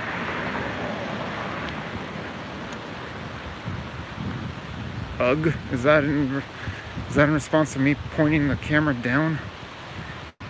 Where are you heading now? We're heading back to CHOP. We're heading to take a look at what's going on in CHOP right now.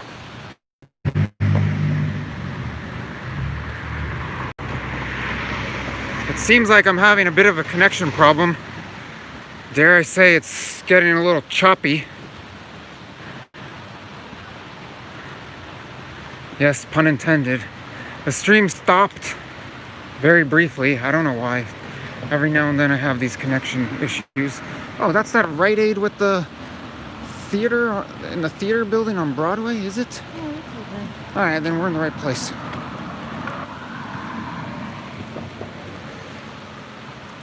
Yeah, we're very close to CHOP. Is Raz still leader? I don't know.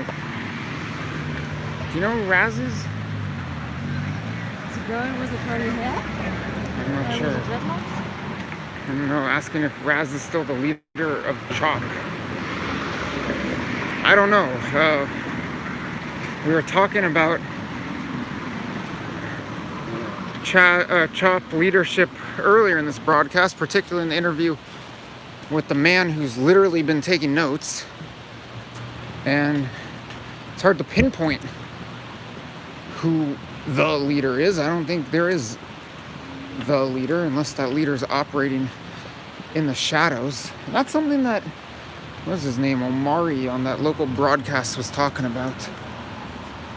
How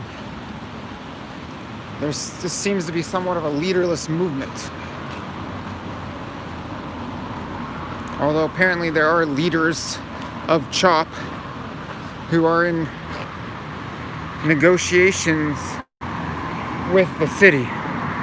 Here's that Rite Aid I was talking about. That's in a theater building. John's asking if I'm literally living at CHOP. No, I'm not literally living at CHOP. And for better or for worse, that means I wasn't woken up by gunshots the past 2 nights. Or I guess just the past night. We're already back in the Capitol Hill neighborhood. That's where CHOP is located. And we're very close to Cal Anderson Park.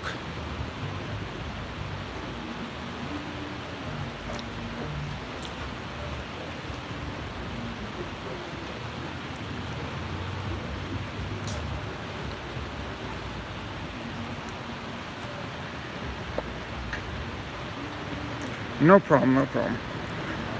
Yeah, I'm close enough that if I need to get over here pretty quickly, I can do so. But I'm not so close to CHOP that I'm gonna hear the action out my window. Compton to Seattle? I don't know if, are you referencing where my last 2 streams were? I don't, maybe that's a completely different reference that I'm missing.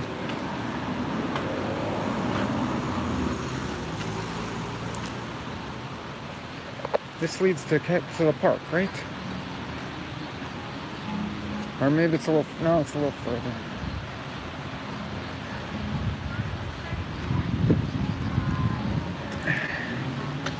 Yeah, there definitely have been times where the scooter would have come in handy. More so in LA than here. The distances here are much smaller than in LA. Although sometimes in LA the distances are so long that scooting doesn't work and I need to drive, but then again I can drive the car, park it, and scoot around. Well, that's that way.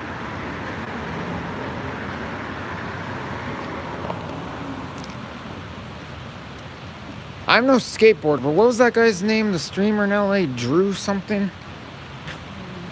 Psycho Drew, yeah. He was quite the talent with streaming and skating.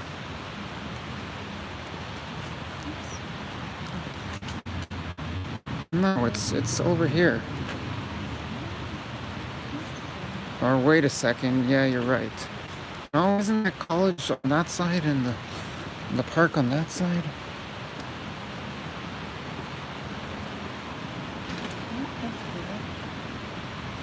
That's what it says on the map.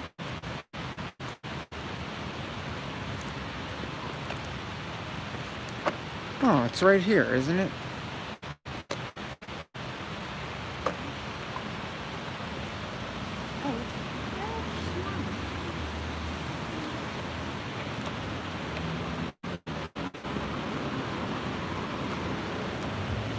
So momentarily we are making our re-entry into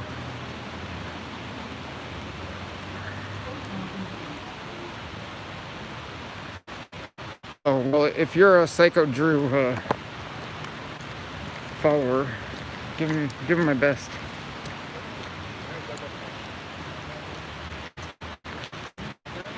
All right, we're making our way back into CHOP. Well, specifically Cal Anderson Park. You're welcome.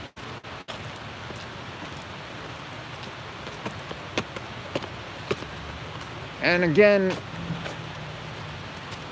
at this hour, I don't expect to be here very long. My aim is to put my finger on the pulse of CHOP on this Tuesday evening or night, and I'm going to be pointing the camera down more than I would be during daylight hours. But you should still be able to see stuff, particularly when we get back into the middle of the park or onto the streets.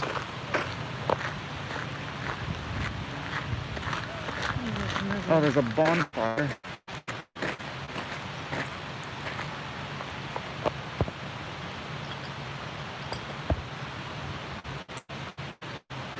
Magic Monkey says I could use some sleep and some wine. It's like you guys are getting to know me very well at this point.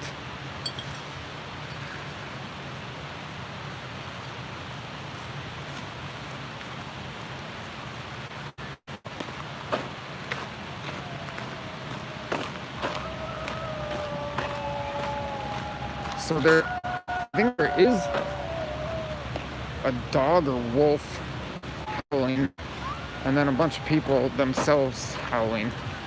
Or maybe it's just people howling, but I did see a dog.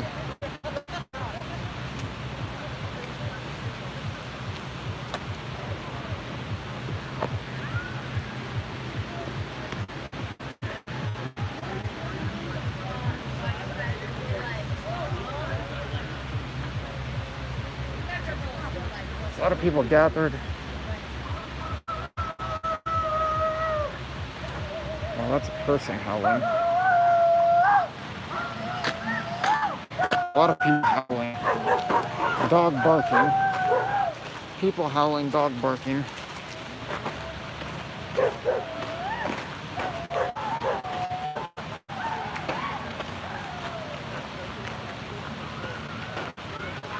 As we make our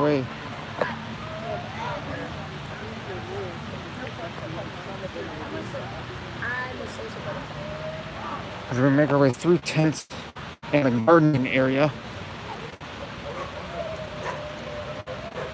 back to the athletic fields, the turf field here at Cal Anderson Park. So we're back in the gardening area and heading for better lighting.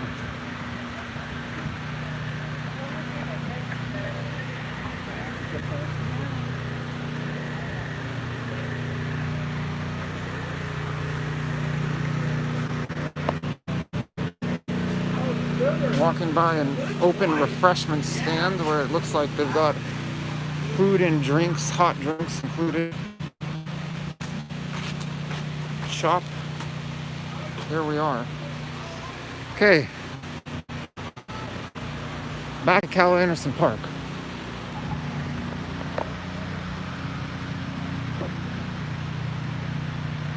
You can see vehicles out here, including a U-Haul truck. There's some comments about Netflix. I missed the comments because I was putting the camera down most of this time, so I missed a lot of comments. Yeah, we're at Cal Anderson Park. This, I believe, is the hospitality tent.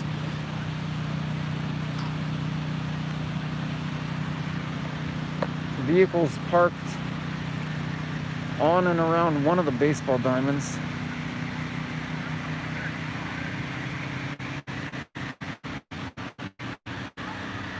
Not as many people seated on the turf as a couple hours ago, but you can see plenty of people still hanging out here after dark. Although this is the best lit part of CHOP right now. Very bright out here. Some screaming off around the baseball diamond here and the skateboard park.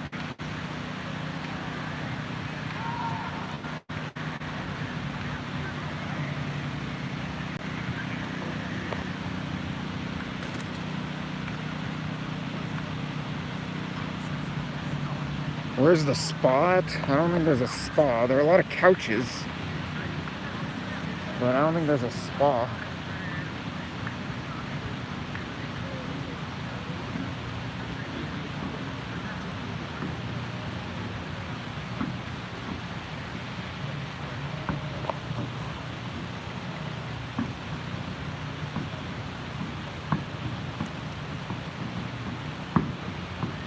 free soup tent. This is a free soup tent.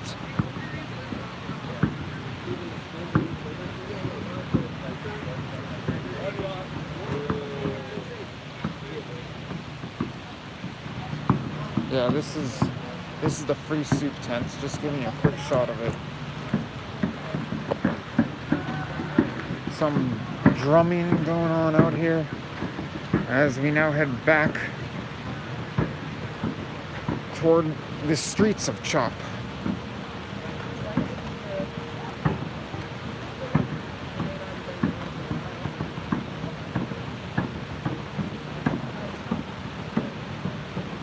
There's a drummer off to my right at the moment.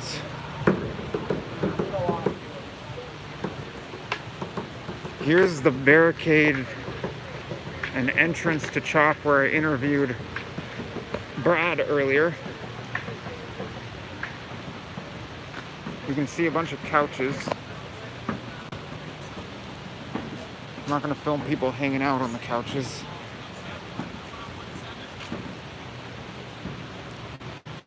And we're back within the barricades on the streets of Chop. Flashing red lights at the intersection of Pine and I think this is 11th, otherwise known as Black Lives Matter Street and George Floyd Way.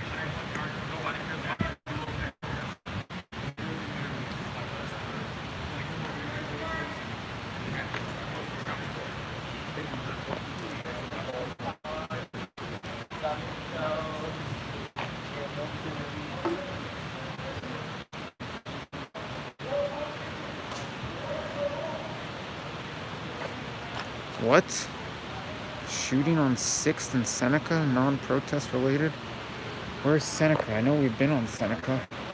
Can anyone confirm where was that shooting that someone's talking about?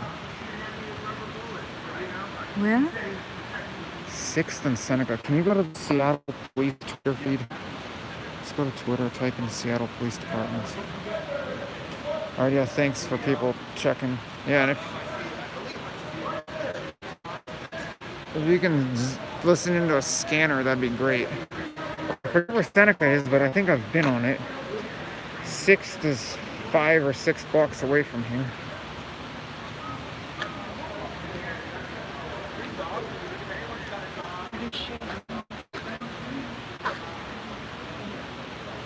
No, type, go back.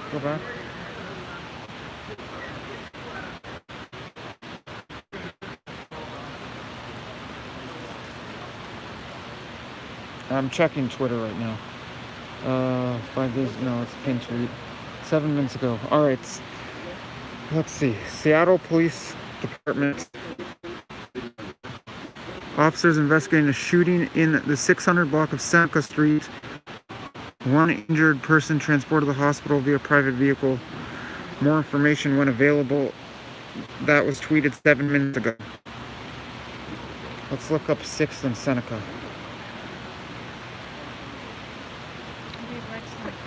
S-E-N-C-A. S-E-S.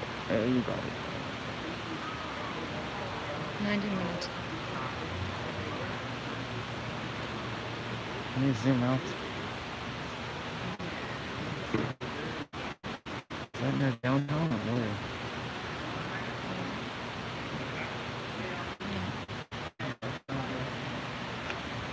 where? Okay, so this is the plan, guys. I'm going to just walk through and on out of Chop. It's very quiet at the moment. And then we're going to walk over to 6th and Seneca.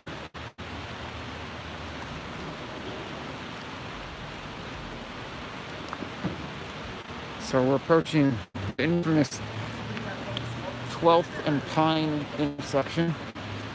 Here's the abandoned precinct.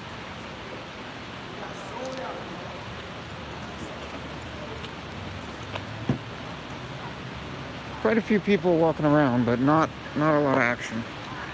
Last night around this time, there were a bunch of people gathered in this intersection talking some arguing, but it's pretty calm here right now.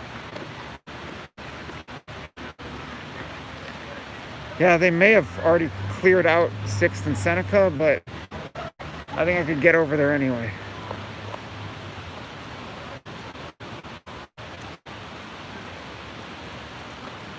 Well,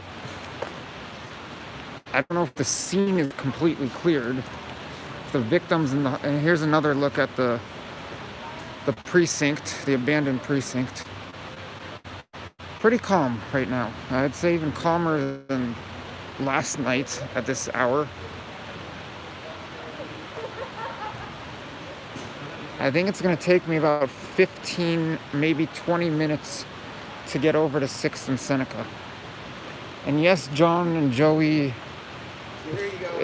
if we had scooters on us right now, that would be a help.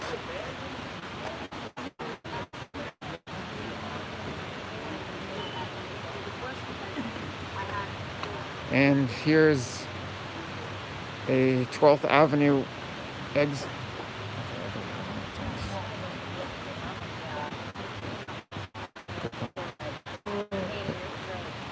Alright, I gave you a look at 12th, which you've already seen on this stream at the beginning. If you haven't, you can tune back in. And likewise, we were here last night. Someone's saying take an Uber. You could... No, you don't want to? You can. I can't order one on my phone, but yeah, why not? But let's get out of Chop first. Look, it's pointed down. You understand, that's why it's pointed down at the ground. Thank you so much, man. Have a good night. You too.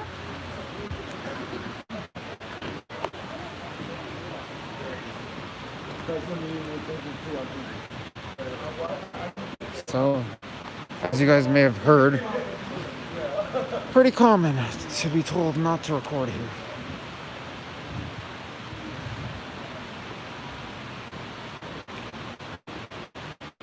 Magic Monkey saying no one there now.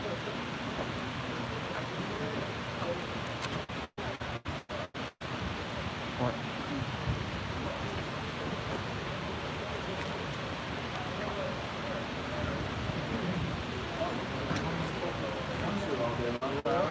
So,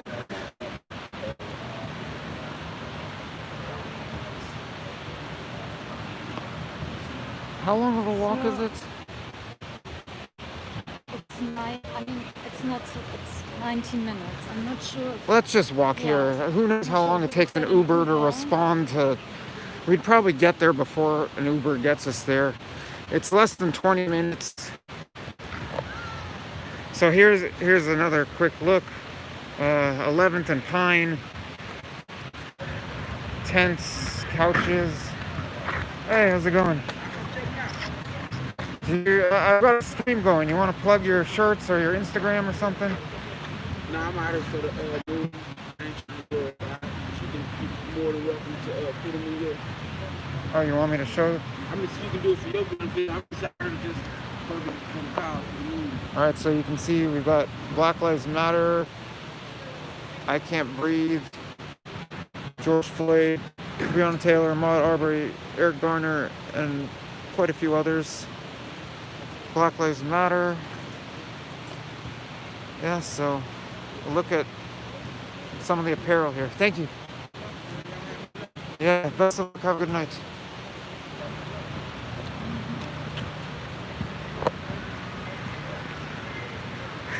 Maybe it's just an LA thing that everyone's plugged their Instagram. Maybe it's not a Seattle thing.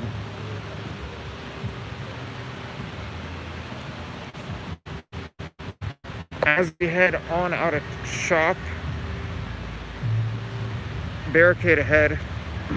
Oh, Costello's tuned in. Thanks for joining us, Costello.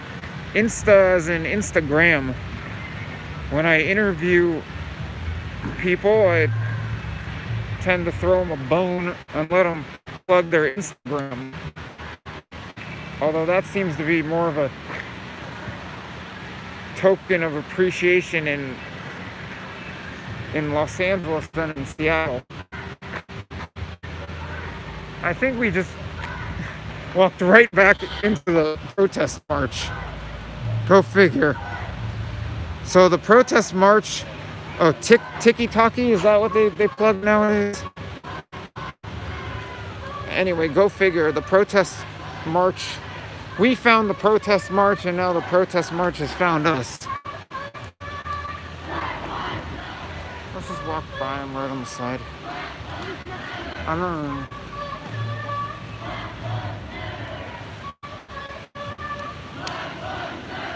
So here's the protest march making its way to its final destination, Cal Anderson Park, at least I presume.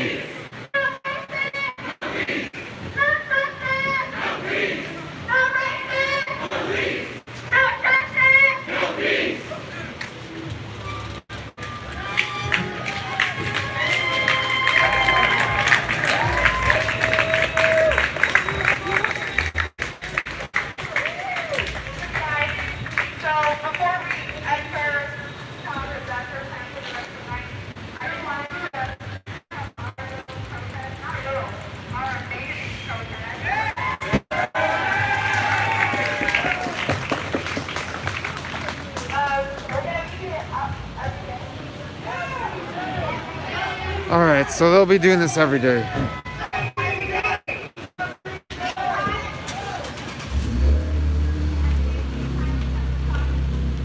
We're now out of CHOP, still in the Capitol Hill district, but out of CHOP and making our way to 6th and Seneca. That was my plan, to beat him to the finish line. I tagged along with him last night, and I think the stretch after the freeway to CHOP is not all that exciting.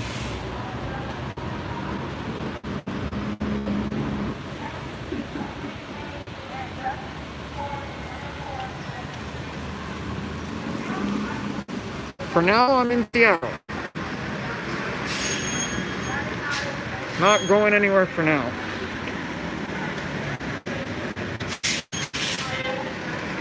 Might head to some different cities after Seattle, not sure. But for now, I'm from Seattle. I'm leaving CHOP because apparently there was a shooting at 6th and Seneca. That's what commenters started saying, and we checked the Seattle PD Twitter feed, and that's what the police department's saying. Now, it sounds like the victim's already been taken to the hospital. The police may or may not have cleared up the scene and gone out of there, I don't know. But I just showed you what CHOP looks like right now, and there's not a ton of action. I wouldn't mind a trip to Thailand, as I think I mentioned down in Gardena.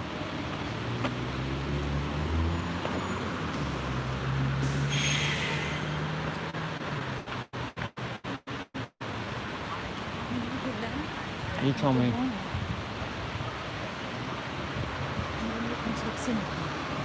So this shooting is well outside of CHOP. I think it's just a short drive away from CHOP. Maybe a 5-minute drive or less. But Josh needs a coconut oil back massage. Is that what I get in Thailand?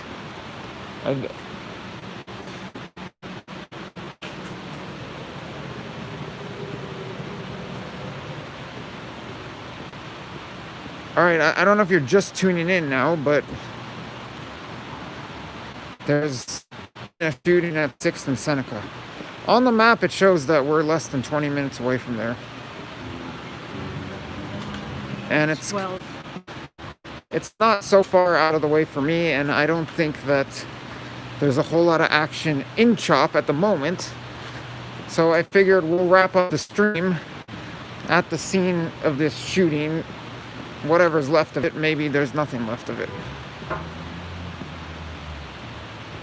Thanks, John. By the way, we're walking on Harvard Avenue, crossing Pike. Next block is Seneca. Apparently the next block is Seneca. So says my navigation system. Better than a GPS.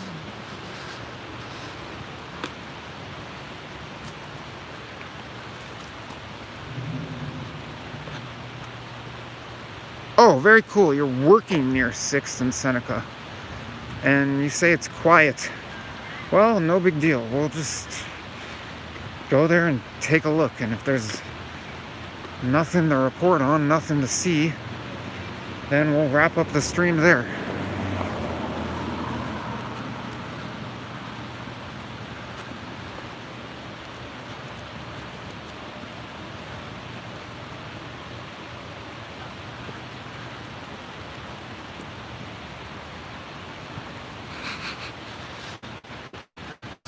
Better than GPS. It's very nice audience. Yeah, you want to say that? Oh, your audience is really nice, Josh.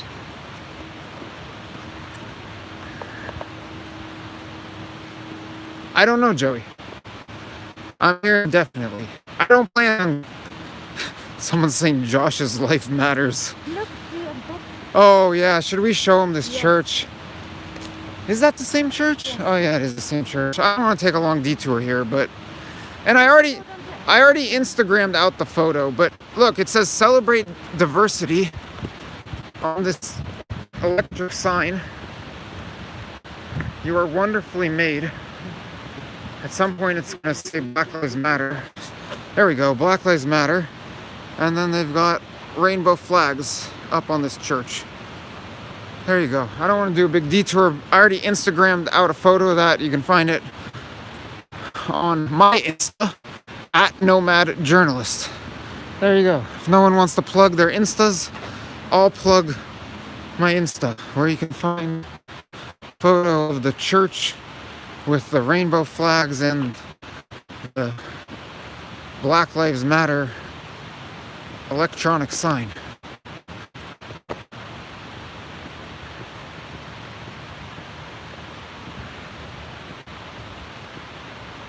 Basically 2 big blocks away, but we have to. Oh, so I guess this is close to the 5. There we go again. I said the 5. Who cares? No,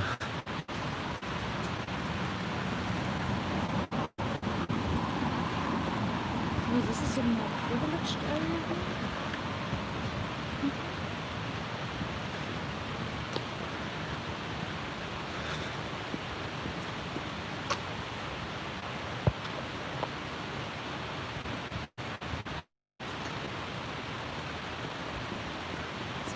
I couldn't see it.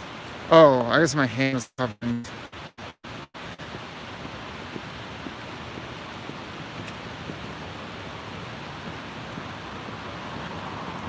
Alright, we're heading through, I don't know what this district is called, but it's got a much different feel than wine and rest for both of us.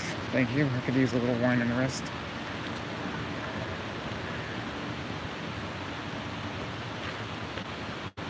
I'm glad you liked it. Yeah, I had no idea what was going to transpire on this stream. And a lot like was the case on night 2 or 3 in downtown LA and out in Fairfax when the riots were happening. You guys made good calls, especially telling me to go after Brad. Very calm here in this area. It's kind of disturbing. Say that a little louder. It's really calm in this area. It's a little bit disturbing. It feels more like a more ritzy, privileged area here. It's absolutely different. I don't know how this part of Seattle is called. Bellevue? I think Bellevue's in the city. Wait, sorry, there was a comment about Cayucas, and I was holding the camera off the side for Annabelle to talk. What was that comment about Cayucas? Can you post it again? Or Rage Brew. Yeah, I like Rage Brew more than Brad. Your friend from Cayucas says I'm the only good journalist in the slow area. Well, if he likes me, then I'd presume he likes Calcos News. Karen Veely is the lifeblood of Calcos News. And she never comes on this channel. Don't know why. She should. It's hard for her to get favorable media coverage.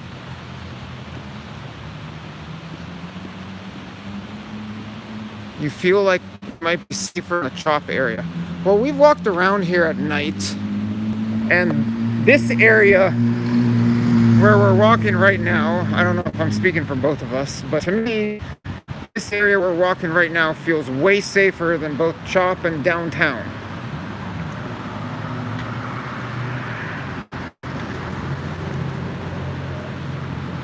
Oh, back at Bourne, so Seneca and Bourne.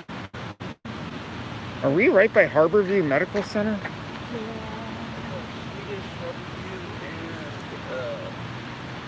Is this Harborview or? Oh yeah. What's up? Oh no, I was just curious.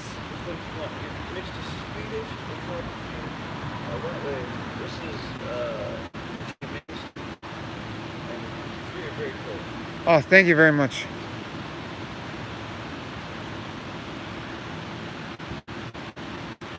The reason why... fuck it, let's cross the street. So, we're walking up by what it says emergency. I believe this is a hospital. And I was asking, is this Harborview? Harborview Medical Center is where they have the trauma unit that I believe shooting victims are transported to. So the victim of the shooting at the scene we're walking to right now presumably is at Harborview right now, and Harborview is not too far away from here. It's basically a little way to the left this way along the freeway. You can see rainbow flags just about everywhere in the city. On churches, on hospital awnings, on the skyscrapers. It's Pride Month, right? No? Is it? I think it is Pride Month. Maybe that's what it's about. But yeah, rainbow flags everywhere here in Seattle. Good night, John. Get some rest.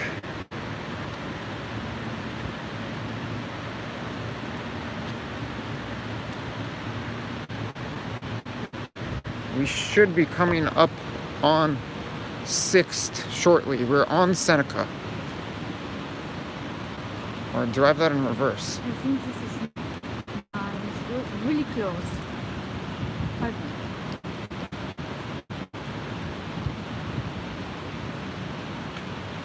I don't know how many streams in Seattle. I'm playing it by ear. I know from past experience that things like this are hard to time. So, for instance, I was filming Occupy LA when it was broken up 9 or 10 years ago, and that was doable because of my location. You're welcome. And then something that also comes to mind is I was at the Greek-Macedonian border a few times before European governments decided to put an end to the big refugee camp at Idomeni. And I did not manage to film the breakup of that camp. Timing in these instances is not so easy. If the city or some other government agency is going to use force to break up CHOP. I would like to be here to cover it. A, I don't know if that's going to happen, and B, I don't know if it's going to happen right away. At the moment, I'm playing things by ear, but I can't stay in Seattle forever. So we'll see. And now we're really close to Seneca and 6th. It's right after you. Will's saying you made it. I guess Will knows his way around here and is located somewhere very close to us.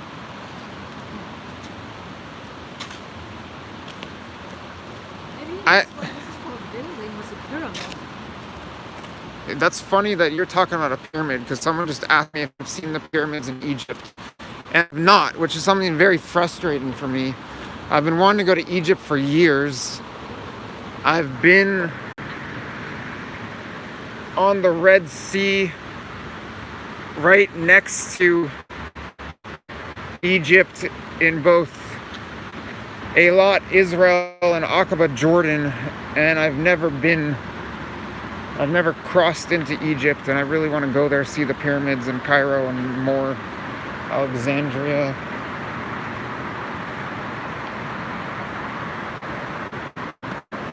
I'm looking into going to Colombia, returning to the Colombian-Venezuelan border sometime in the near future, but right now I've got all kinds of travel issues to work out. I might be banned from returning to Europe for the near future. I need to check into that. I heard the New York Times was reporting that Europe's enacted an American travel ban. But I'm not going to focus on that at the moment. Is this 6th right here?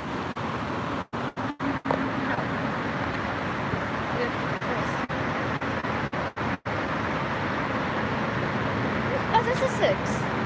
All right. So I think we've made it to the intersection. And is that a news van across the street? Okay, we're at the intersection of Seneca and 6th. Yeah, thanks a lot, and Rage Brew was a great interview.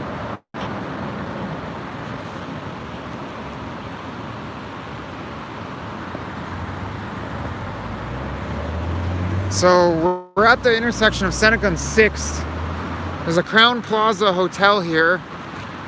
It looks like we're right on the edge of downtown. We're near the 5. You can see the sign here. Now, oh, that was cool that you were tuned in for that San Luis Obispo mayor run-in. I don't think she knew she recognized me. She probably wouldn't have given the interview had she. So it looks like we might have a news crew here. I mean, is there blood on the ground? I don't know. This doesn't look like blood.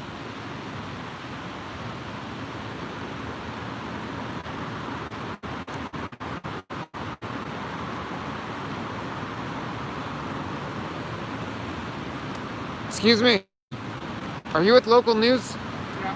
Was there a shooting here? Yeah. When did that happen? I don't know when it happened. The cops just left like about 10 minutes ago. Was there a whole crowd out here? I got here like 5 minutes ago. Oh, then I guess you missed it also. Yeah. I was wondering what you might have seen, what was roped off, what it looked like, but... I mean, when I pulled up, I pulled up on the other side. They had Seneca completely blocked with some crime scene tape, and then there was one cop car down here. A fire truck came by and then left, and I think he was here to hose down. So I think whatever happened over here somewhere. You think it's over There's here? blood on the floor. No, Yeah, that wasn't the fire blood. department came by. But They they usually do that to spray down to injure blood on the ground. but There's still blood on the ground. that looked like blood? There is blood on the ground. It's red. I don't show me. It didn't look red to me. Okay. You're saying you think the shooting happened somewhere? Yeah, it's 100%. This is where I saw the one cop car that had his lights flashing. So, All right, thank you very much. The guy drove the person to the hospital. They didn't wait for him. Oh, someone, a citizen drove, Yeah. civilian, yeah. Yeah. Okay, thanks That's a lot. my understanding. I don't know exactly what happened. Like I said, I just got here. Thank you. Thank you. I don't know what you guys heard of that. I was speaking with a local reporter or cameraman. Yeah, I was just looking at this. You think Annabelle thinks this is blood? Shall we put something white in there to figure out if it's red?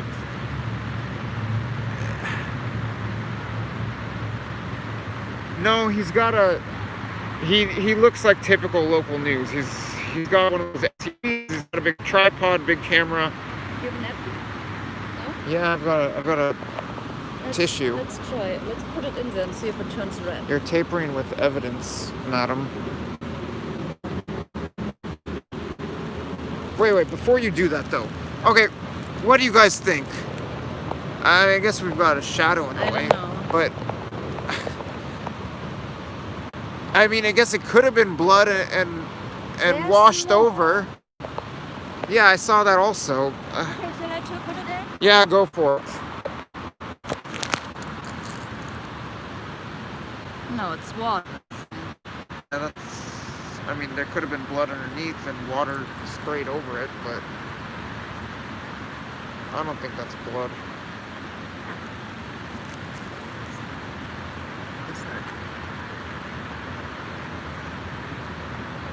Yeah, none of it looks like blood to me, but maybe. But there's something what they use from the police. This yellow tape. Oh yeah, so this might be some of the caution tape that was used to rope off the area.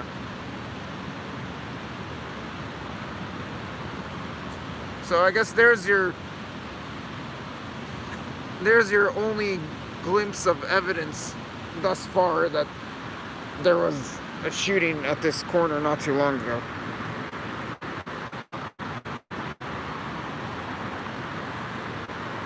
The local newsman was saying that he thinks it happened somewhere around here and that the police just left here about 10 minutes ago and the area was roped off. Now it obviously no longer is. He says, casings. I didn't see any, but I wasn't looking too closely either.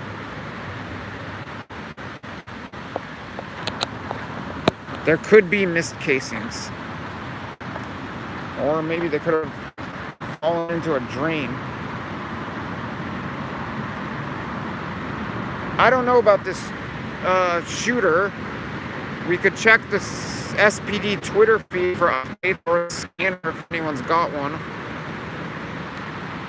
But as far as I'm aware, they haven't caught any of the chop shooters.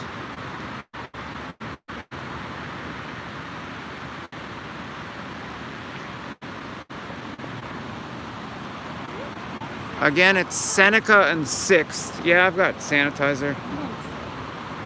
Yeah, you better disinfect your body.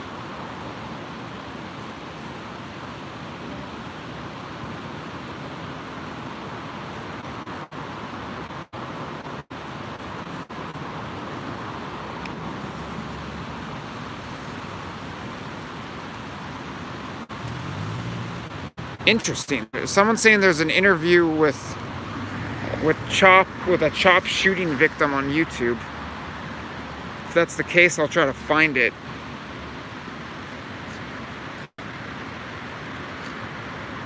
You don't notice any bullet casings, do you? It's on YouTube. No, not now. But maybe the SPD Twitter feed. Yeah, I already checked it.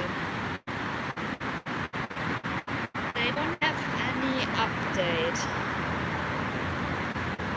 So I guess the most recent tweet is the one we read previously. Officers investigating shooting in the 600 block of Seneca Street. 1 injured. Oh, magic monkey, no worries. We're safe. Well, wait a second. 600 block of Seneca Street is Is this the 600 block of Seneca Street?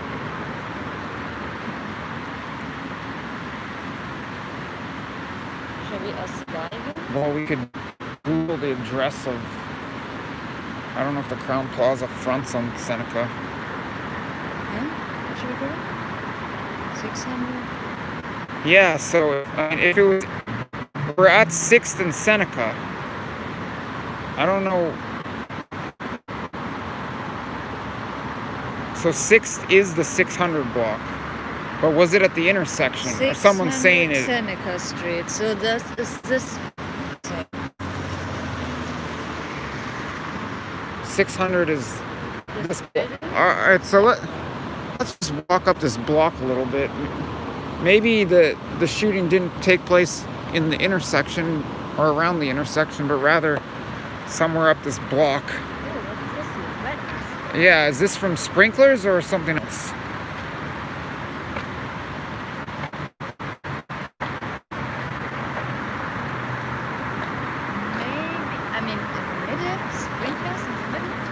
So we've got some water here, presumably water. No, I don't think this is blood. Well, maybe here was a little bit blood and they washed it off. Maybe this area got closed down. I don't know. Doesn't look like it came from sprinklers.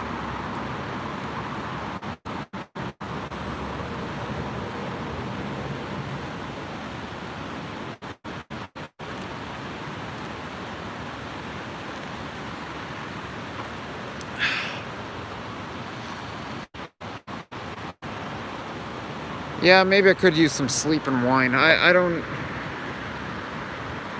know. Look for addresses starting with 600.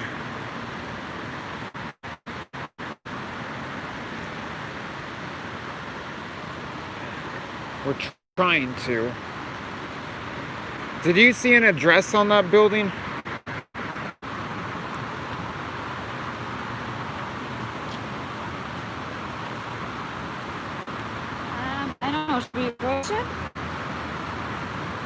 Or did you look up 600 Seneca? I already forgot. Yes, no, I did.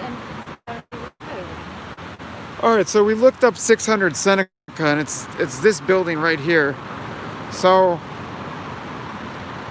my best guess is it happened somewhere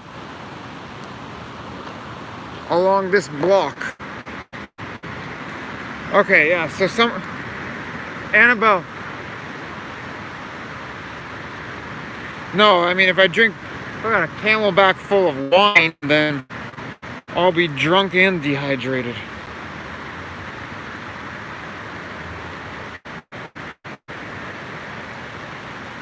There was altar over the sidewalk behind me? Where? This? These flowers? The flower bed? Is that what you're talking about?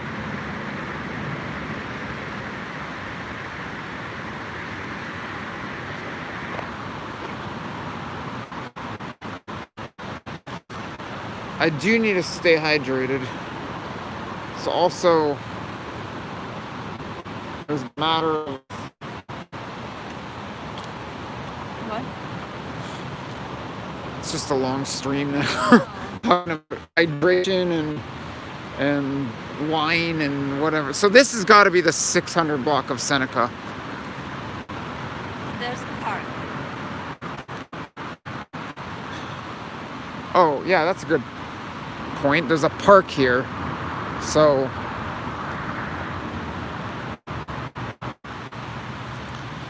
maybe the shooting took place in the park.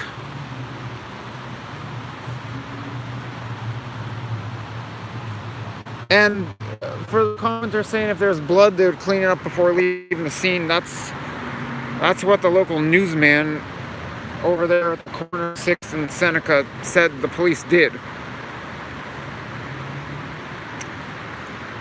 And part of the reason why I question whether there's any reason to look into this more is that we're well outside of shock. This isn't like the past 3 shootings that have been inside or along the boundaries of CHOP. We're well outside CHOP right now. But here's a look at this park in the 600 block of Seneca. Who knows, maybe it happened here.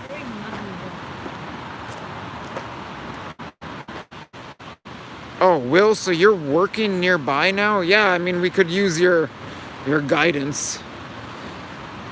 But I don't know what there's for us to see here. Granted, daylight would help.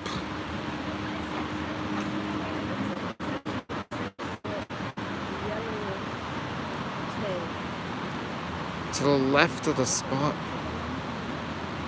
Oh, we've got water, actually. She's carrying some water we can drink.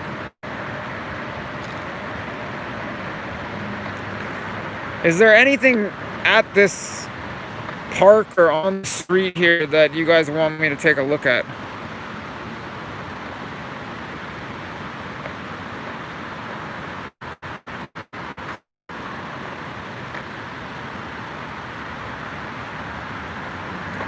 And maybe on that note, yes, we've seen a lot of homeless and drugs in Seattle at night, particularly in the downtown area.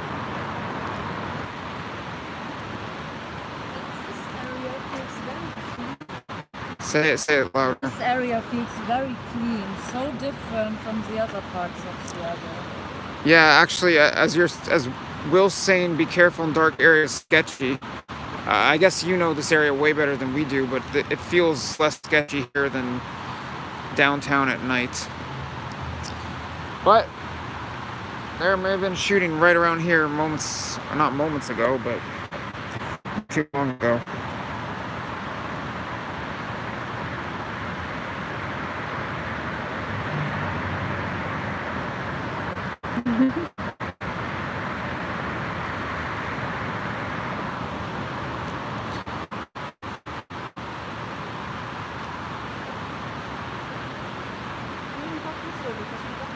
Well, let me peek up this staircase really quickly. We're going home very shortly. I'm not too excited about investigating a crime scene that's already been removed. But I guess I've just got it in my nature to do so anyway.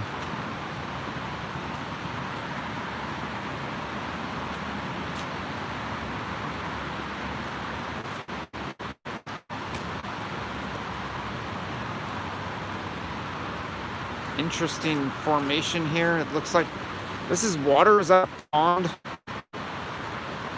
God, it's dark, hard to see. Anyway.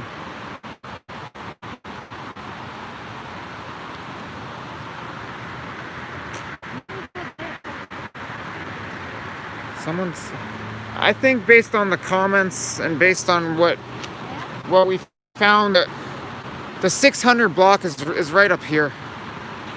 So I think we found the block, but I don't know if we're gonna find any remaining evidence. Just go back to the intersection. And who was saying what about the water outside some building? Yeah, that's where we were. Let's show it to them.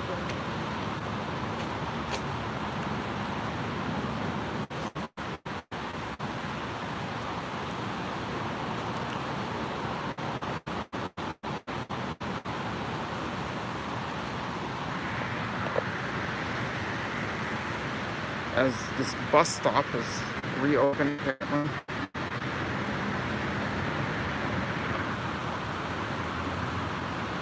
Well, I don't know. I mean, there's water over here too. Could be coming from sprinklers.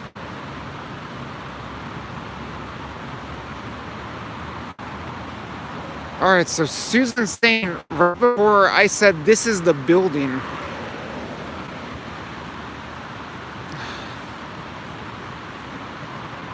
Oh, well. I don't know. Are you talking about this water? I think it was Susan who said that. This water in front of this building.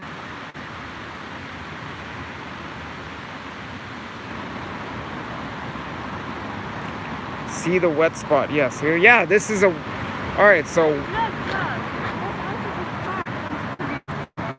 Oh. Okay. Annabelle's got better eyes than I do. What did you find? Look, I don't know if you can see it. To touch it, or is it evidence?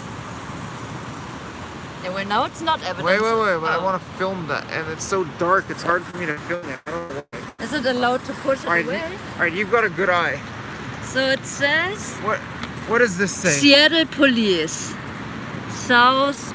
Yeah. Wait, I give you light. Thank you. How does this work? Flashlight. All right. There you go. All right.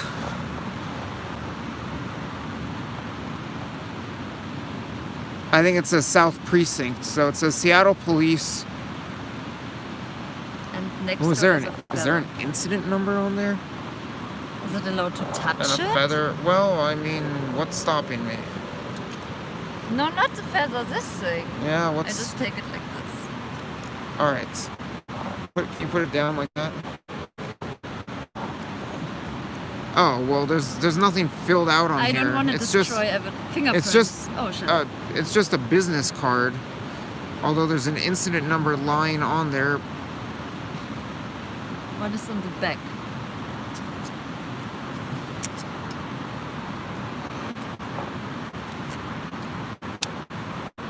Can you flip that? I'll do it. There we go.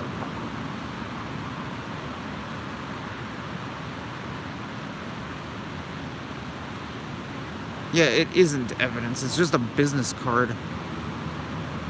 But it's might indicate that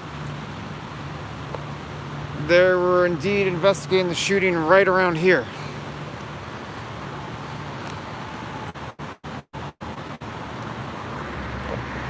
Maybe we found the spot. Can't say for sure. But now they splash more water. Yeah, but the sprinkler is running and who knows what it's coming from. Alright, any last comments about this shooting or scene? Which was not at all the focus of the broadcast. But we just thought, why not come out here, given...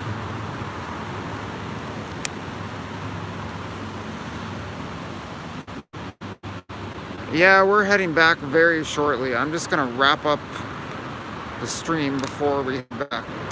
Yeah, we did find that tape in the intersection. Well, actually, Annabelle found both.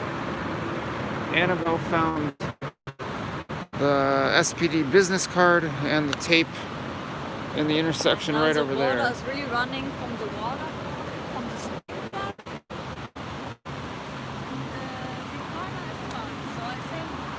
Yeah, the local newsman just took off. Thank you, Magic Monkey. Any comments or questions before I wrap up the entire stream? Not about the shooting scene, but they're moving chopped Space Needle. That's probably a joke. Thank you.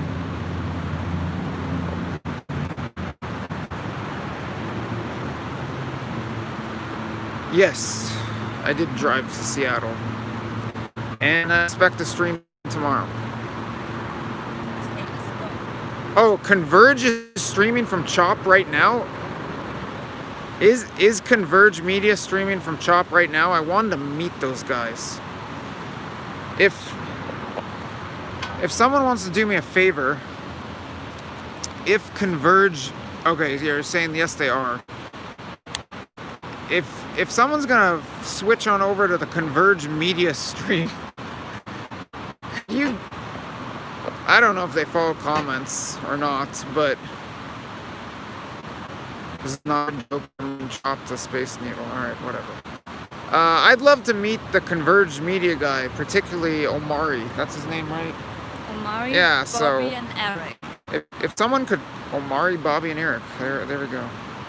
If someone could put out the word that I'd like to meet Converge Media and interview one of them, particularly Omari, that would be very much appreciated. Oh, Omari's in Cal Anderson Park right now.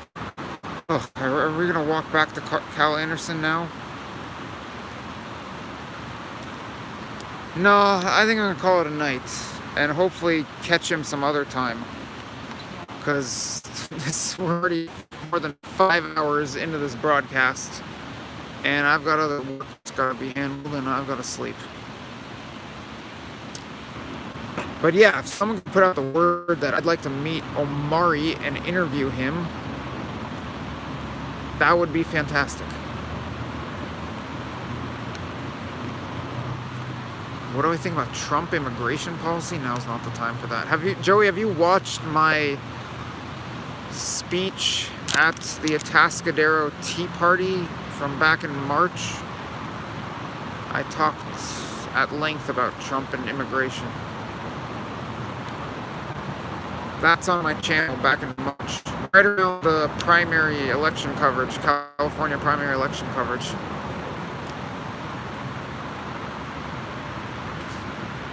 Do I think what's working? Well, I mean, then again, the whole world has changed so much since early March. But we're more than 5 hours into this right now. Let's talk about that another time. Also, by more than 5 hours, I mean it's late. We will be back tomorrow. You're welcome, Elaine. Thank you for tuning in. Yeah, Costello's also saying Converge is live on Facebook at the big park, and yeah, that's Cal Anderson Park. If you could put out the word that I'd like to interview Omari, that would be amazing. Thank you for whoever could do so. And you're welcome, Joey. Thank you very much, everyone, for tuning in. I'm going to get some rest, hopefully. Last words. Me? Yeah. We have to go home, edit, get all our footage to the computer and get some rest, and then we will be tomorrow at top. There you go. There's the plan of attack. All right, so from the scene of yet another shooting in Seattle, not that we saw it, but yeah, from the scene of yet another shooting in Seattle, not in CHOP this time, calling it a wrap for this Tuesday night live stream from CHOP and elsewhere in Seattle. Thank you very much again for tuning in. Good night, and see you very soon from elsewhere in Seattle, probably in CHOP. Adios, amigos.